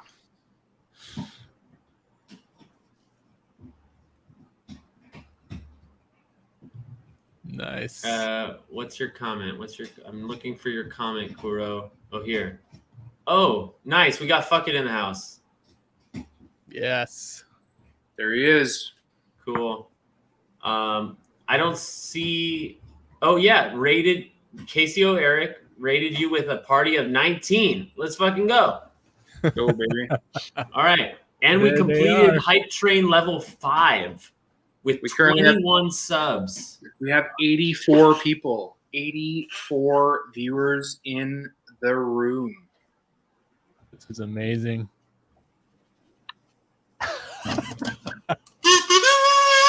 Yes. Let's go. All right. If you got something else? Like what? What do we want to do here? We're gonna start giving shit away or what? Yes. Thank you. All right. Here we go. We got 84 people that have been sitting here for an hour waiting for us to. I know, and they just want to know if they're getting these badass AR cards. So let's do it. Boom. Let's do a quick 5. recap, and I will show everybody the cards. 5 gets some ETH back. We're gonna do 5 ETH refunds first, like we always do. Nobody was surprised by gets an that. ETH back. Sorry, number 5, if you're sour, you still win. Next ETH goes to me, except for I think I already won ETH on that ticket. I think you may have already won ETH on that. Yeah, because I won ETH on one and the Phantom on the other. Oh, I have to remember to do this. You have not won ETH on that ticket yet. Oh, number 3 was such a winner. Okay, great. I'll take it. Let's go. Let's fucking go. Generate 6. Oh, Dude. wait. I'm fucking up. I fucked up.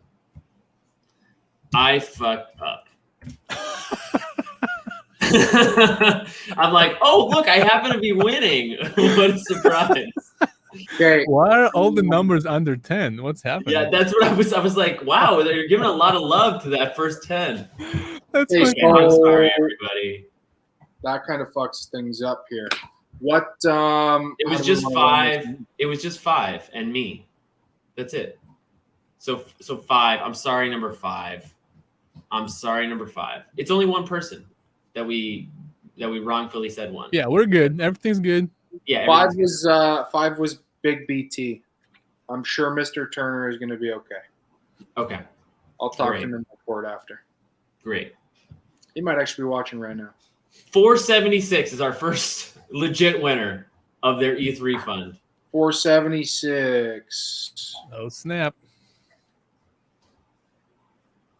476 Goes to- is Mr. Carlos. He's definitely in the Discord. I've seen him. Mr. Carlos. Let's go. Go. Get that Next ETH. winner is 481. 400 is getting some love. Oh, wow. 481 is Andrew VT. Congratulations, Andrew VT. Gonna Oh my take God, that. you guys, we have 103 viewers. Let's go, baby. We just hit it. 58. You're the next winner. Did we get a screenshot of that by chance, or I mean, it's still there. Yeah, I can take a screenshot right now. We've got 103 viewers in here. There's 84 in my Twitch and 19 in yours. What was that last? 58. I still have 19 over there. 58. Number 58. This is cool. I want to show everybody like what I see because it's super interesting. Maybe at the end or something. Number 58 is Surf Curtain. Sky 11, Surf Curtain.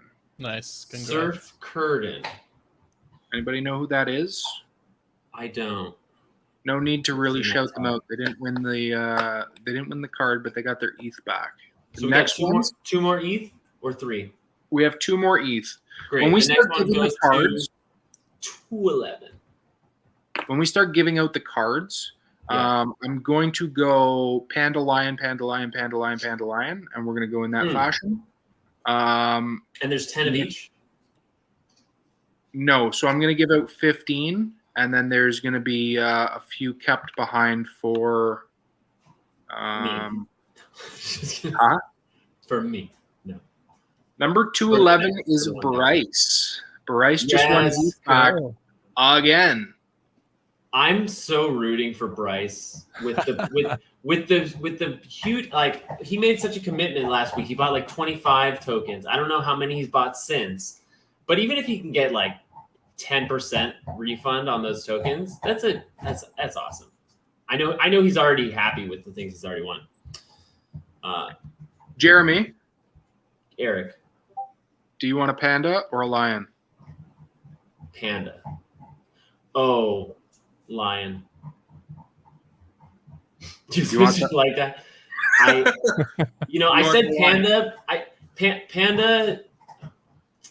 I want a panda, but later on the channel, we're gonna do a giveaway for a VCon with a logical lion token, thanks to Cam, and it would be cool to have the logical lion for content and maybe even give the person that card.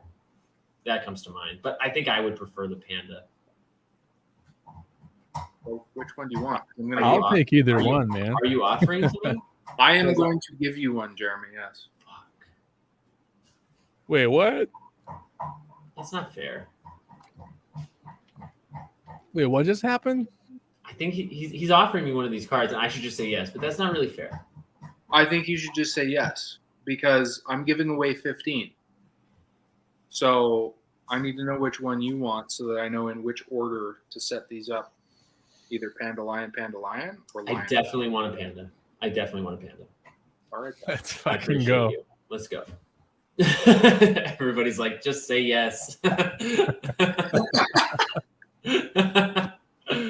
was a reason that I got him to send me extras. So smart. All right.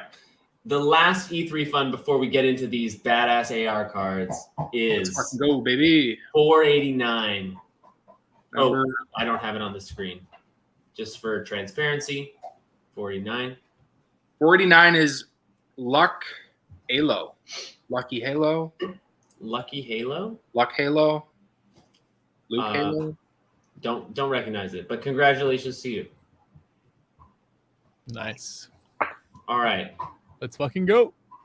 If you guys are watching on Instagram, head over to Twitch. Link is in the bio. Go check it out. You're going to want to be there. Just let me know when you want to play the videos, Eric. I don't know if you played them while I was gone or whatever. I did not play anything while you were gone. I think you have full control over what we can and can't play. So are you going to start with the lion or the panda? You picked the panda. So we're going to do lion first. So if you want to just turn down the volume on that video because that's a little bit obnoxious. Why don't we roll it, tell the winner, and then we can play the video while they're celebrating, assuming they're here. Yeah, we can definitely do that. And guys, if you know who the winner is for this, do us a favor. Jump into VFriends Discord and shout them out and get them here. VFriends Discord, shout them out, get them here. We want to show them what they won. It's going to be this. These are actual AR trading cards that were made by Fuck It. He's in the chat. If you guys have questions for him, ask away. They are augmented reality cards. Jeremy, Logical Lion, roll me a number. Let's go. fucking go. 282. Oh boy. Number 282. That is you, but you're holding it. For Opera Girl. Yep. Opera Girl, yeah. Oh, I don't let's know what the situation was. She just like she had the ETH, but she couldn't figure out the transaction. So she sent me ETH to get her 12 tokens. And this is 10. Nice. Oh, I should tell I'll tell her later. I'll tell her later because I'm gonna queue up this video. But that's awesome. Is her name Opera Girl in the VFriends Discord? In the Discord, yeah. In the Discord, it's Opera Girl. Everybody shoot over to the Discord. Shout out Opera Girl. Tell her that she just won a Logical Lion augmented reality trading card. And it looks like this.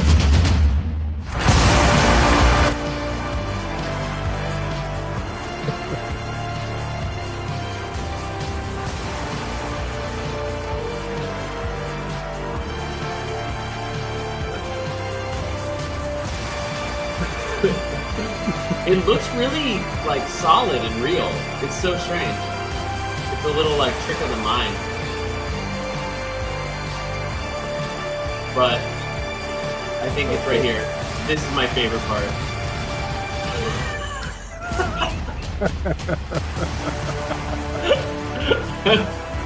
I don't know why that's so funny to me. I love how happy that makes you when the lion goes huge. You can make it the whole size of your room, Jay. Like the whole size. Oh, this is hilarious. Really? You can just keep going? You can. I mean, I stopped there, but you could just keep going. I'm sure. You're literally just zooming in with your fingertips like you would zoom into anything else. So just keep zooming. All right, Corso. I'm gonna do my best, but no promises here. Corso has yet to win, and he was a very early on person. So yeah, and he hasn't won at all, right? No. It's too bad. All right, let's see. If we roll 22 right now, you know, it's going to change my belief system and everything. Too bad. 383 wins a patient panda. I love the numbers 282 and then 383. Ooh, right. Yeah. 383. Interesting. Let me find 383 is Gift Goat Hunter. Nice. Congrats, Gift Goat Hunter. Let's go. Gift Goat Hunter. Of course, so he's like, I only bought one, to be fair. All right. Oh, I can share multiple videos and multiple screens. That's good to know. Just a teaser. I just sorry. Eric, you'll need to unminimize the spreadsheet. I just saw you minimized it. All right. So this is for a logical lion? Yes. Did we show the video of the panda? We didn't. Is it panda time? Yeah, somebody.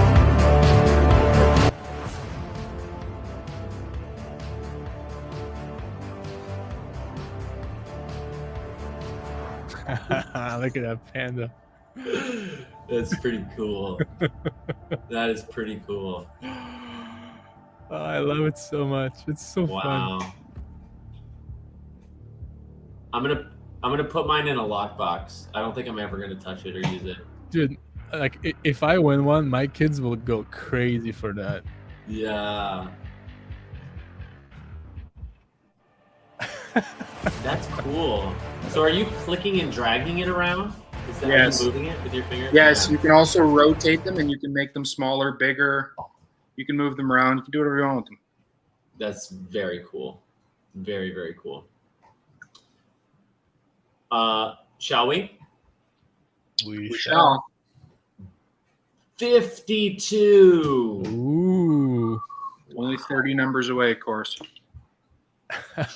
What do we got? You gotta, there it is. Sea Rocker. Sea Rocker. Let's go. Dude. I love that everybody has their names changed. Dude, that's Vance. He is the guy who bought my first ever NFT. But nice. Do you see how many times I've had to change people's names and go That's through this list? amazing. This has been so time consuming. I bet. That is so cool. Yeah, props to you, Eric. You've really turned this idea into a whole.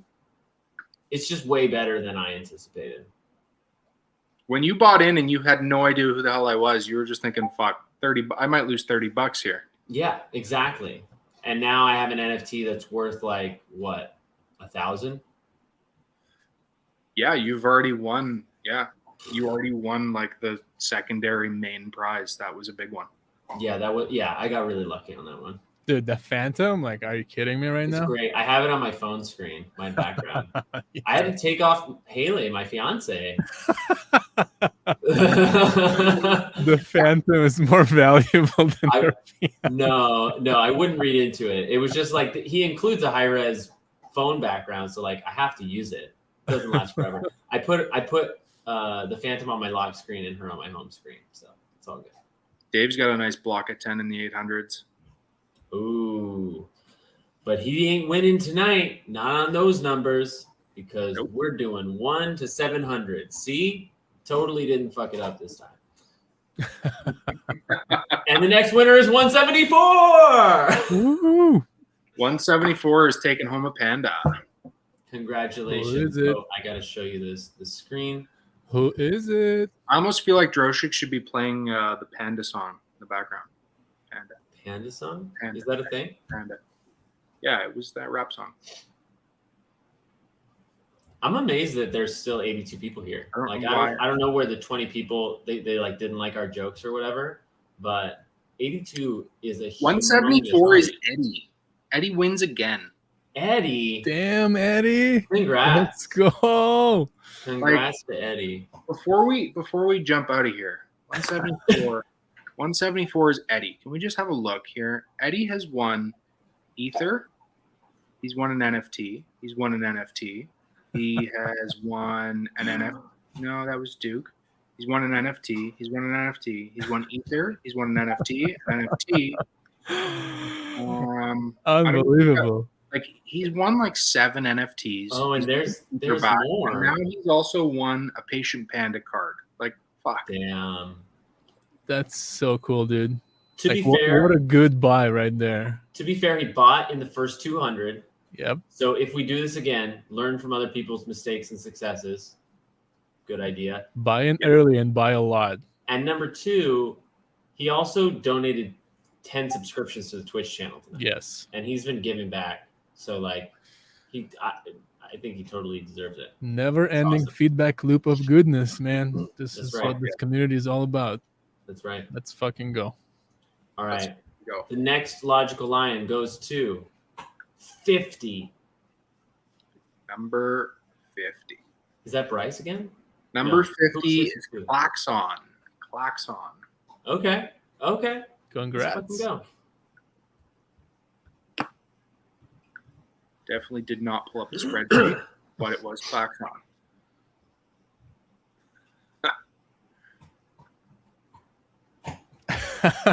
Oh, it's Loud Bryce. Chick's husband. Corso says it's Loud Chick's husband. Klaxon.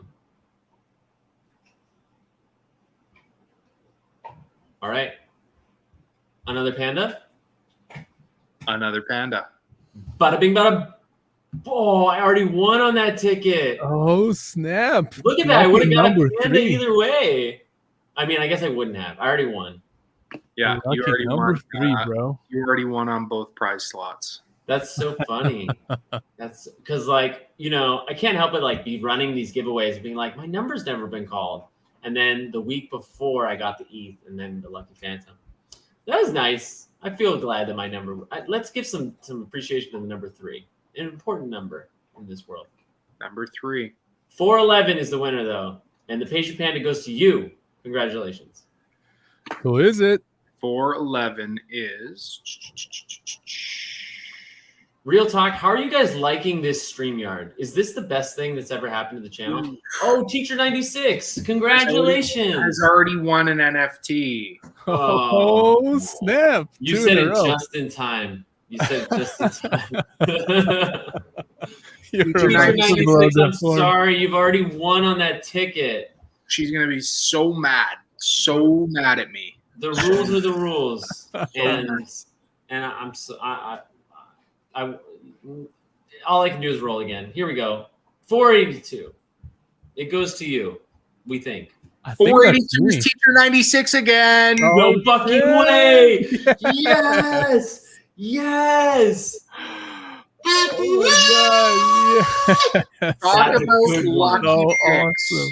Talk That is a- about lucky picks. Jesus Wow. Christ. Wow. It's this right here. It was meant to be. That is great. I'm so hyped on that. That was awesome. Look, the chat's going crazy. That's Yes. crazy. Yes, let's fucking go. What are the chances, dude? This is They're amazing. low. Those chances are Wow. low with the random number generator and tickets. Come on. She only bought one in that spot. Wow. Congratulations. So deserved. Yeah, that's huge. Teacher, congrats.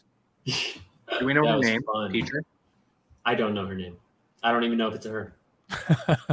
We I'm pretty sure it is. She picked the Gnome role in the Gnomeverse. Okay. So cool. All right. Roll it. Here it goes. 257. Ooh. 257 is taking home a panda. Letter N is me. I see your comment. The only way to enter in this giveaway is to buy a Knowing Gnome raffle ticket. And if I set this up properly, I think that's the link right there. Did it go through? Llama, head over to Twitch. Link is in the bio. Go watch us on Twitch. We're doing all the giveaways right now. Oh, are they not on Twitch? No, yeah, they're on Twitch. Oh, but they might not be in. They might not be. I was talking to somebody on the Instagram there. Oh, okay. We're all Yeah, over so the place, bro. This link, which is in the chat, is to the Knowing Gnome raffle. So if you have a ticket and you bought within the first 700, then you are eligible for the giveaways tonight. If you buy a ticket now, you're eligible for the final giveaways, which will happen probably in 2 or 3 weeks. Let's keep in mind there are only, I think, 47 spots left. We are at, last I checked, 951 tickets were sold. Chances are throughout this live, there's 100 people in here. People may have bought a bunch of them. So if there's any left on OpenSea right now, this is the last chance to get the V-Friend. So yep, this is it. Like, also keep in mind that even if you buy now, you won't be eligible for the coming giveaway because it's going to be the 800 raffle giveaway. You'll only be eligible for the final one, which is still pretty amazing. So just keep that in mind. yeah, you're still taking home a V-Friend if you do win it. So Just because you said that, I just bought 5 tickets. let's fucking go, baby. If those numbers win, I'll be floored. But I also had a couple more to buy for Opera Girl, and I was waiting to get some distance from her other entries. So it was a good time. I just bought 3. Oh shit! They're about to sell out. They are for sure selling out. With 81 people here and less than 50 tickets available, I have a feeling this isn't gonna last. I have a feeling you're absolutely correct. It's Wednesday, July 14th at 11:28 p.m. Eastern time. I don't think we see July 15th.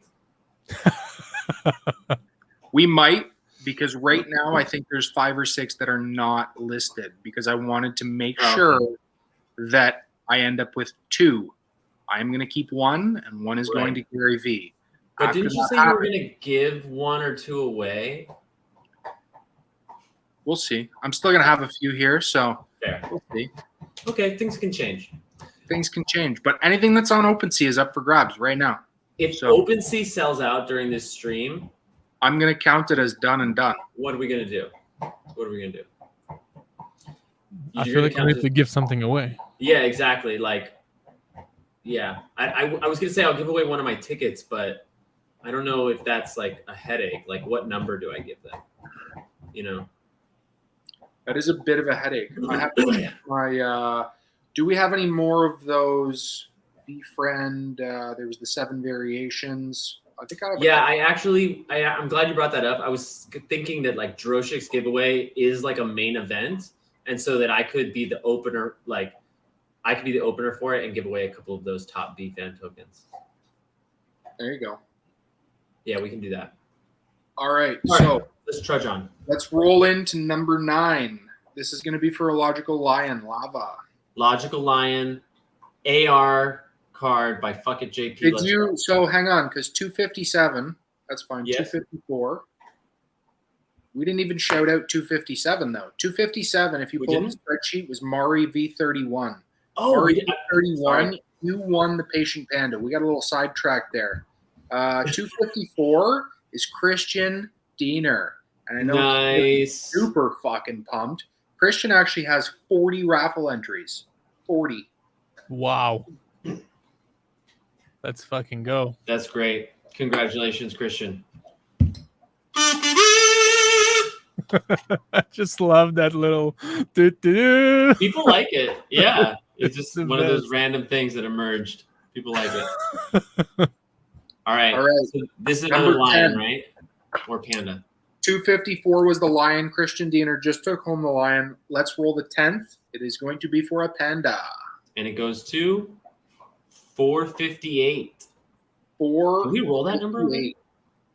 458 is Vnos. Vnos. Look at that nice block. Congrats, Vnos. Vnos. Congrats.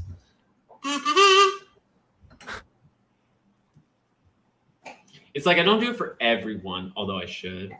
But I saw somebody say in the chat that the kazoo seals the deal. That's confirm. Oh, Adam's so close. Look, 464, super close. Yes, Jess Q, we are doing 1 to 700, 0 to 700 tonight. Okay. I can keep track. This is for Panda now. No, that was for a Panda. It's been a long day. You've been streaming for almost 5 hours, bro. Yeah, and I had a full day. I did a lot today. I had one of the most productive days all month today. Maybe all season. Yeah, it was a good day. Okay, And you know why? You know why?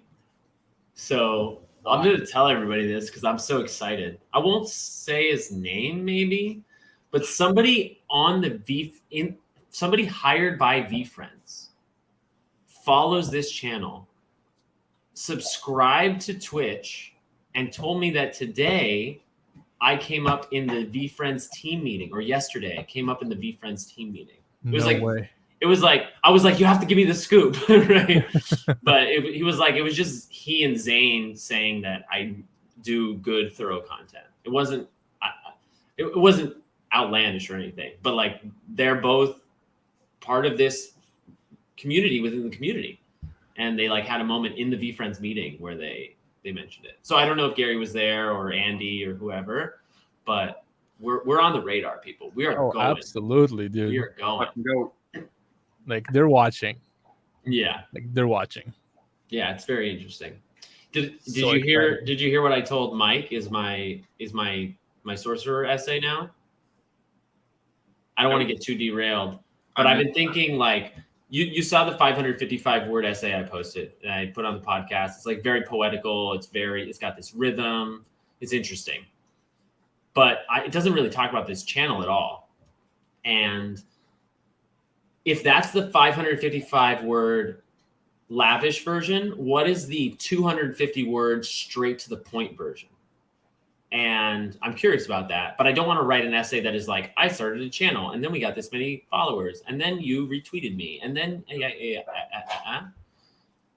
and then I had the aha moment that the real play for me right now, because there's like literally 2 or 3 dozen people who are like invested in me getting this token on top of myself, is for me to write the essay that is, let me tell you why I will never get the Sorcerer Scholarship token. It's because I know Gary Vee so well, and I have been following him for 5 or 6 years, intently for 2.5 months. And I know that in the first week, I got a glimmer of his eye, and I keep coming onto his radar, and he knows my mission, but he would rather put the chip on my shoulder and see, just for the possibility to see what I do not getting the sorcerer token, make me prove myself as a lifetime VFriend holder. Gary would rather me have the story of not getting it and see what I do than give me the benefit of the carrot at the end of the stick and reward me for this 3-month, 4-month sprint, as it were. And my only saving grace is if possibly this essay makes it in front of Gary Vee himself one day. He reads these words and is so angry that I was able to predict his opinion and what he would do, that out of sheer competitiveness, he would prove me wrong and make me a lifetime sorcerer. I love the deep reverse psychology here. It's amazing. It's so deep, man. That's my essay now. I haven't written it yet, but I've said it out loud 2 or 3 times. Like, it's that. It's 250 words, done. Dude, you need to sing that and then send him a tape with your song. That's a great idea. That's a great idea, Drosher. Yeah. At no point does it say that essay needs to be written. Absolutely. No, it doesn't. Oh my God. You. By the way, you have 2 or 3 singing redemptions waiting. Well, my friends, it's that time again where Mr. Eric McDonald and Andre the Drosh, we get on the streams and we give you the most. We look at the pretty non-fungible tokens. We scoop up a bunch and say, oh, these are spoken for you. We're getting them to you. It's a giveaway for you. Are you happy to be you? I think I'm getting better at this, actually. Dude, yes. You're not quite Harry Mack, but you're getting there. Yeah, well. Let's fucking go. Oh my God. 75. 75 is the next number. That's right. I rolled it. Who is and it? So it shall be. 75 is Nikki Moons, Cardman Moons. Cardman Moons. Congrats. Congratulations. Taking home a lion. Haggy, you're probably already gone, but thanks for hanging out. Thanks for saying goodbye. I appreciate that. All right. I think it's almost midnight Eastern. We should rip through these last 4. We should jump into. You're right. You know what would be a really good, segue into Droshik's giveaway? What? We should probably play the Evie video. That would be great. Yeah, we didn't play it before. Okay. Let's roll. Oh wait, I gotta switch the screen. Yeah, let's definitely roll. 504. 504. Man, 700 ticket giveaway and 600 to 700 hasn't gotten any love. Number 504 is Vacation with Justin. Oh, nice. Congrats, Justin. I don't know if he's here, but big congrats. Hey, maybe the 600 to 700 will get lucky in the final one. That's right. That's right. They could shine for the next never 2 know. giveaways too. Oh, Vacation with Justin is here. Let's go. Yes. I love that PD's in my Discord right now, trying to keep everybody. PD, you just tagged the wrong guy again. We made that mistake last week, and Steven was pretty ticked off at us that we told him he won an NFT, and it wasn't him. So let's just go ahead and delete that, because it's actually it's Oopsie. it's Vacation with Justin that won, not Steven's view. So let's roll another lion. Let's go. All right. A 1, a 2, a 1, 2, 3. Hit it. Hey! There it is. 607. See, you just manifested it. I'm doing my best, man. 607 is Obsy1. Obsy1. Obsy1. Good shit. So I am going to post all of the winners in the Discords as well as on Instagram. If these people, because I don't know who Obsy1 is, but you did rename yourself, so I'm going to attempt to find you.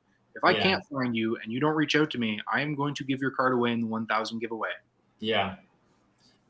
Can you have all these winners? Can you make a list of these winners and we can share them, for a couple days? I am most definitely going to do that. Yeah. We're going to have probably a couple weeks to get this done because we still have the 800 giveaway, the 900 giveaway. And then I'm Right. thinking we're probably going to want to wait a week to really, really promo the 1,000 giveaway because we have big things in the work for the 1,000. We're going to need to talk to quite a few people and get a lot of people on the track.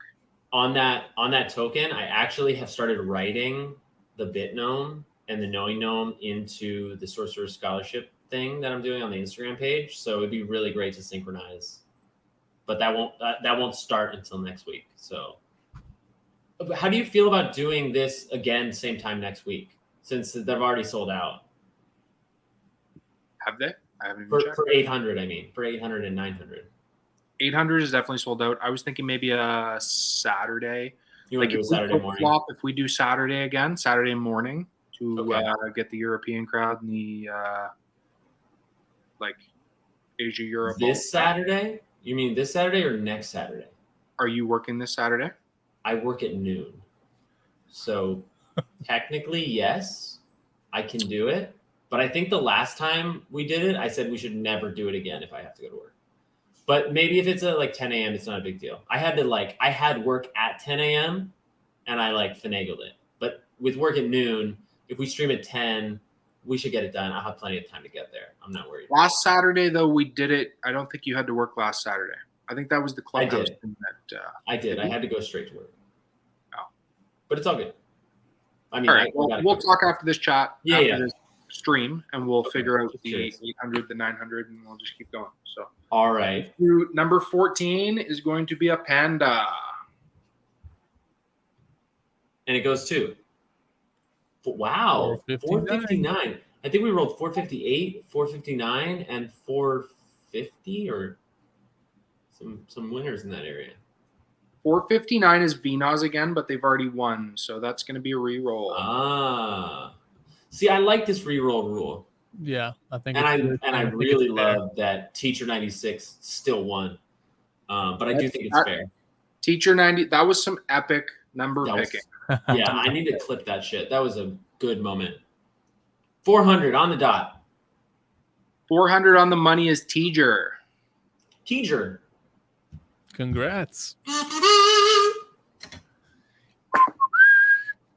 Just won a panda. So one more, right? One more. One more, and it's going to be a lion. All right, we gotta get some juju in the air. Who's it going to be? I know there's a lot of people in this chat that they really want this logical lion. Is it a panda or is it a lion? It is a lion. Damn it. Okay, logical lion. Here we go. Trigger finger. Generate. 307. 307. Oh, I didn't show it. 307 is the winner. Creep Mother Fuka. All right. Congrats. Anybody know them? We congratulate them. Okay, so I have all the numbers. I will put together a list of all of the winners. When I have that list compiled, I will post it on all socials. It will be in all of the Discords that I am associated with. I will even throw it in the VFriends Discord under the NFT thing, just in case, somebody sees you and tags you, hey, you got called out. If I can't find you, make sure you reach out to me so that I can mail these out. These are actual physical items. I need your mailing address. So, or PO box or whatever you want me to send these to, we're going to have to get in touch with one another, and I'm going to mail these out. And if you're in the States,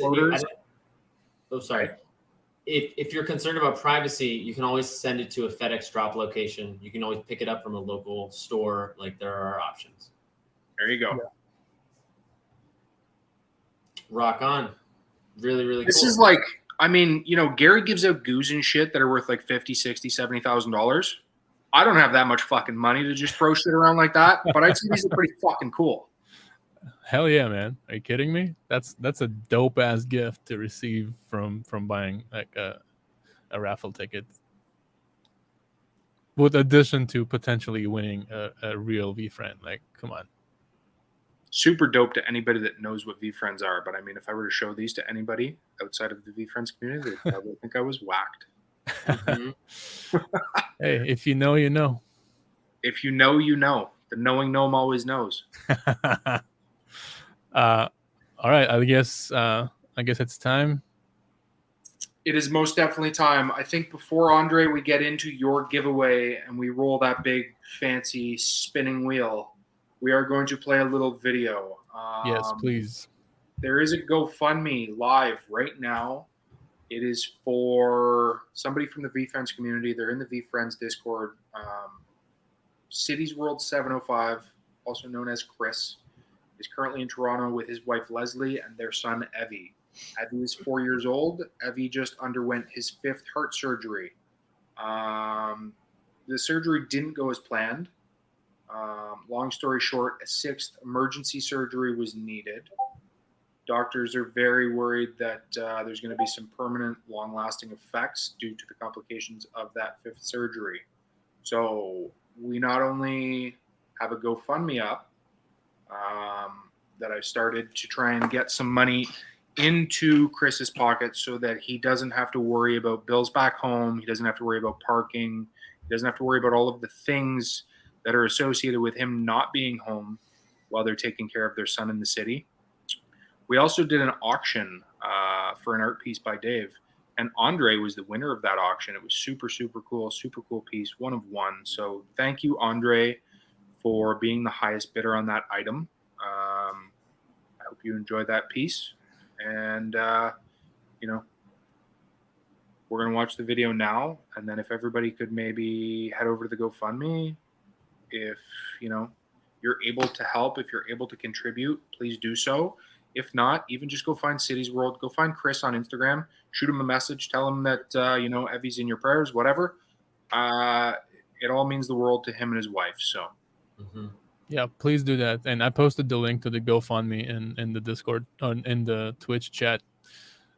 To anybody that's from Toronto, I know there's some Toronto fans. Anybody that's a Toronto Maple Leafs fan, the gentleman that's in the first part of this video is actually Nick Foligno. He's one of the Toronto Maple Leafs. Knows Chris from back home in Sudbury. You guys hear it?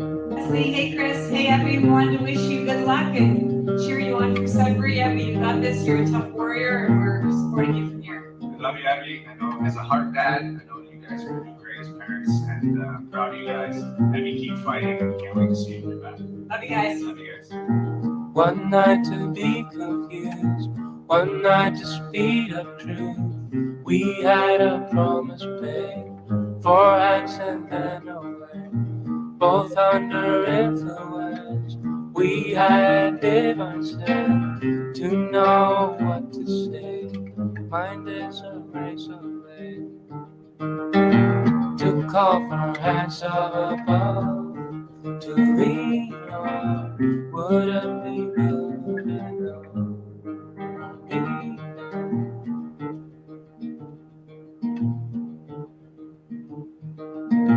One night of magic rush, the start a simple touch. One night to push and scream, and then relief. 10 days of perfect tears, the colors red and blue. We had a promise made, we were in love.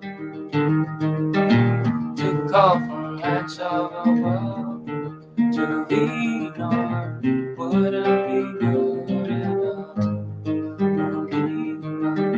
To call for hands of above.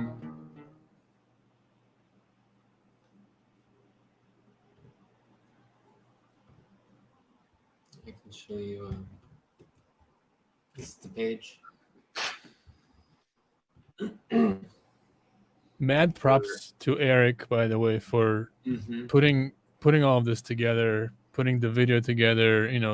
Taking the initiative and the action to start a GoFundMe page, to collab with Max Demiata on the art piece, and setting up the auction, and just being there for Chris and his family. So thank you, man.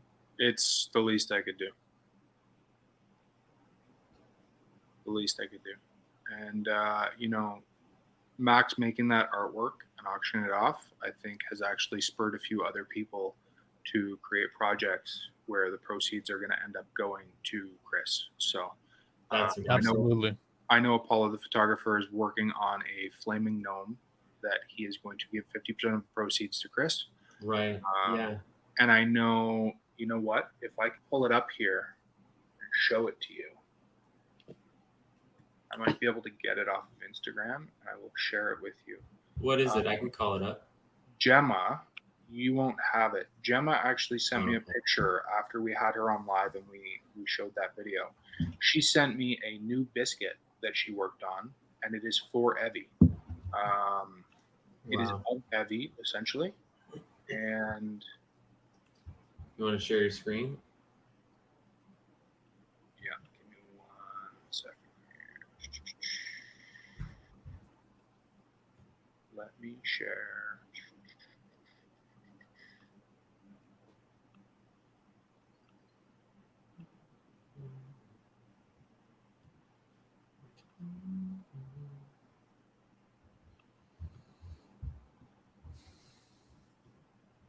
So, she saw the photo of Evie holding Chris's finger, and the little teddy bear was in that photo. So she made a little superhero Evie baby biscuit with Evie's teddy bear in it. So she's thinking about minting that and selling them, and having all the proceeds also go to Chris and Leslie and Evie. So, yeah. Have we figured out an ETH address for people who want to donate ETH? I don't have his ETH address yet. He was supposed to send that to me actually today. So I'm going to have to touch base with him tomorrow, because I do have the funds from the auction that I have to send his way as well. Yeah. Okay. So that being said, anybody that's able to head over to that GoFundMe and donate, by all means, it's greatly appreciated. If you can't, send Chris a message. I know, Andre and I had a video call with him after the auction, and he seemed super happy just to talk to people from within the community. Yeah. Like, to Chris, Andre and I are both strangers, and sometimes it's a lot easier to open up to a stranger and talk about all the things that are going on in your life than it is to talk to your friends and your family. So, just having people to talk to and be able to open up to and kind of offload and dump all of the pressures and all of the shit that's going on in your head, I'm sure that helped him out large. So, go send him a nice message, talk to him a little bit, and he's in the V fam, so we're all one big community. Let's fucking go. Let's fucking go. Should we do a little warm up for Underworld and give away these top V-Fan tokens? Sure can. Absolutely. Okay, so I'm using this Nightbot. So let's try something. Give me a word. Just give me any word. Keyword. Giveaway word. Boom shakalaka. No, too difficult to spell. I'm just gonna make a giveaway. So I'm using this Nightbot thing, and Corso showed me how to use it, and I'm not sure I'm doing it right. So if you want to be eligible for this giveaway, you leave a comment. You have to leave a comment, because right now only what did Adam say? So now I have Minnows, SPI, PSI. I have Blockchain Queen. I've got Jacob. I've got Drofig.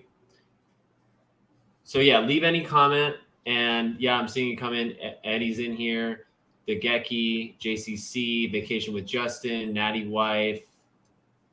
I'm going to just give you another minute or so to leave a comment if you want this NFT. And in the meantime, while some of those come in, I will show you. Let me call it up over here. So we're going to start with this one. The Awakening NFT. So if you're not familiar with this collection, this is Top V Fan.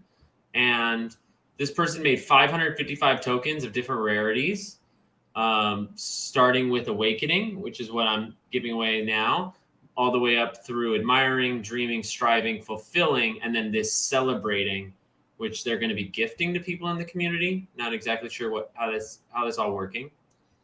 But the Top V Fan token is meant to Or is it here? Yeah. This is the original fan base collection representing the amazing community that supported VFriends from the very beginning. I thought I had read something. I read something somewhere about it also being like a way for people who weren't able to have VFriends to have something. Yeah, I think it was on his Instagram page. Okay, He on shared a Insta. story about it today. So take this time to comment. So you're in this giveaway. I'm going to talk about this just a little bit. So I'll be right back. There's a few Easter eggs in here that are pretty cool.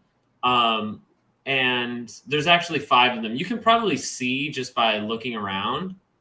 We've got the OG shoes on this girl, the genuine giraffe here, the patient panda hat, and this is a jet for Gary's jet obsession, right? But you'll notice that this girl in the middle doesn't have any insignia on their clothing, and this is meant to be the 5th Easter egg that although you may not hold a VFriend, that everyone is still like arms together in the community and supporting and welcoming. So I think it's pretty cool. Let's give away 2 of these. And then I'm also going to give away one of the next rarity, one of these pondering tokens. Yeah. So let me just check in. I've only got 24 eligible users. Okay. There's 52 people in the stream, so I'm giving you another 15 seconds to leave a comment before I start picking the winners.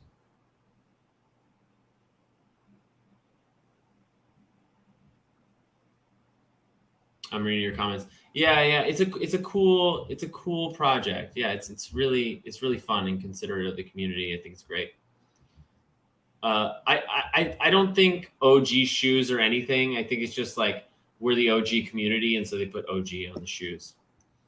Cons 25. Let me check. Cons. Are you also Marsan? Are you Marsan on Clubhouse? All right, 26 eligible. Cons, you're in the giveaway. You're good.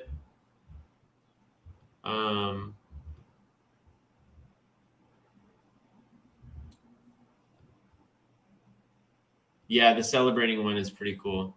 Let's put the celebrating one on screen. It's clearly meant to be the most alluring it is. You know, interestingly, actually, this fulfilling one is the only one that isn't like just a couple bucks, and there's unlockable content.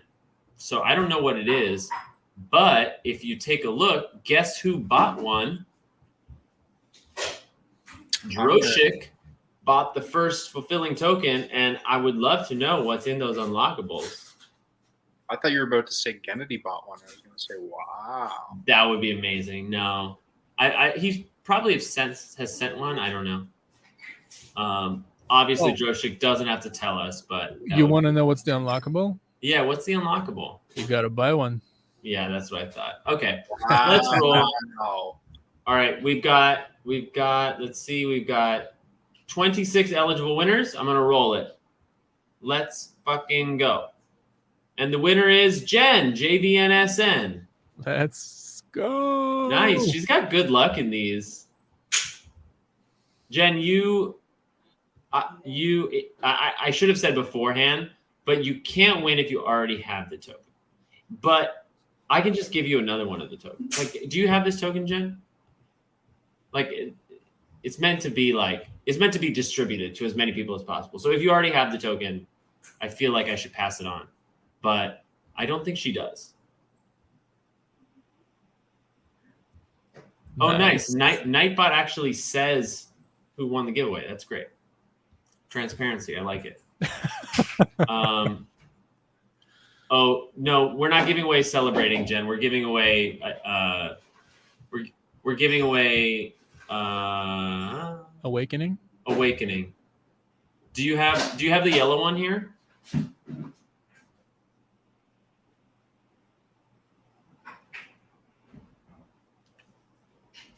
Jen, do you have this yellow awakening? And or do you have this pondering? I can just send you a pondering. I mean, you can click on it and then look at the owners, right? She says roll again, but I'm just going to send her a pondering. Jen, send me your wallet address. You're going to get this pondering. I'll just buy another one. Okay, now we're going to give away another awakening token. Ready, set, roll it. Adam, what did Adam say? Winner, winner, winner, winner, winner. I think Adam said, "Let's fucking go." That's right. He sure Pretty did. sure that's what he said. Let's fucking go, baby. He sure did. There it is. I called it. All right, Adam, send me a DM, and I'll get it to you. You know, this isn't big in money. You know, this is like a $2 NFT right now. Who knows what it'll be worth in the future? But it's more symbolic. And it's supporting someone's project. And it's supporting this project. And if you're here in this stream this early in VeeFriends, like you're definitely a top fan. So let's fucking absolutely. Let's roll another one. Vacation with Justin.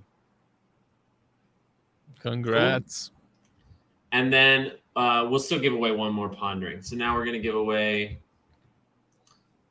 this one with the purple background. Worth a total of $1. Let's fucking go. Right now. Let's fucking go. All right.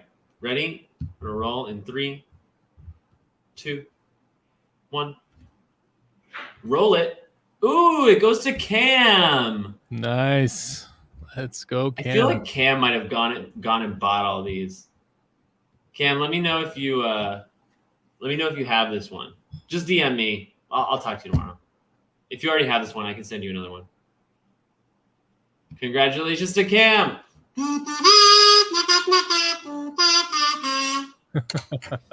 How was that for an opening act?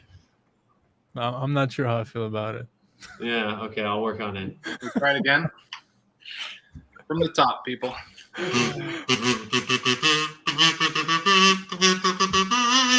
That was better. Cam says re-roll. He's the boss. Let's go. Droshik. What? How did I win? I didn't even put my name in Twitch. You must have commented at some point. Reroll. I have all of them. Just reroll. Jacob says confirming Kazoo should be an NFT. Just putting that out there. All right, here we go. Reroll. Dageki. Nice. Dageki. Congratulations, Dageki. Actually, I'm DMing with this guy right now. He's an amateur voiceover artist, and he offered to make an intro for the podcast. Yes, David is awesome. David. I've spoken with him a couple times. Cool. Yeah, looking forward to it. Congratulations, David. You win. You win. I should write down those names so I don't forget. I shouldn't just put it on those folks. So it was Justin, Adam, and David, right? And Jen? Yeah. Corso, don't get discouraged. You might win the final giveaway. That would be wild for Corso not to win it all. Yeah, he still has a chance at the 800, the 900, and the final. So there's still tons of opportunity. He was honestly, if Corso doesn't win anything through the whole giveaway, like I don't know. Corso, do you have a portal? I don't think you do. Do you? That's about to change. Sounds like. I hope so. There's 2 up. Go grab one if you don't have one.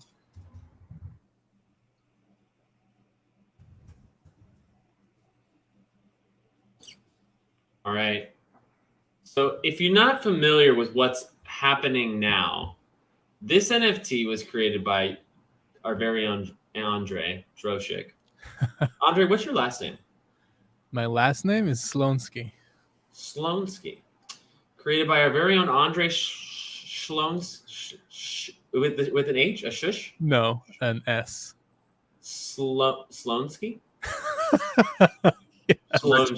Much easier when you just say it without the. We're going. You can just call me Droshik, man. That's all. Yeah. Okay. I always mix it up. Anyway, look at this. Look at this beautiful NFT. This is called a portal to the Underworld. And Andre, Droshik, Shloshik. I'm sure you can tell the people better than I can what the story is behind this portal and what's going on in your Discord right now. Yes, absolutely. So initially, when I started this project, I had no idea what I'm gonna do with it. I just needed to do a project and get it out there and go through the process of having my own NFT project so I can learn it in and out. That's how I learn. And very shortly after launching it, I realized the purpose that I'm gonna be giving to that project initially, and that was helping Tyler. Dropseed Find Wings on Instagram to get his VFriend token from Ra. So essentially, what happened? Ra bought it for him and then was holding it for him until Tyler could have enough ETH to buy it back, and I helped him raise the remaining of his ETH to get the token. And so what I did is like all the proceeds from any sales from the Guardians of the Underworld project, plus any sales from my merch store, went directly to Tyler. And I think in total, we got like $1,700, something like that. I don't know, but it was a good amount of money. And he got his token. He managed to get it back from Ra, and now he's going to fucking VCon. And how amazing is that? Let's fucking go. And then obviously after that was over, I'm like, okay, cool. Like, what do I do with this project next? And I already have a very, very crazy and ambitious plans on the grand scheme of things for the Guardians of the Underworld project. I can't really talk about it yet, but a very small amount of people have some details or like know what my idea and my project is. Jeremy is one of them. And I can tell you that from all the people I talked to about what I'm going to be doing with this project, all of them were in awe and in support and thought that was like extremely cool and interesting. So that's all I can say for now. I'm definitely going to be sharing more about it. But in the meantime, if you own a portal, I hope you're part of my Discord. And if you're not, you should join. Every single month, usually on the 13th, but sometimes things switch around. But once a month, I'm going to be doing one of these giveaways. So essentially you have 1 in the 97 chance, because there's only 100 portals and 3 of them are out of the circulation. So you have 1 in 97 chance to win a exclusive gift that the only way to win it would be via the giveaway. I think most of those gifts will either be my own projects, my own creations, my own NFTs that I make specifically just for this. One of ones can't get it anywhere else unless you like decide to flip it and sell it on the secondary market. And sometimes I'll be doing other things like maybe like physical gifts. The initial gift was an iPad Pro and Apple Pencil that Frezi won, and it was amazing. So it's probably not going to be like that crazy of a price moving forward, but still, just a lot of good shit. And I just want to give back and make sure the people who supported me and my project early on are the biggest winners. As long as I keep executing and following my very ambitious plan, like once that happens, it's just seriously your mind's just gonna go. I promise you that. So yeah, that's pretty much it. And then if you own a Guardian, you get a 30-minute one-on-one video call with me, where I can help you with your NFT project. I can help you with anything else you might have questions on, like what to do, what not to do, like lessons that I learned by launching more than one NFT projects of my own. We can talk about music, talk about art, just general shooting the shit, like whatever you want, whatever is more beneficial to you. Happy to help. And I know like several people from the community already kind of like redeemed their 30-minute talk with me, so you can reach out to them, see like how it was it helpful, kind of like just to chat with them about it and kind of like see for yourself if that's something you want to potentially get into.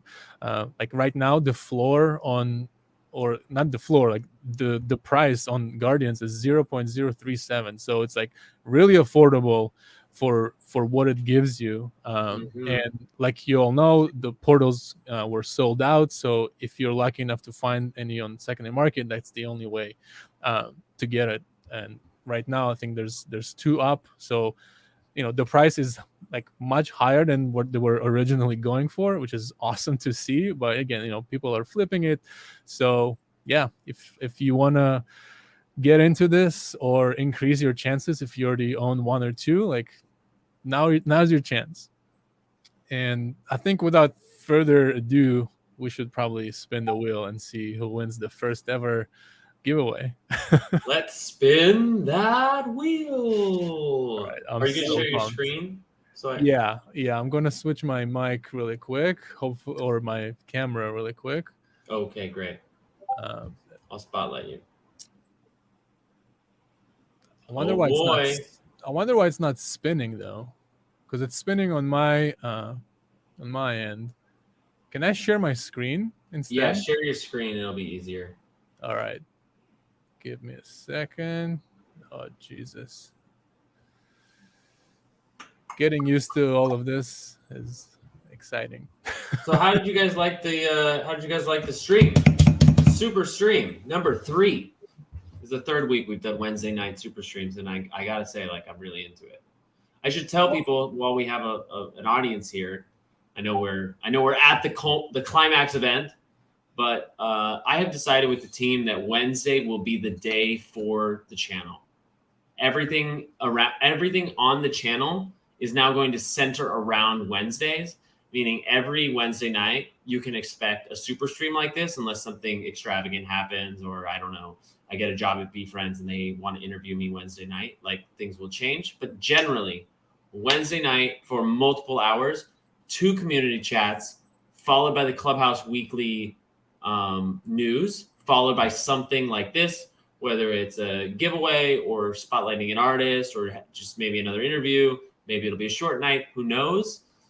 And I will do the daily download Monday through Friday at unknown intervals. Like, I will not be able to give you a live notice when I'm going live for those, but I will get the podcast out for daily download Monday through Friday. And then the podcast Saturday and Sunday will be the 2 community chats from Wednesday. And then we'll repeat. So daily podcast, Wednesday night super stream. Occasionally I'll have an extra day off work and we'll do maybe a second night of streaming like this. But I want more planning to go into it. And that gives me more time to use other platforms and build out the website and build out the NFT project and just do more stuff for everything. So hopefully that's really great. Hopefully that works. That's what we're going to try starting this week. Wednesday night. And it also gives gives more space to all the other projects that are going on. And like Cam has a show Thursday nights now. Let's Be Friends has a bunch of shows throughout the week. I think it'll be a helpful balance. Opera Girl was in the airport and just messaged me on Discord, hyped about the card. Great. That's awesome. Great. That's awesome. Okay. Wednesday works. All right. Drum roll, please. This has been such a fun stream. Like, I can't wait to do more of this and just, it was a good one. Be more involved in the community and have like people just chime in, share stuff, talk about things. Can you imagine looking back and being like, this was our first StreamYard live? Like, StreamYard made this so much easier. I can absolutely imagine doing that. And it's like this, fucking 15 years from now, this stream is gonna get sold as an NFT. Fuck. Just wait until we have the stream for the 1,000 giveaway. Yes. Yeah, right, along Jeremy, with the trophy raise. I'm sharing my screen. Yeah, there we go. All right, this is it. Let's see who is the first winner of the Droshik original giveaway is. Here we go.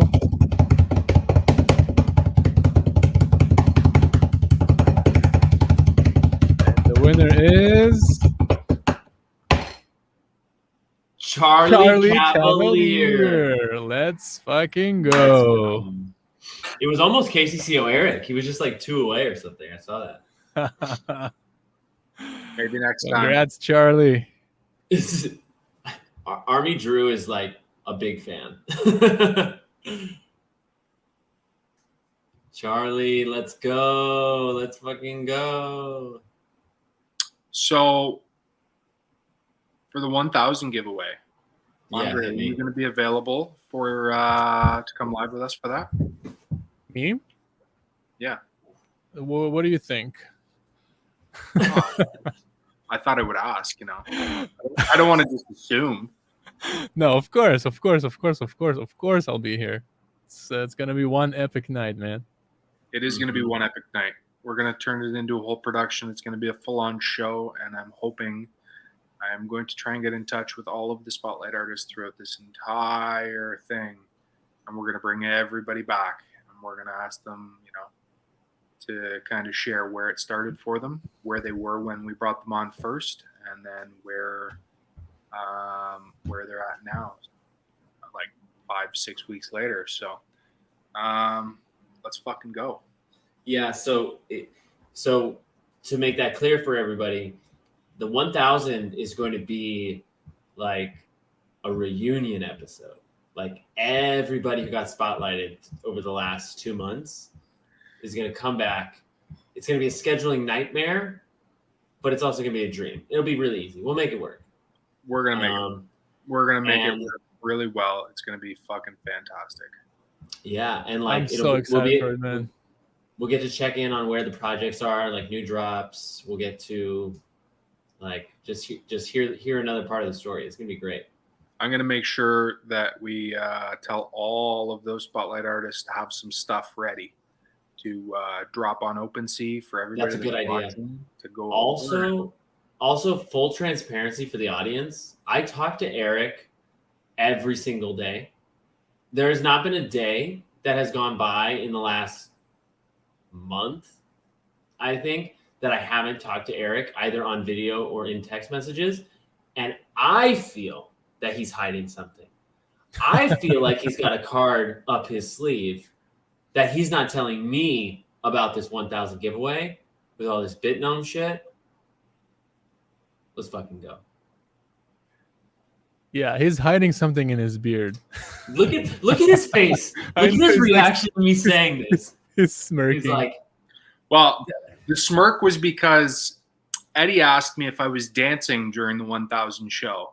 And the smirk was more along the lines of I actually did kind of talk to Jeremy about what might happen during the 1,000 show. But when I lose my knowing gnome, I might have to lose my knowing gnome beard at the same time. Oh, snap. Are we going to get a live stream of you shaving your beard? I'm just going to, we're just going to fucking trim it off while we're, why not? Hey, you heard it here. You heard it here first. Which really sucks because, like, I'm going for a haircut tomorrow and he's going to trim it and shape it up all nice. And then, like, 2 weeks later, I'm just going to fucking right off. So we'll see. For entertainment value, I love it. I might chicken out on that. I don't know. Yeah, I'm not really a fan of that. I think the beard looks great on you, but it is definitely hype entertainment value. I give you that.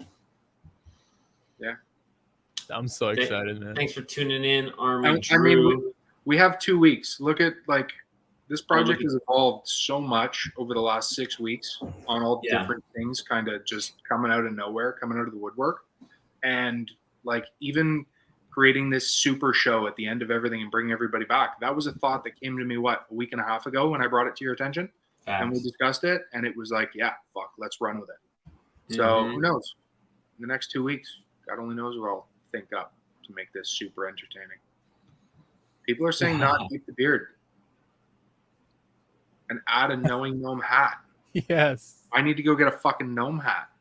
Yeah, you do. We all need gnome hats. By the 1,000 show, we need to coordinate, 15 gnome hats and send them to all the artists. They need to be wearing gnome hats during the show. Oh my god.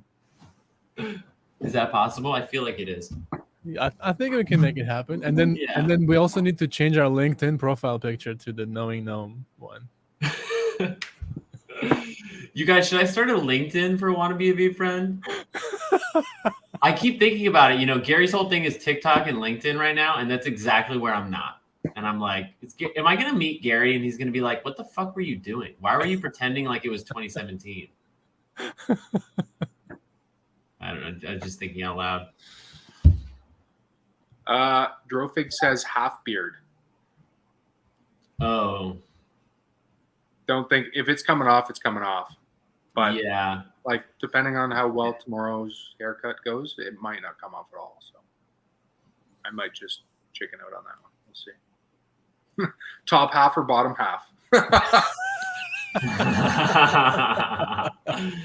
You know, I don't want to get ahead of myself, but I've had a lot of interesting ideas about a round 2 for this. I know we've talked about like how does this spotlight artist thing continue.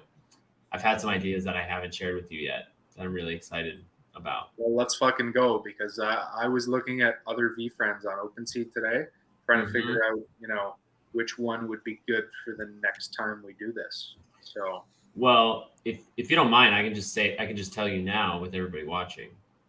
My idea, well, what I want to do by the time we launch the NFT is give people a clear idea of where the ETH is going to go. Like half an ETH is going to go to pay for Alex's iPad, finish out that fund. The first 5 ETH is going to pay for my wedding with Haley. Yes. The next 5 ETH, I think, can buy a floor token. Boom, there it is.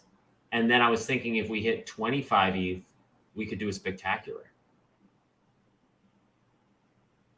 And we just try. I was thinking, I think we can talk to the community about what they feel is fair. But I was thinking like 33% markup. So like if we buy a token for 5, then we sell the tickets for 0.008. You know what I mean? Yeah. That gives us 3 ETH to play around with, buy tokens from the artists that we're spotlighting. And I mean, we could do more maybe, but I don't want to push it. I would definitely. So you really got to think about that, because even during this, I managed to get really lucky. But I still spent quite a bit. Yeah. Like I can tell you right now, the total sale value of all 1,000 tickets was 70. Right now in my wallet, I have 4. And that includes trophy sales. I sold a bunch of trophies as well. Oh, right. So you got to remember that every single time I do these giveaways, I have to pay a gas fee to transfer all of these items out to everybody. I have given over 100 items out. So over 100 items times, you know, if gas is $5 every time I transfer, there's $500 right there just transferring the items out to everybody. Yep. Right. Well, then maybe it's 50%. You know, like 7.5 on a 5. It would be ideal if it was sustainable. Like I don't know if it'll go beyond Series 2 or whatever, but it is a great idea. It does give people a low cost opportunity for a V friend, and along the way, we're having a hell of a lot of fun. We're giving out dozens of NFTs. It's like you're highlighting artists. You're like building the community even bigger. Yeah, it's good from every angle, and I like everybody I'm gonna wins. buy tickets. I'm like totally literally everybody wins in this.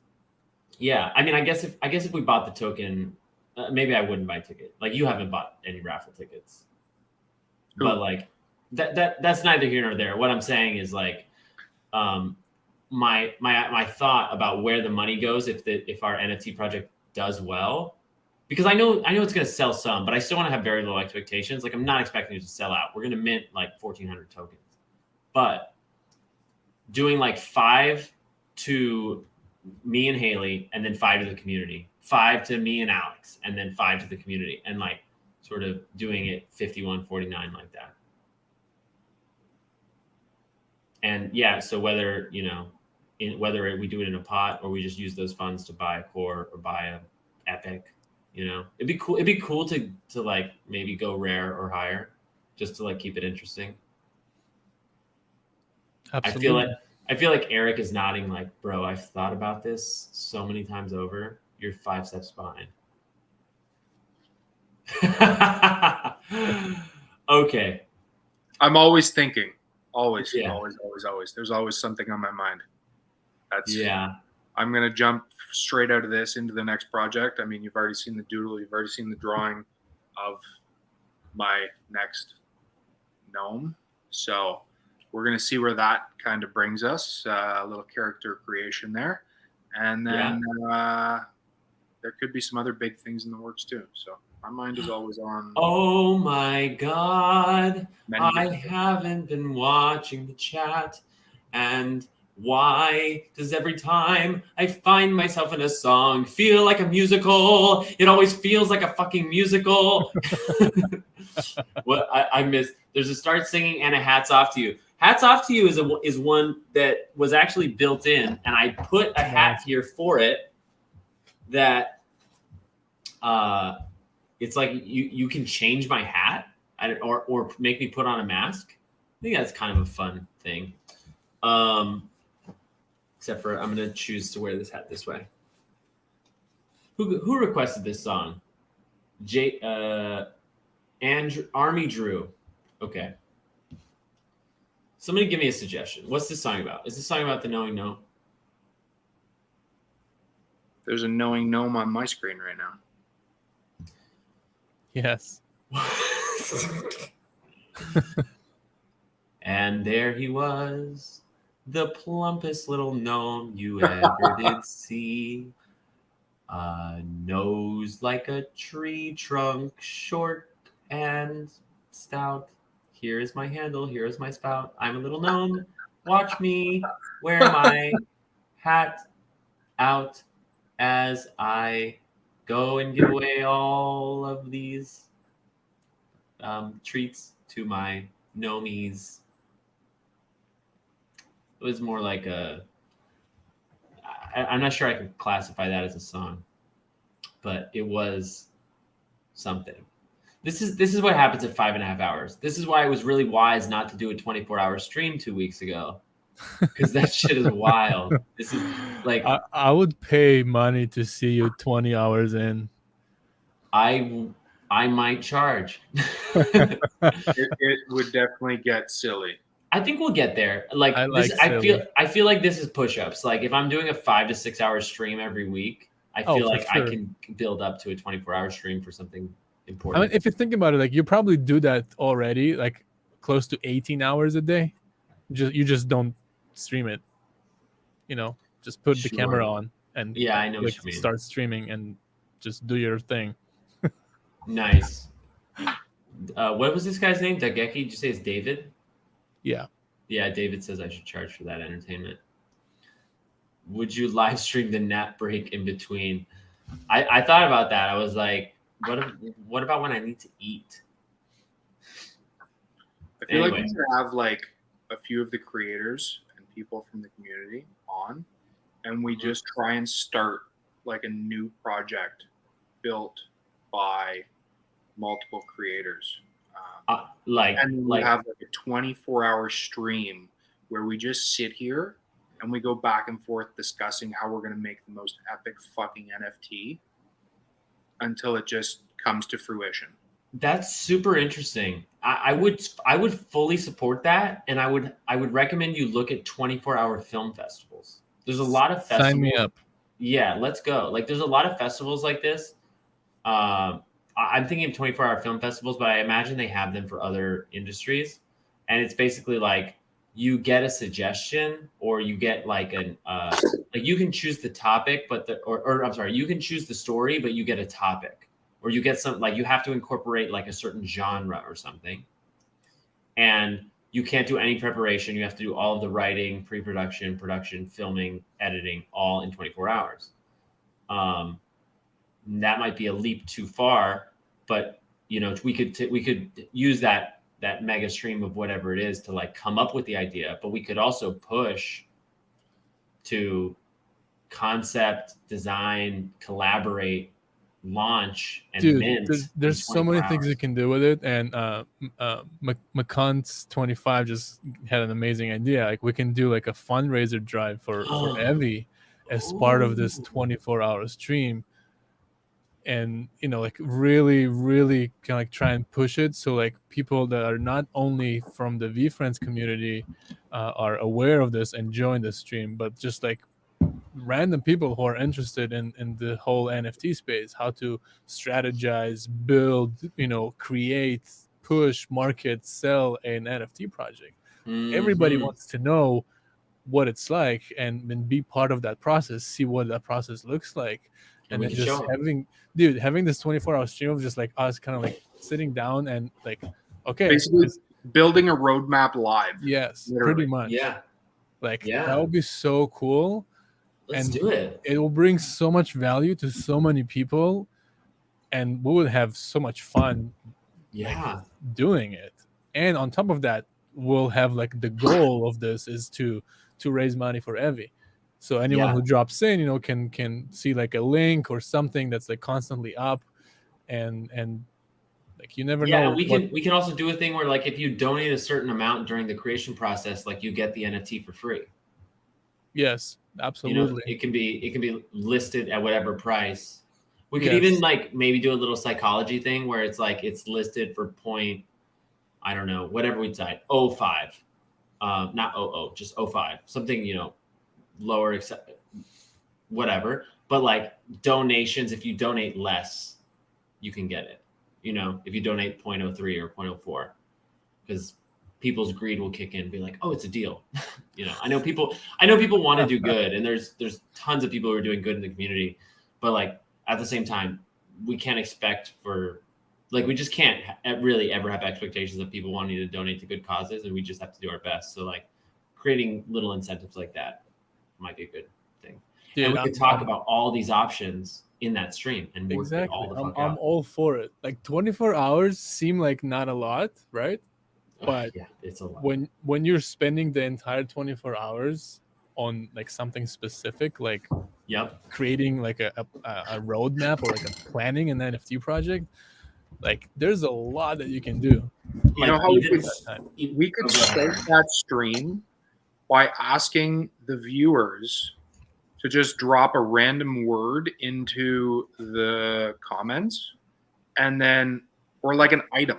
And then that's what we're going to base the whole project off of and run with whatever, like out of 25 people's comment of what they want us to create a roadmap and make an NFT of, we just run with it. That's interesting.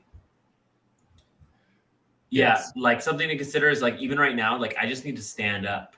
Like I got up and I tried to do like a belly stretch, and my hips actually like rejected. They were like, not that fast. Like you were in an L for a long time and you want to go into a banana. I don't think that's going to happen. Like, I don't know why I'm thinking teapot, because you kept singing teapot, short and stout, whatever. Like somebody drops the word teapot there, and then we have to fucking run with it and make a whole NFT based off of a teapot. Totally. And you know what? Speaking of teapots, Gary bought some NFT teapots not too long ago. Look how fucking cute this dog is. Good to know. Oh, Rocky. I think he has to go out. He's looking at me like, Father, please. My dog is passed out. Please, Father. He's like sleeping. I have to pee in the street. Otherwise, I will pee on the carpet. Father. Also, like, I want to take a second and thank to like all the people who are still like hanging out. And there's 30 people. Dude, there's 30 people watching us just, shooting the shit. Yeah. That's 30 people, dude. That's a lot of people. We've said this before, and we should have been doing this from the get-go, because these 30 people that are sitting here watching don't realize that we have these conversations in the background all the time, and nobody gets to see it. Like, it's just the three of us, or it's just Jay and I, or it's just somebody else. And we just have these conversations about how and where we want to bring things, and nobody actually gets to see how much work and like stuff is going on in the background of all of this. So like doing this NFT improv, this might be our title. NFT improv. Dude, I love that. Me too. That is such a cool idea. I told you, I'm always fucking thinking. And look at this. Look at this value right now. Yes, please build the roadmap. Then I can use it to build my own NFT project. There you go. Like literally that is leading by exactly example. what I want to do. Yeah. I think that's huge. I think we should I think we should create like an infographic or something. Like this is a Dude, great project. Oh my god, my brain like literally just switched into like sixth gear. Like I seriously. totally know what you mean. Like I like seriously. have to go to bed. Like Haley's waiting for me. I know she's I supportive, know. but it is a lot. P.S. Let me know if you want to do this. Like I think we should do a live stream dedicated to like relationships and NFTs. Yes. Because this shit Oh my is god. not no. easy for your partner. All This right. is not like I don't know how many of you have a partner who's not in the NFT space, but I feel like it's most of us. Yes. And it's not easy. Devin's I ready. have a really supportive partner, and it's not easy. Yeah, I think Devin's ready to kill me. The last 7 weeks, I have literally had my phone or my laptop or my tablet. Something has been in my face for 7 weeks straight.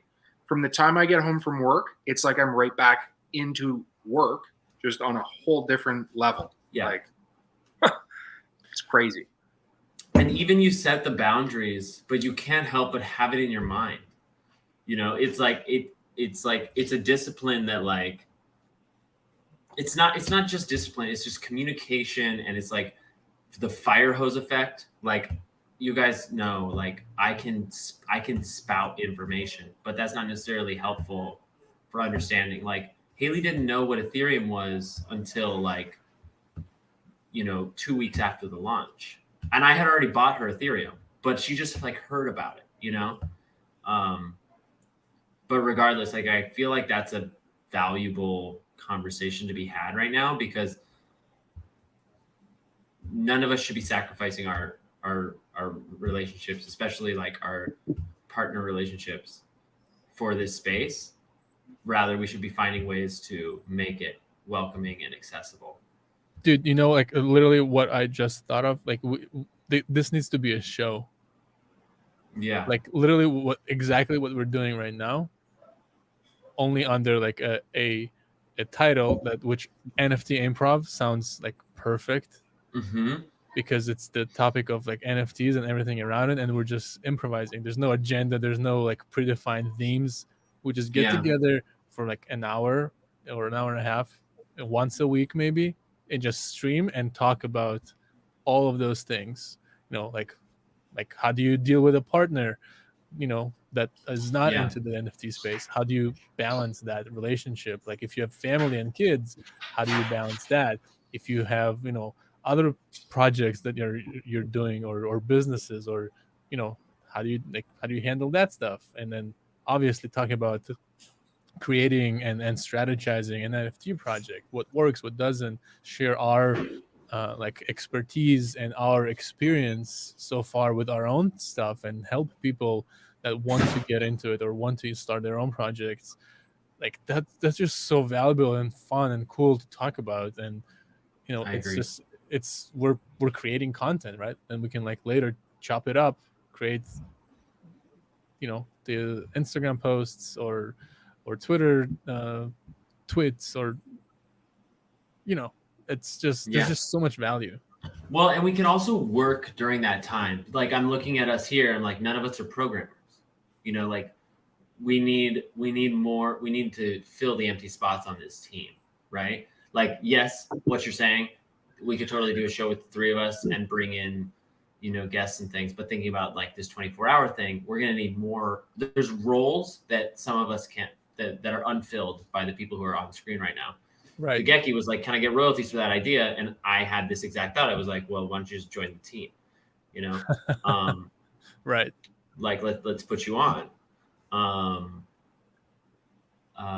And so we can so the work that I can do during that process is going to be different than a programmer, right? A programmer is not going to be ready to work until the idea is basically set. Right. But you can do sketching, I But can do so posting is- ideas, tweeting, asking questions, Is the researching. objective to actually create the NFT in the 24 hours, or the 24 hours is basically we start, we get a bunch of people to drop random shit into the chat, we run with one of the ideas, and then we build the roadmap, create the actual what we want it to look like, and then the entire game plan is set, and then we make it. I think it's actually both. I think once a week or once every other week, whatever, or once a month, whatever we feel is best. We do 24 hours where we get a suggestion from the audience. We conceptualize, develop, design, collaborate, edit, and create and mint an NFT. And if it has legs, then we give it a next step. You know, if there's something that just can't be created in 24 hours for whatever reason, we do. What if it sells out? Could you imagine we come up with the idea, we manage to like create it within the first 16 hours. It's listed by hour 17 and sold out in 24 hours. Yes. That would be remarkable. Yes. We'll see. I don't know. We have to be very aware that we can be aware of many things all at once. Number one, that there are NFT collectors in the community. And number two, that there are low-key collectors who just want to support the community. You know, they like throwing 20, 50, 150 bucks at a project because it's that person's early projects, and it gives them the fuel and the confidence to take on another, and that's fantastic. But the entire market is soon going to be experiencing a high amount of supply, and the demand will diminish. So, you know, it very well may sell out. It depends on what it is and how many we mint and everything else. Of course. We can just mint one for 0.00001. I think it'll sell out. Yeah, we'll guarantee selling. We'll guarantee that we sell out. That's what we'll do. We'll be like, we guarantee you, whatever we create in 24 hours is definitely going to sell out. Sell out. And we list 10 for like $1. Good night. Good night, Marsan. Is this Marsan from Clubhouse? Cons? Actually, I gotta head out as well. Yeah, so do I. Let's wrap it up. Yeah, let's. It's almost 1 o'clock. I'm back up in 4 hours for work. So. Yes. All right. Well. All right. This everyone was so on much Twitch, fun. thank you so much. Thank you for the love. Thank you for the bits. Thank you for the songs. Thank you for hanging out while we develop this community. Much love to all. This is super cool. It's a badass day. Not to mention, we hit 129 subscribers. We're 20 subscribers from me taking another day off work, which is just bonkers to me. I set 100 as a high goal for this month, and we're already past it. So we're like halfway through the month. This is wild. Thank you, Eric, for your vision on this giveaway, for coordinating this, for getting the cards. Like, amazing. If you didn't join the Underworld Discord, do so. We also have this new. Did I drop? I think I dropped this earlier, but I'm going to drop it again. We have this new VFam Mothership Discord where we're playing with multiple projects in one server. So my project is there. We're going to start bringing in other projects until it becomes too much. I don't think it will. You'll have to let us know. I don't think it will become too much because you can select which sub-servers you want to be a part of. But I think Droshik's got to lead. So yeah, I know. Join the Discord. Let us know. Good night, Droshik. Thank you for being here. Yeah, we should all tune out. I don't have a big fanfare for the end. Maybe we can work on that in the future. But for now, I think we just say thank you and nice work. Let's fucking go, Jay. Let's fucking go. All right. Oh, kazoo ending. They asked for it. Here we go.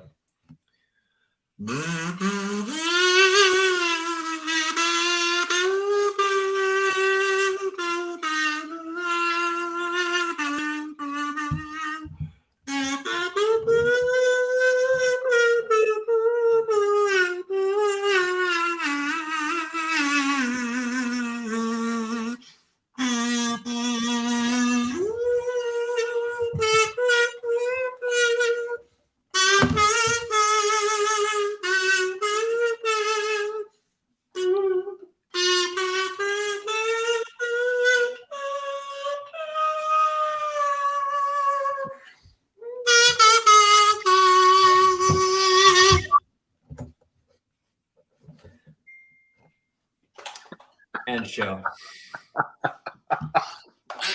I love it. You asked for it. You ask and you shall receive. That is the motto of this channel until I can no longer deliver. And hopefully that day will never come. Epic. We got an epic. You know, the other reason I haven't left or closed this stream is like I don't want to. Like I'm having so much fun. Like this is really great. But the time is nigh. 5 hours and 45 minutes. It is time to say goodnight. I'm going to chop up all this content, try to get it out. There's a podcast coming tomorrow with a weekly recap. It's all happening. Thank you for being here. And we'll see you tomorrow. Have a good night, guys. Good night, everybody. Okay, take it easy. You too, man.